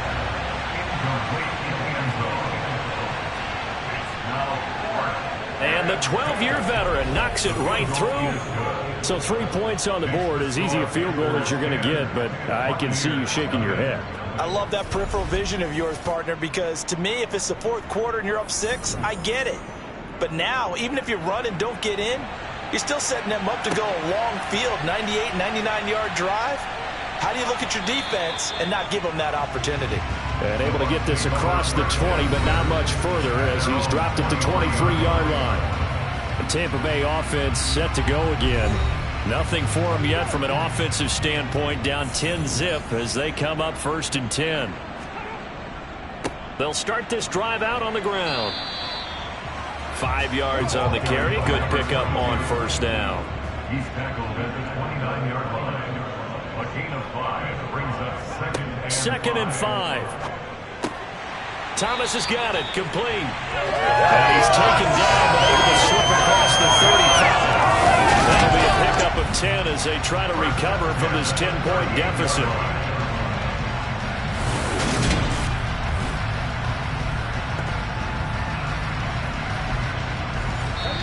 We've hit the 2-minute mark of the first half. 10-0 our score. So here's a 1st and 10 at the 38. He'll look to throw. Escaping the pressure right. And he'll take this to the other side of midfield before going out of bounds. The escapability in evidence there as that one good for 15 and a 1st. Hadn't met a quarterback yet that didn't enter the league with a massive chip on his shoulder if he wasn't a 1st-round pick. They want to show the league that they made a big mistake. Determined to get the 1st down there, no hesitation at all to tuck it and go. I bet he would have tried running through their entire defense if it meant reaching that marker. This offense finding its legs now. Here's another 1st and 10. They'll look to throw. It's a short one here, complete to the tight end. And he's got this down a yard or 2 shy of the 40 before he's out of bounds. On play action, they'll throw. Slide, and he can't find a receiver, and he's brought down. They'll get to the line here, but remember, it's also 3rd down. He's going to flip one out here to his running back. And not much happening there. He's taken down, but a late penalty flag in the backfield. This looks like a roughing call. Now Coach, you thought you had the defensive stand. Roughing the passer wipes it out. What does every defense talk about? 3 and out, right? Thought they were able to get off the field. Not so. And now a throw on first down there, but it's incomplete. So now 2nd and 10 after the incompletion on first down. From the shotgun, he'll look to throw. Finding his safety valve here. That's complete. And he is out of bounds inside the 30. They'll set up to throw. They'll try and set up the screen. It's complete. Now the Panthers going to use the first of their timeouts. So as they take it over, we step aside. And now the Tampa Bay field goal unit comes out here. From the left hash mark, this a 43-yard attempt. And his kick is indeed good. And they get themselves on the board here. It's 10-3. Well, the good news, at least they won't take that goose egg into the locker room. Maybe a little something to build on. Yeah, it hasn't been the greatest of first halves for them, has it? But at least now, as you mentioned, they put some points on the board. And it's been funny in our experience watching games. Sometimes something as little as a field goal can change the fortunes of a team, and they could come out looking real sharp in the second half. Carolina getting set to take the field. It was still more than a minute to go in the half. Time to try to mount a drive. And I would think that they would have to. This is today's NFL. You got to push it whenever you get an opportunity. You can never have enough points with the high-powered offenses that you face. And analytics will tell you, try and score when given the opportunity. The Panthers going to use the 2nd of their timeouts, as the stoppage will come with a little under a minute to go in this first half. A good gain on first has him set up with 2nd and just a couple of inches now from the 29. Now a shotgun snap as they'll look to throw. He finds his man, complete. That's Tate. And they'll bring it up here right at the 40-yard line. A gain of 5, good enough for the first down. And they'll use him out in the backfield, and sometimes quite a bit. They're just trying to get him touches any way they can. 4 catches a week ago. There's another one right there. Throwing left side here, and it's complete. Now the offense will burn their 3rd and final timeout, as the clock will stop with 20 seconds to go in the first half.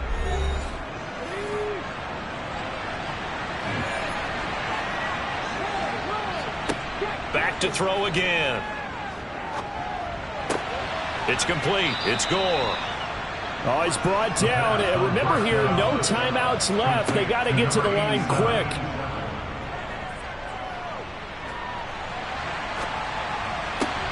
This is caught by Tate. He's brought down in the red zone at the 18 after a gain of 18. 1st and 10. Offense. Of course, they have the option, and they choose to not take the penalty. They like the results of the play that they just ran, and they elect to let them stand. Okay, Brandon, time for a sprint to the finish, as it's time to get you caught up with what's happening around the NFL here in a pivotal Week 15.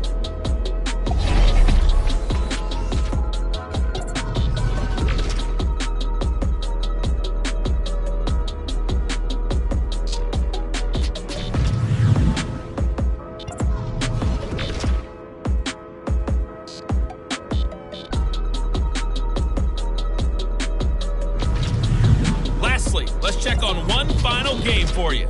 And you can see they are scoreless as they play the second quarter.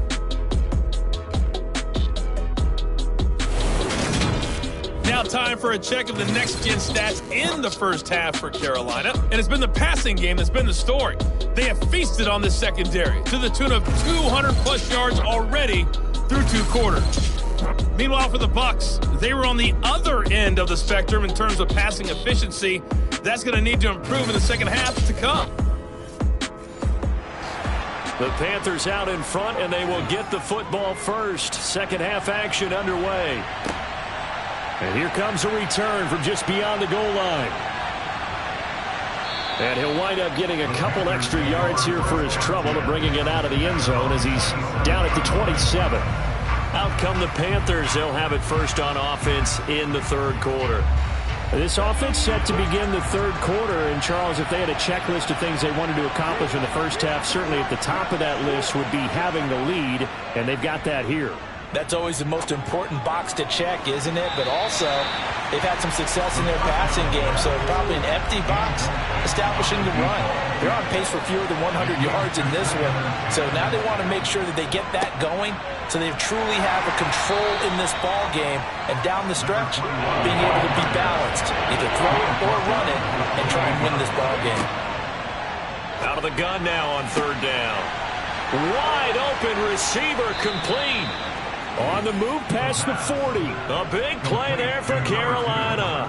And even 40 yards. The dynamic duo is doing damage in this one, and they've certainly been on point throughout. And they hook up again for another big play.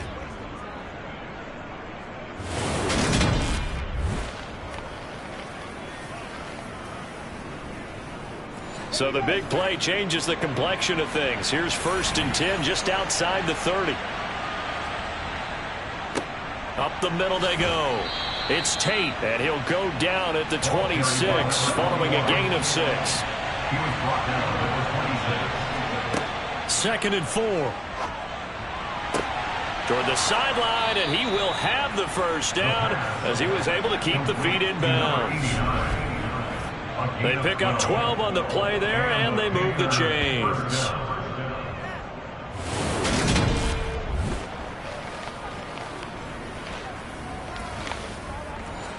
Here's a 1st and 10 at the 14-yard line. Now a handoff up the middle. Tate. Credited with a 1-yard gain there to make it 2nd and 9. 1-yard gain brings up 2nd and 9. They'll keep it on the ground. And the ball is knocked out, and it's picked up by the Buccaneers. And the return will stop them well inside their own 20 at the 15-yard line. So we thought maybe they would have a chance to extend this lead on the opening drive of the second half. Instead, they cough it up. Obviously not an ideal start when you're trying to get a little separation, and I can guarantee that they talked about that in the locker room. Let's get out there, start this quarter the right way. Let's try and put some points on the board and create some space.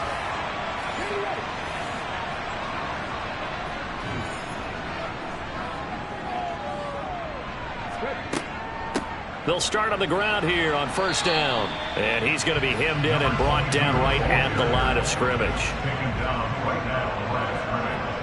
No gain on the play. 2nd and 10 at the 15-yard line. Now he'll look to throw here on 2nd and 10. Now he'll dump it underneath to his running back, complete. And he works it across the 25 before being tackled. It's a gain of 11, and the Bucs have a first down. As a passer, you're always trying to find that open window to throw the ball downfield. How about this one? Right in the middle of the field, right in the heart of a defense.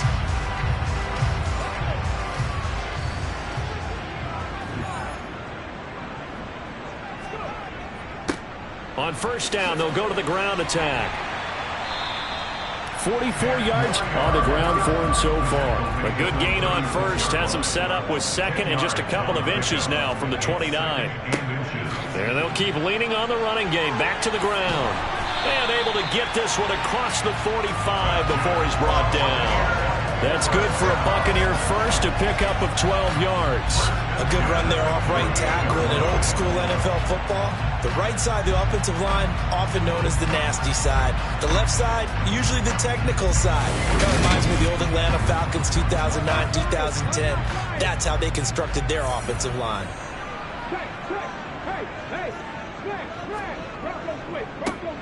On 1st down, they'll go to the ground attack. He pushes through a would-be tackler to get about 3 yards, 2nd down. We'll get a pause here. There appears to be a Panther who is shaken up on that last play. While they come out and take a look at him, we will step aside for just a moment. 3 yards on that last carry. Here's 2nd and 7.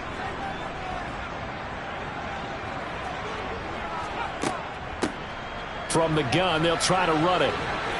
And he's going to get this pretty close to a first down. Stopped at the Panthers' 44. That's a gain of 6. Brings up 3rd and 1. On 3rd down, they're going to run for it here. And he's got the first down yardage before he's brought down at the 42. I like this focus there because he wasn't thinking about breaking that one big. All he thought about was, I need one. Let's go get that. Ended up picking up 2.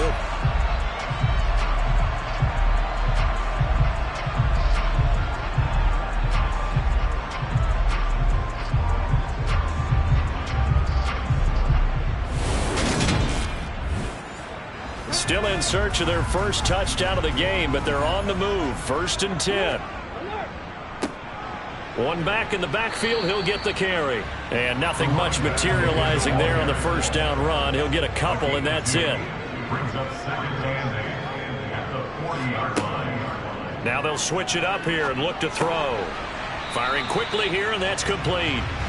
And give him 6 yards here as he's stopped near the 35 at the 34. They'll go to the air here on 3rd and 2. Throwing the out route incomplete. It's Manning. And down to the 20 he'll go before heading out of bounds. The Bucs passing game looking good on this drive. It's a 1st down. Now what we're seeing, this is much better from this offense because so far in this game, no touchdown to this point. And what's usually a direct correlation? Very few explosive plays. That's been their issue. Not able to make that big shot downfield or break one off. But a nice game there for a 1st down. On 1st down, they'll go to the ground attack. And they've got it inside the 10 at the 8. 12 more yards there and another 1st down. The running game's played a huge part in getting them down to this point on the field. I say stay with it. Keep pounding the football. Keep driving. Keep grinding. Yeah, even down in the red zone, keep going for it. No doubt about it. Dance with what brung you.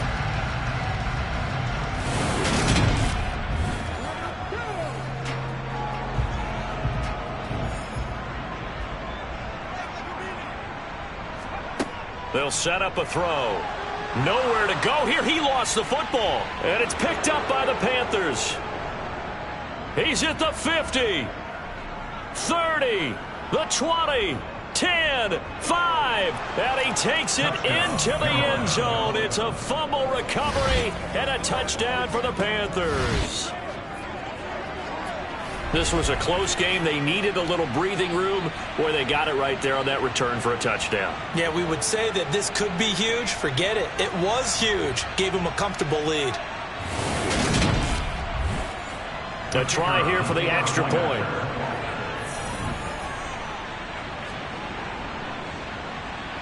It's up and good, and that makes it 17-3. So not only the cough up, but then the pickup on the other side, the scoop, and the score the other way, the fumble return for a touchdown. And you can bet they're preaching 2 hands on the ball here as the kick's away following that fumble return. Fielded just outside the goal line. And it's a pretty good return here as he'll get this up to the 29. Now we're going to get a timeout. Appears we've got an injured Buccaneer. Well, now they're going to come out and take a look at this injury, and we'll be back in a moment.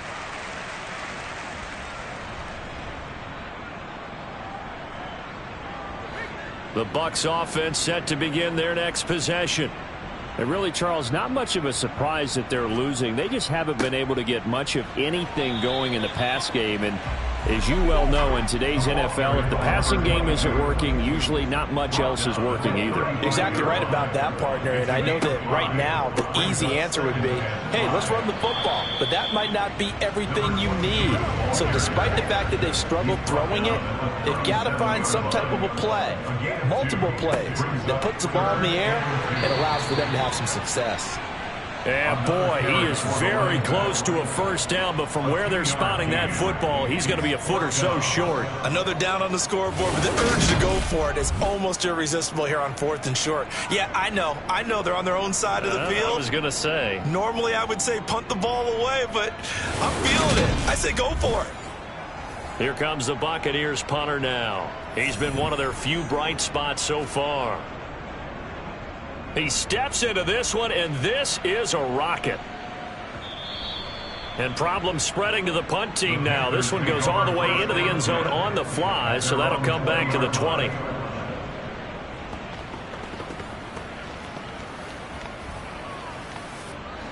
The Panthers out there and ready to begin their next drive. Well, they've got the lead here getting late into the third quarter. And the passing game for them, it's been terrific. We've seen that, but the rushing game almost non-existent. And with the lead and trying to finish this game off, they need the running game to come back to life. They need to get sparked that way, take some time off the clock, and keep the ball away from their opponents. Back now in Tampa. It's the Panthers out in front and in control of the football as well as we begin quarter number 4. On first down, Tate. And he'll scratch out only about a yard up to the 32. He's tackled at the 32-yard line. A gain of a yard. Here's 2nd and 9, just a yard on that last run. Now they'll throw here out of the gun. Over the middle, complete to Tate. And he's corralled at the 40, but not before picking up 8. A gain of 8 yards. The Panthers on third down. They've been very good, 5 for 7 thus far. They need just a yard here. It's 3rd and 1.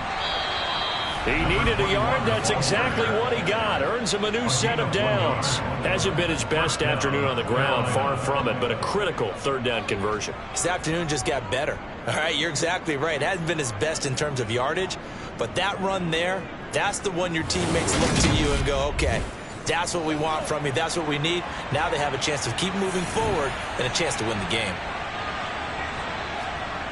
They'll look to throw here on first down. Throwing into traffic there, and that's complete. And he'll be tackled on the other side of midfield at the 46-yard line. But when you're up by 2 scores in the fourth quarter and you're going to throw the football, expect to see a lot of man coverage, because usually what comes along with man coverage is pressure. So if you're a play caller and you want to keep throwing the football, that's fine. Just make sure your offensive line understands they're going to get additional guys running at the quarterback. So from Buccaneer territory now, it's 1st and 10 at the 46. Up the middle they go. It's Tate. Oh, able to avoid him. And he's taken down inside the 30.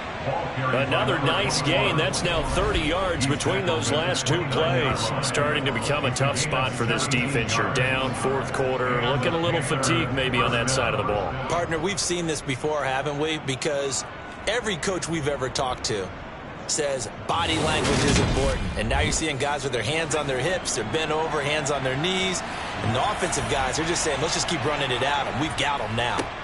Running game working. They'll stick with it on first down. And this time the yards won't come so easy, as they'll in fact tackle him behind the line. Brought down behind the line of scrimmage. A loss of a yard. Brings up 2nd and 11.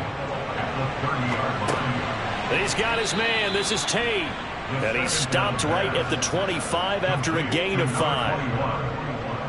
The defense was ready for the back to leak out and even had a second player waiting to double him up. If you're going to commit to doubling a back, you better prevent a completion, but give him credit. Extra determination, extra effort, turn it into a successful play.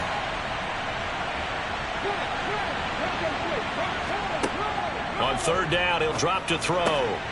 Over the middle, complete. That's Johnson. And this is going to lead to another first down as the tackle's made at the Bucs' 15-yard line. They picked up 5 yards last time. Now they double it and get 10 here. Partner, I like that they're staying aggressive on offense, because to me, this drive is what is known as a put-away drive. You score here, that might put this one to bed. I like the fact that they're playing with confidence and not playing with fear. From the red zone now, they'll look to throw. And stopped a few yards shy of the goal line at the 3. Back-to-back nice plays, 12 yards that time and a first down. These guys are running offense like you drive. The pedal is down, stomp down. How about that? Back-to-back completions. They are rolling. So much for being conservative and running that football.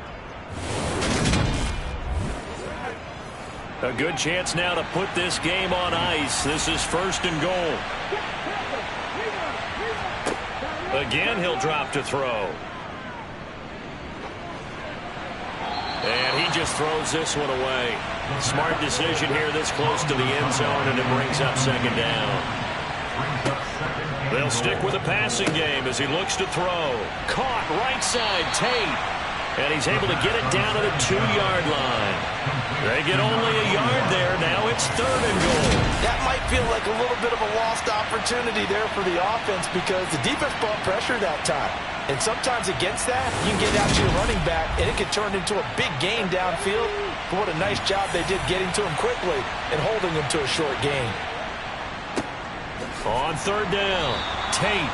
No gain on the play that time, so a big stop, and it's going to leave him with a 4th and goal. This is a long drive offensively. Wouldn't you hate to end this with just 3 points? Doesn't it feel like during a ball game you have certain narratives going on and there's certain drives that seem... He's got it for a Panther touchdown. From 3 yards out. And the Panthers are looking to make it 2 straight as they add on to this 4th quarter lead. I've heard you use the term put-away drive, and that right there seemed like the definition of a put-away drive. Yeah, it certainly just pops right up out of the book, doesn't it? Because up 2 scores already, just wanted to possess the football, keep converting and picking up first downs. And if the drive ends in 3 points, that's terrific. If it ends in a touchdown, fantastic.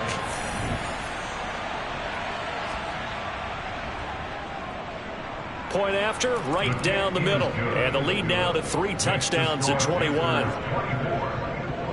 That one was an extended drive. 14 plays all told. And the end result, a Panthers touchdown. The kickoff unit is out on the field, and they will send this one away.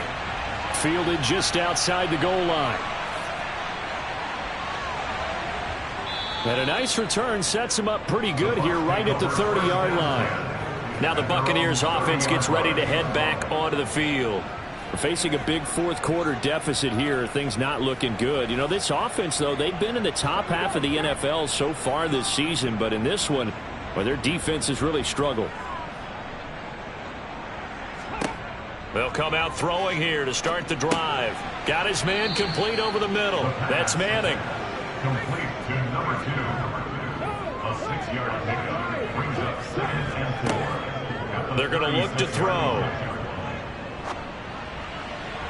Toward the sideline, and look at that catch. Dragging the toes, and that's going to be a first down. Well done. Back to throw now on first down. Throwing for his running back, and he's got him complete. And he'll go out of bounds after taking it a little further down inside the 40. So just 3 yards on the completion there. And that'll bring up 2nd down. They'll look to throw again. It's a short one here, complete to his tight end. The 2nd down pass. Complete to number 40. Gain of 4. They'll drop to throw. Looking for Thomas, but that's intercepted. And the Panthers are going to have the football here at their own 18-yard line.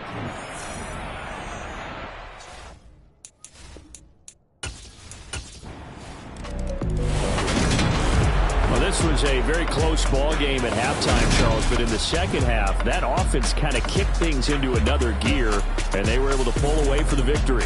And Brandon, I think they're the type of team that just looked at the mirror and said, hey, ton of pressure on, but we're the type of team that can flat out handle it. They stood up with confidence, and made it happen for a victory. So for Carolina, they continue to roll as the win gets them to 12-2 on the year. And they'll head back home next week to take on the Atlanta Falcons. Meanwhile, for the Buccaneers, they drop their 10th game now to fall to 4-10. And they will...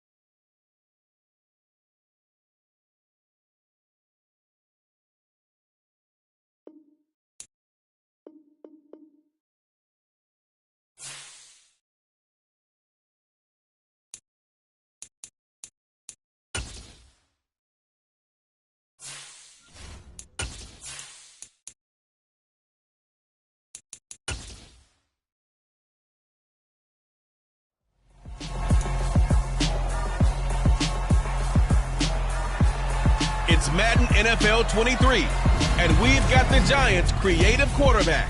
After his last game, now across 3,000 yards for the season. It's the Giants and the Bengals.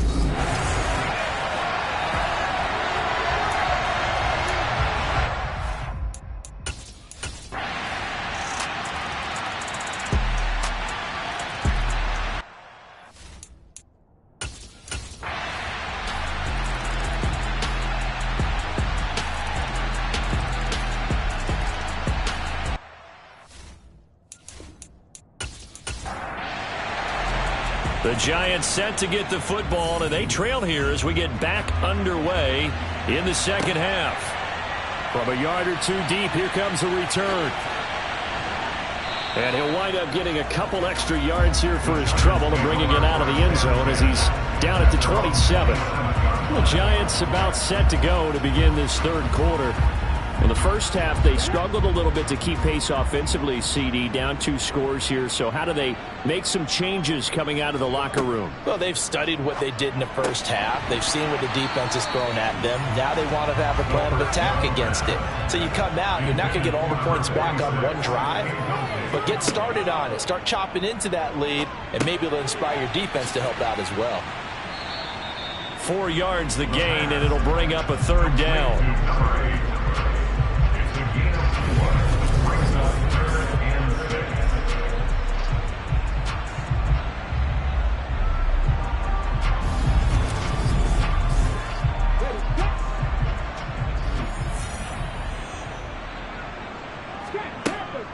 Now back to throw. This one to the sideline. He's got it. A nice job to keep the feet in, but he is a bit short here of a first down. It'll be a gain of 6 that time as it moves the chains as well. And that's how you pick up a first down. Not only does he make the catch, but has enough body control to get his feet down inbounds, toe tapping and dragging to make sure he gets it done. They'll look to throw now on first down. Now he steps away. He's got a man. It's his tight end. That's complete. And he's going to be marked down just outside the 10. And CD, we have seen some great runs the last few times we've been together, but I think we can at least put this one in our top 5. That was a determined gallop there. And that, in a nutshell, shows you what this guy's made of. I mean, most guys in the NFL just can't do that. He absorbed the contact, refocused himself, and made a break for the end zone. A real field flipper there as all of a sudden they've got a first down in the red zone. Now a handoff up the middle. Fry. Yeah, he'll work free from one tackle, but that's about all as he's taken down. The tackle made at the 6-yard line. 2nd and 5. Flushed out. Nowhere to go here. He lost the football, and the Bengals grab it. It's a foot race. He's at the 50. He's at the 30. 10, 5, and this is taken into the end zone. A fumble recovery and a Cincinnati touchdown. The offense, they've had some sloppy moments. Sloppy there again on that one, and it could be the backbreaker. From a defensive perspective, if the offense is going to...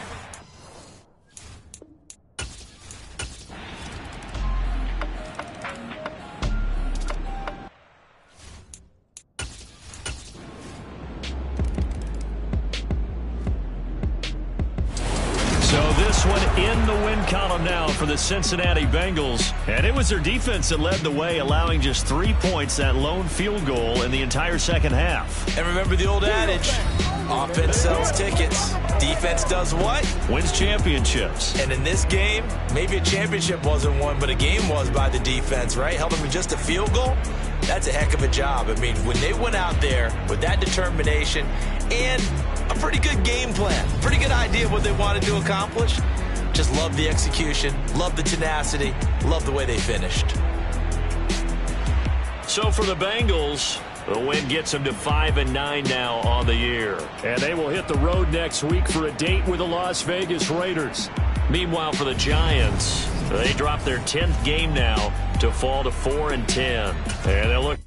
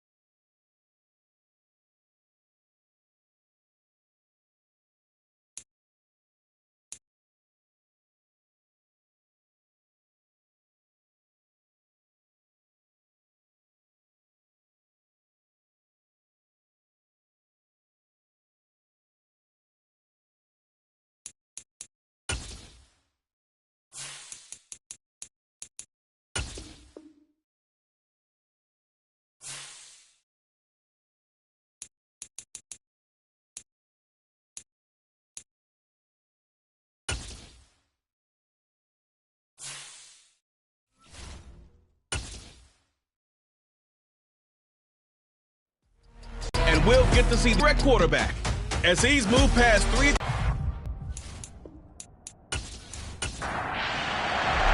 The Holidays, touchdowns and 0 interceptions. His job this week is simple. Do it again. Continue to avoid turnovers and hope that what sunk them last week resolves itself this time around. They'll start this drive out on the ground. And they'll get him down after a pickup of 8, 2nd and 2. Next, the receivers will spread the defense out, and they're able to come through with a slashing run. But to that point, it's going to be interesting to see the personnel chess match as this one progresses. Yeah, you're exactly right. Can they continue to create running lanes out of passing sets? And if so, it's going to be a long day for the defense. 2nd and 2. It's a short one here, complete to the tight end. That one a first down pickup of 8. It certainly feels like there are more stars at the tight end position than there were even 10 years ago. And I think it's become more of a glamour position because of the ways it can hurt a defense, and guys want to be involved. They can be in line, close to the line of scrimmage. They can split out like receivers. But hands, route running, speed, and some toughness to go across the middle, you put it all together, you got a heck of a tight end candidate. 12 more yards for him there. It's a first down. And that's why defensive coaches preach swarming to the football. It's usually going to take more than one guy to get that big man down. And it did right there. Multiple broken tackles, but they eventually get him down. On first down, he'll drop to throw. He's going to flip one out here to his running back. And he's got this down a yard or 2 shy of the 40 before he's out of bounds. From the shotgun, he'll look to throw. Quick hitter here, it's complete. And they're going to get this down to about the 37. The numbers for him from a week ago. 8 catches, 63 yards, and a touchdown. And you can tell early, they're going to look his way quite a bit, and he made himself available on that one. And he's going to hook up with his big tight end, complete. And he's brought down here just outside of the 20. Give the rookie another one on this opening drive and a first down with it. A nice start, Charles, for the first-year passer. He's come out, made a few plays, nice plays to begin this contest. He certainly has, and if he finishes off this drive with a touchdown pass, I vote we don't call him rookie anymore. We'll move him right to veteran and continue from there.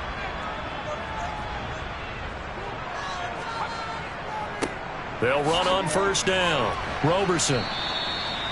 5 yards is the tally on first down. That brings up 2nd and 5. He'll look to throw. Toward the sideline, he will have the first down. Good catch. He was able to keep the feet in bounds. It's a gain of 8, and it'll wind up moving the chains. Well, whatever script they put together for this offensive drive, Charles, seems to be working. Curious to see if this defense will make any adjustmts here.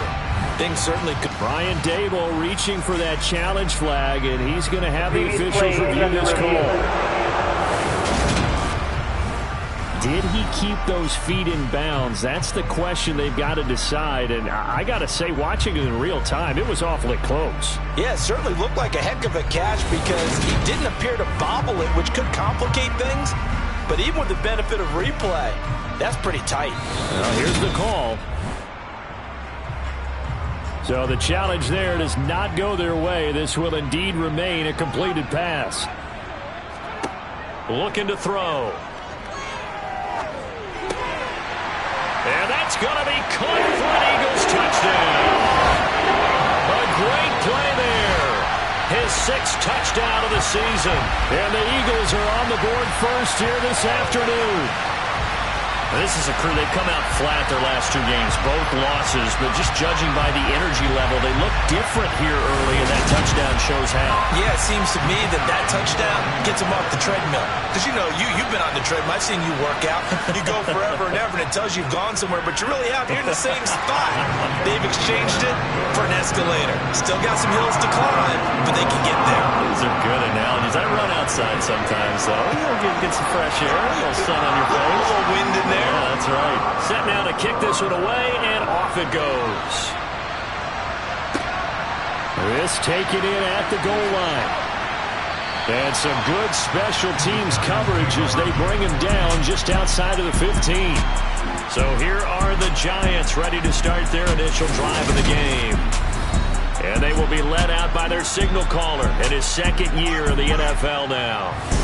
And when you watch him play, everything just looks like it comes so naturally to him. When he's dialed in and finds that zone, passes are crisp, he sees the field really well, and he takes charge as the leader of this offense.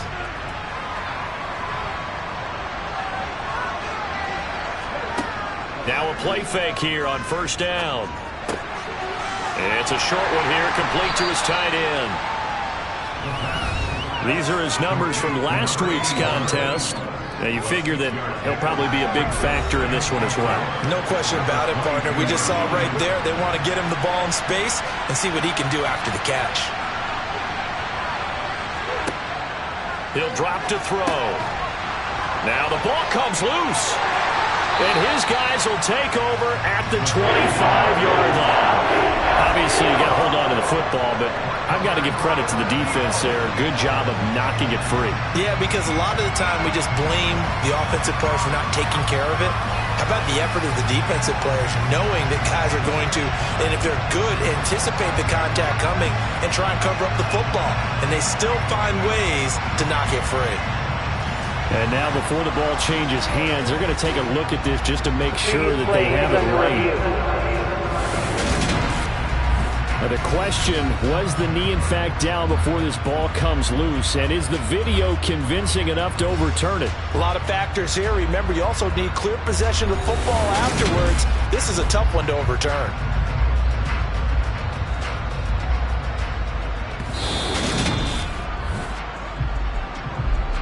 So that one overturned. They say the knee was down, and that will not be ruled a fumble.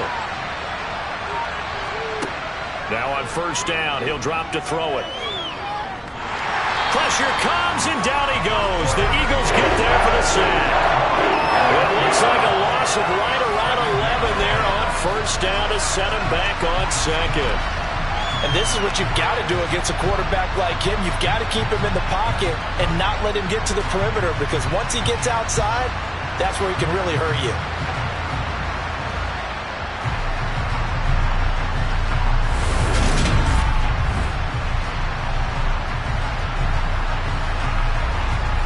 Well, they're in some hot water now. After that sack, it's 2nd and 21. Blitz forthcoming as he'll look to throw. It's a short one here, complete to the tight end.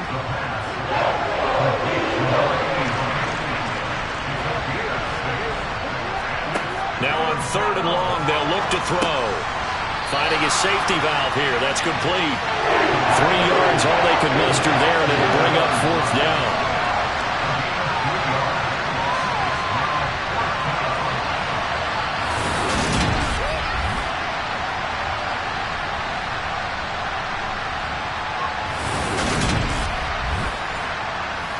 And the Giants send out their punter now as he's on here to punt it away. He punted 3 times in the loss last week as he sends this one away.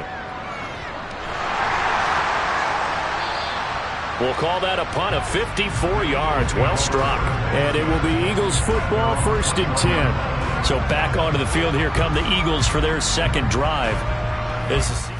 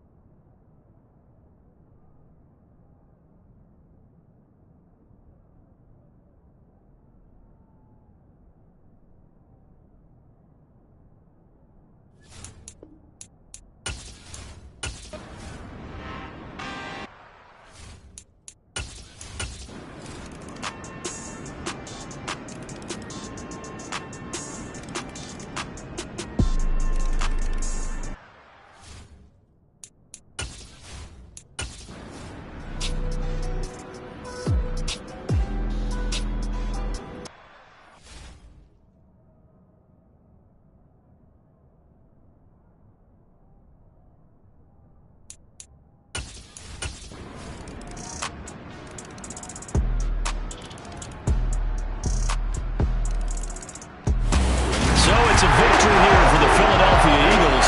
And we talked so much about the turnover battle, determining who wins, who loses. This game, no exception. Error-free football, no turnovers at all, and they win it. So this is one you don't have to convince your team that what you're saying is accurate. And you know what I'm talking about. Head coach always stands up in front of the team and says, guys, if we do this, this, and this, we'll win. And usually they say if we win the turnover battle, we'll win. Well, here's the proof right there. Win the turnover battle, go on to victory. Now the guys believe. You move on to the next lesson where you have to convince them. This one is now planted. So for Philadelphia,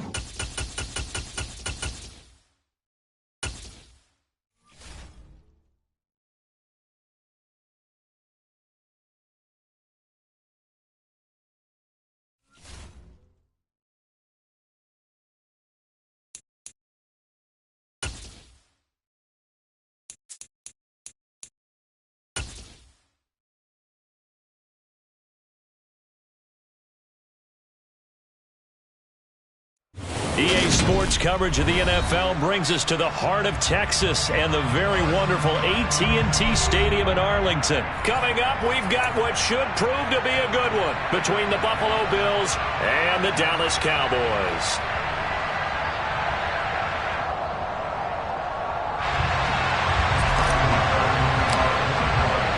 They met in back-to-back Super Bowls in the 90s, and they're together again. The Cowboys and Bills are underway. From his end zone, Isaiah McKenzie.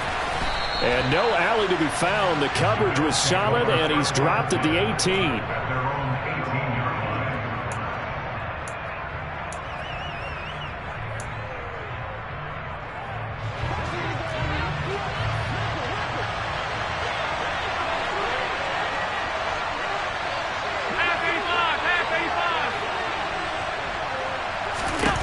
Allen going to look to throw on the first play.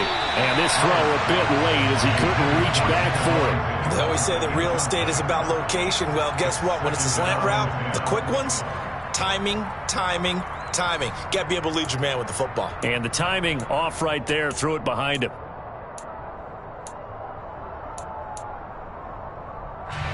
So after the incompletion on first, now 2nd and 10.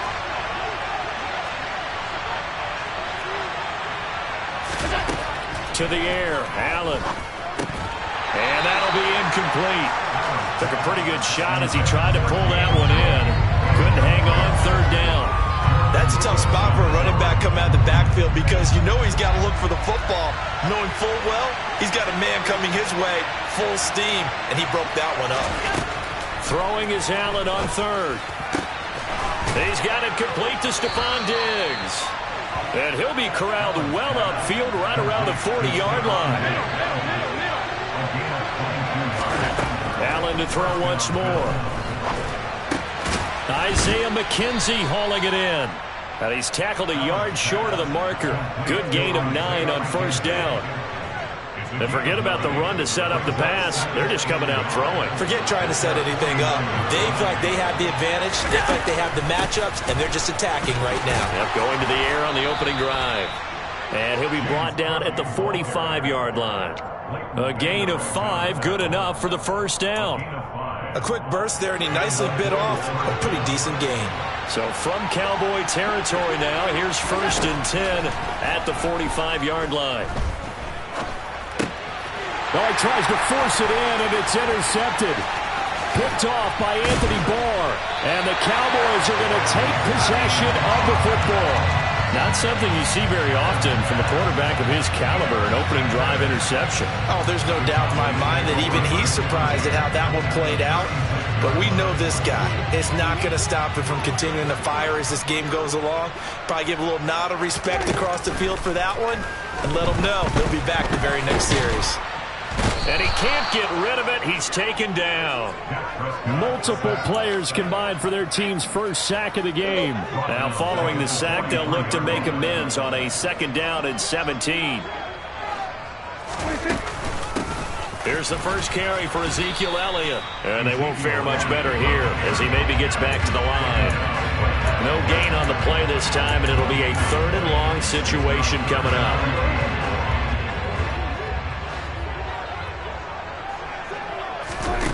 Prescott to throw it.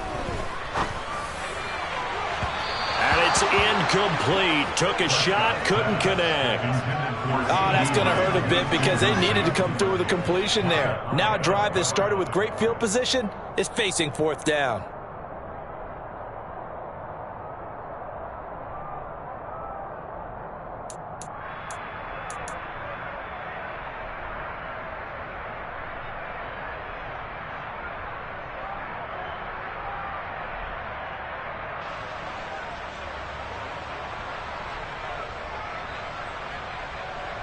On 4th down, here's Brian Anger now to kick this one away. And how about this, a fake? And this is incomplete. A huge gamble, and it does not pay off. Boy, that's asking a lot of your punt team there, and they were not able to deliver. It's asking an awful lot of the punt team there because this 4th and 4, 4th and 3, you've got a chance, right? That's a manageable distance to try and pick up when you're running a fake. But when that number's actually been in the weight room and it's pumped up like it was, that's difficult to do, all right? So you might even think to yourself, if I left my offense on the field, would they be able to pick that up? You could run a nice play and not get that distance. Devin Singletary with his first carry of the game. 2 yards the loss, 2nd and 12. They tried to run the counter, just that the defense wasn't fooled. And when they're not fooled, you see the end result. Because what you're doing there, you mentioned the counter. You're using your offensive linemen sometimes to pull or move to influence the defensive front to go in that direction and create the space back in the other side and block it appropriately. But you're exactly right. Didn't move him. Sat there waiting for him and made the play. Allen off the play fake. He's got the hook up with Diggs. And he's taken down, but not before reaching the 10-yard line. That goes as a gain of 36 on third down. Oftentimes now, offenses aren't nearly as precise as days gone by. They just tell receivers, find an open patch of grass and let the quarterback find you. And that's exactly what they did on that play. First with the pass through the air, nice chunk of yardage there, and then additional pickup with his legs after the catch. And a short pickup there down to about the 9. Only a yard on the pickup there, and it'll be second down. Well done to sniff that out defensively. He had it diagnosed pretty quickly. I love that description because diagnosed is perfect on that one. Read his keys, made the play. And he is into the end zone for a Buffalo touchdown. Josh Allen doing it himself from 9 yards out. And the Bills will jump on top with the game's first score here this afternoon. Partner, it wasn't that long ago that when I talk with these NFL coaches about different innovations in the college game, you can see their eyes roll and they just shut down right away. Don't bring me that Joe College stuff. Well, guess what? The college game has definitely infiltrated its way into the NFL. Yeah, and these guys, when you're seeing the option defensively, you got to stick to your assignments. I know that's cliche. They didn't do it there. And option football means exactly what you just talked about, assignment football for defenders. And that drives them crazy because you have to think your way through a play as opposed to just reacting and making the play. And this will be a touchback as that sails over the end line.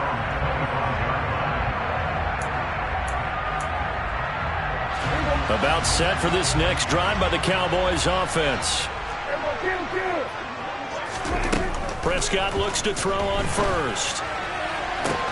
He's got a man, complete. And they're going to have this across midfield and inside the 45. After one, 7-0 on EA Sports.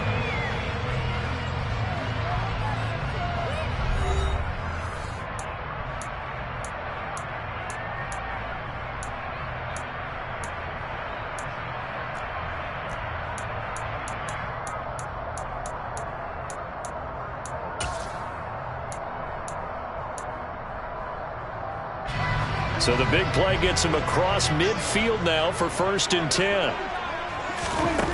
Now Prescott. And his throw is incomplete. We know it's not an easy job to go out and catch passes when people are trying to tackle you and knock the ball away.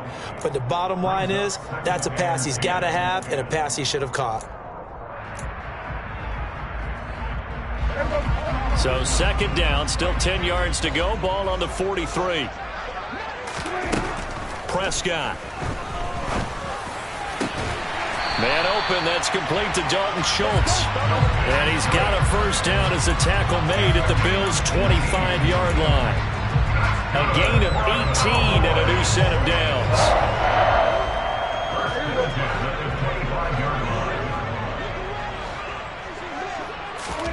1st down, Prescott.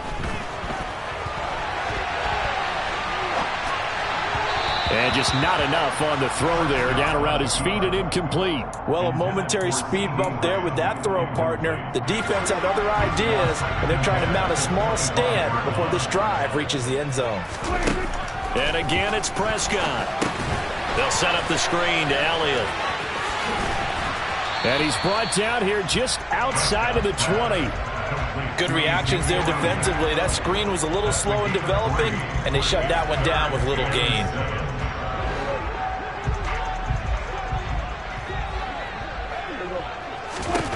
On 3rd down, it's Prescott.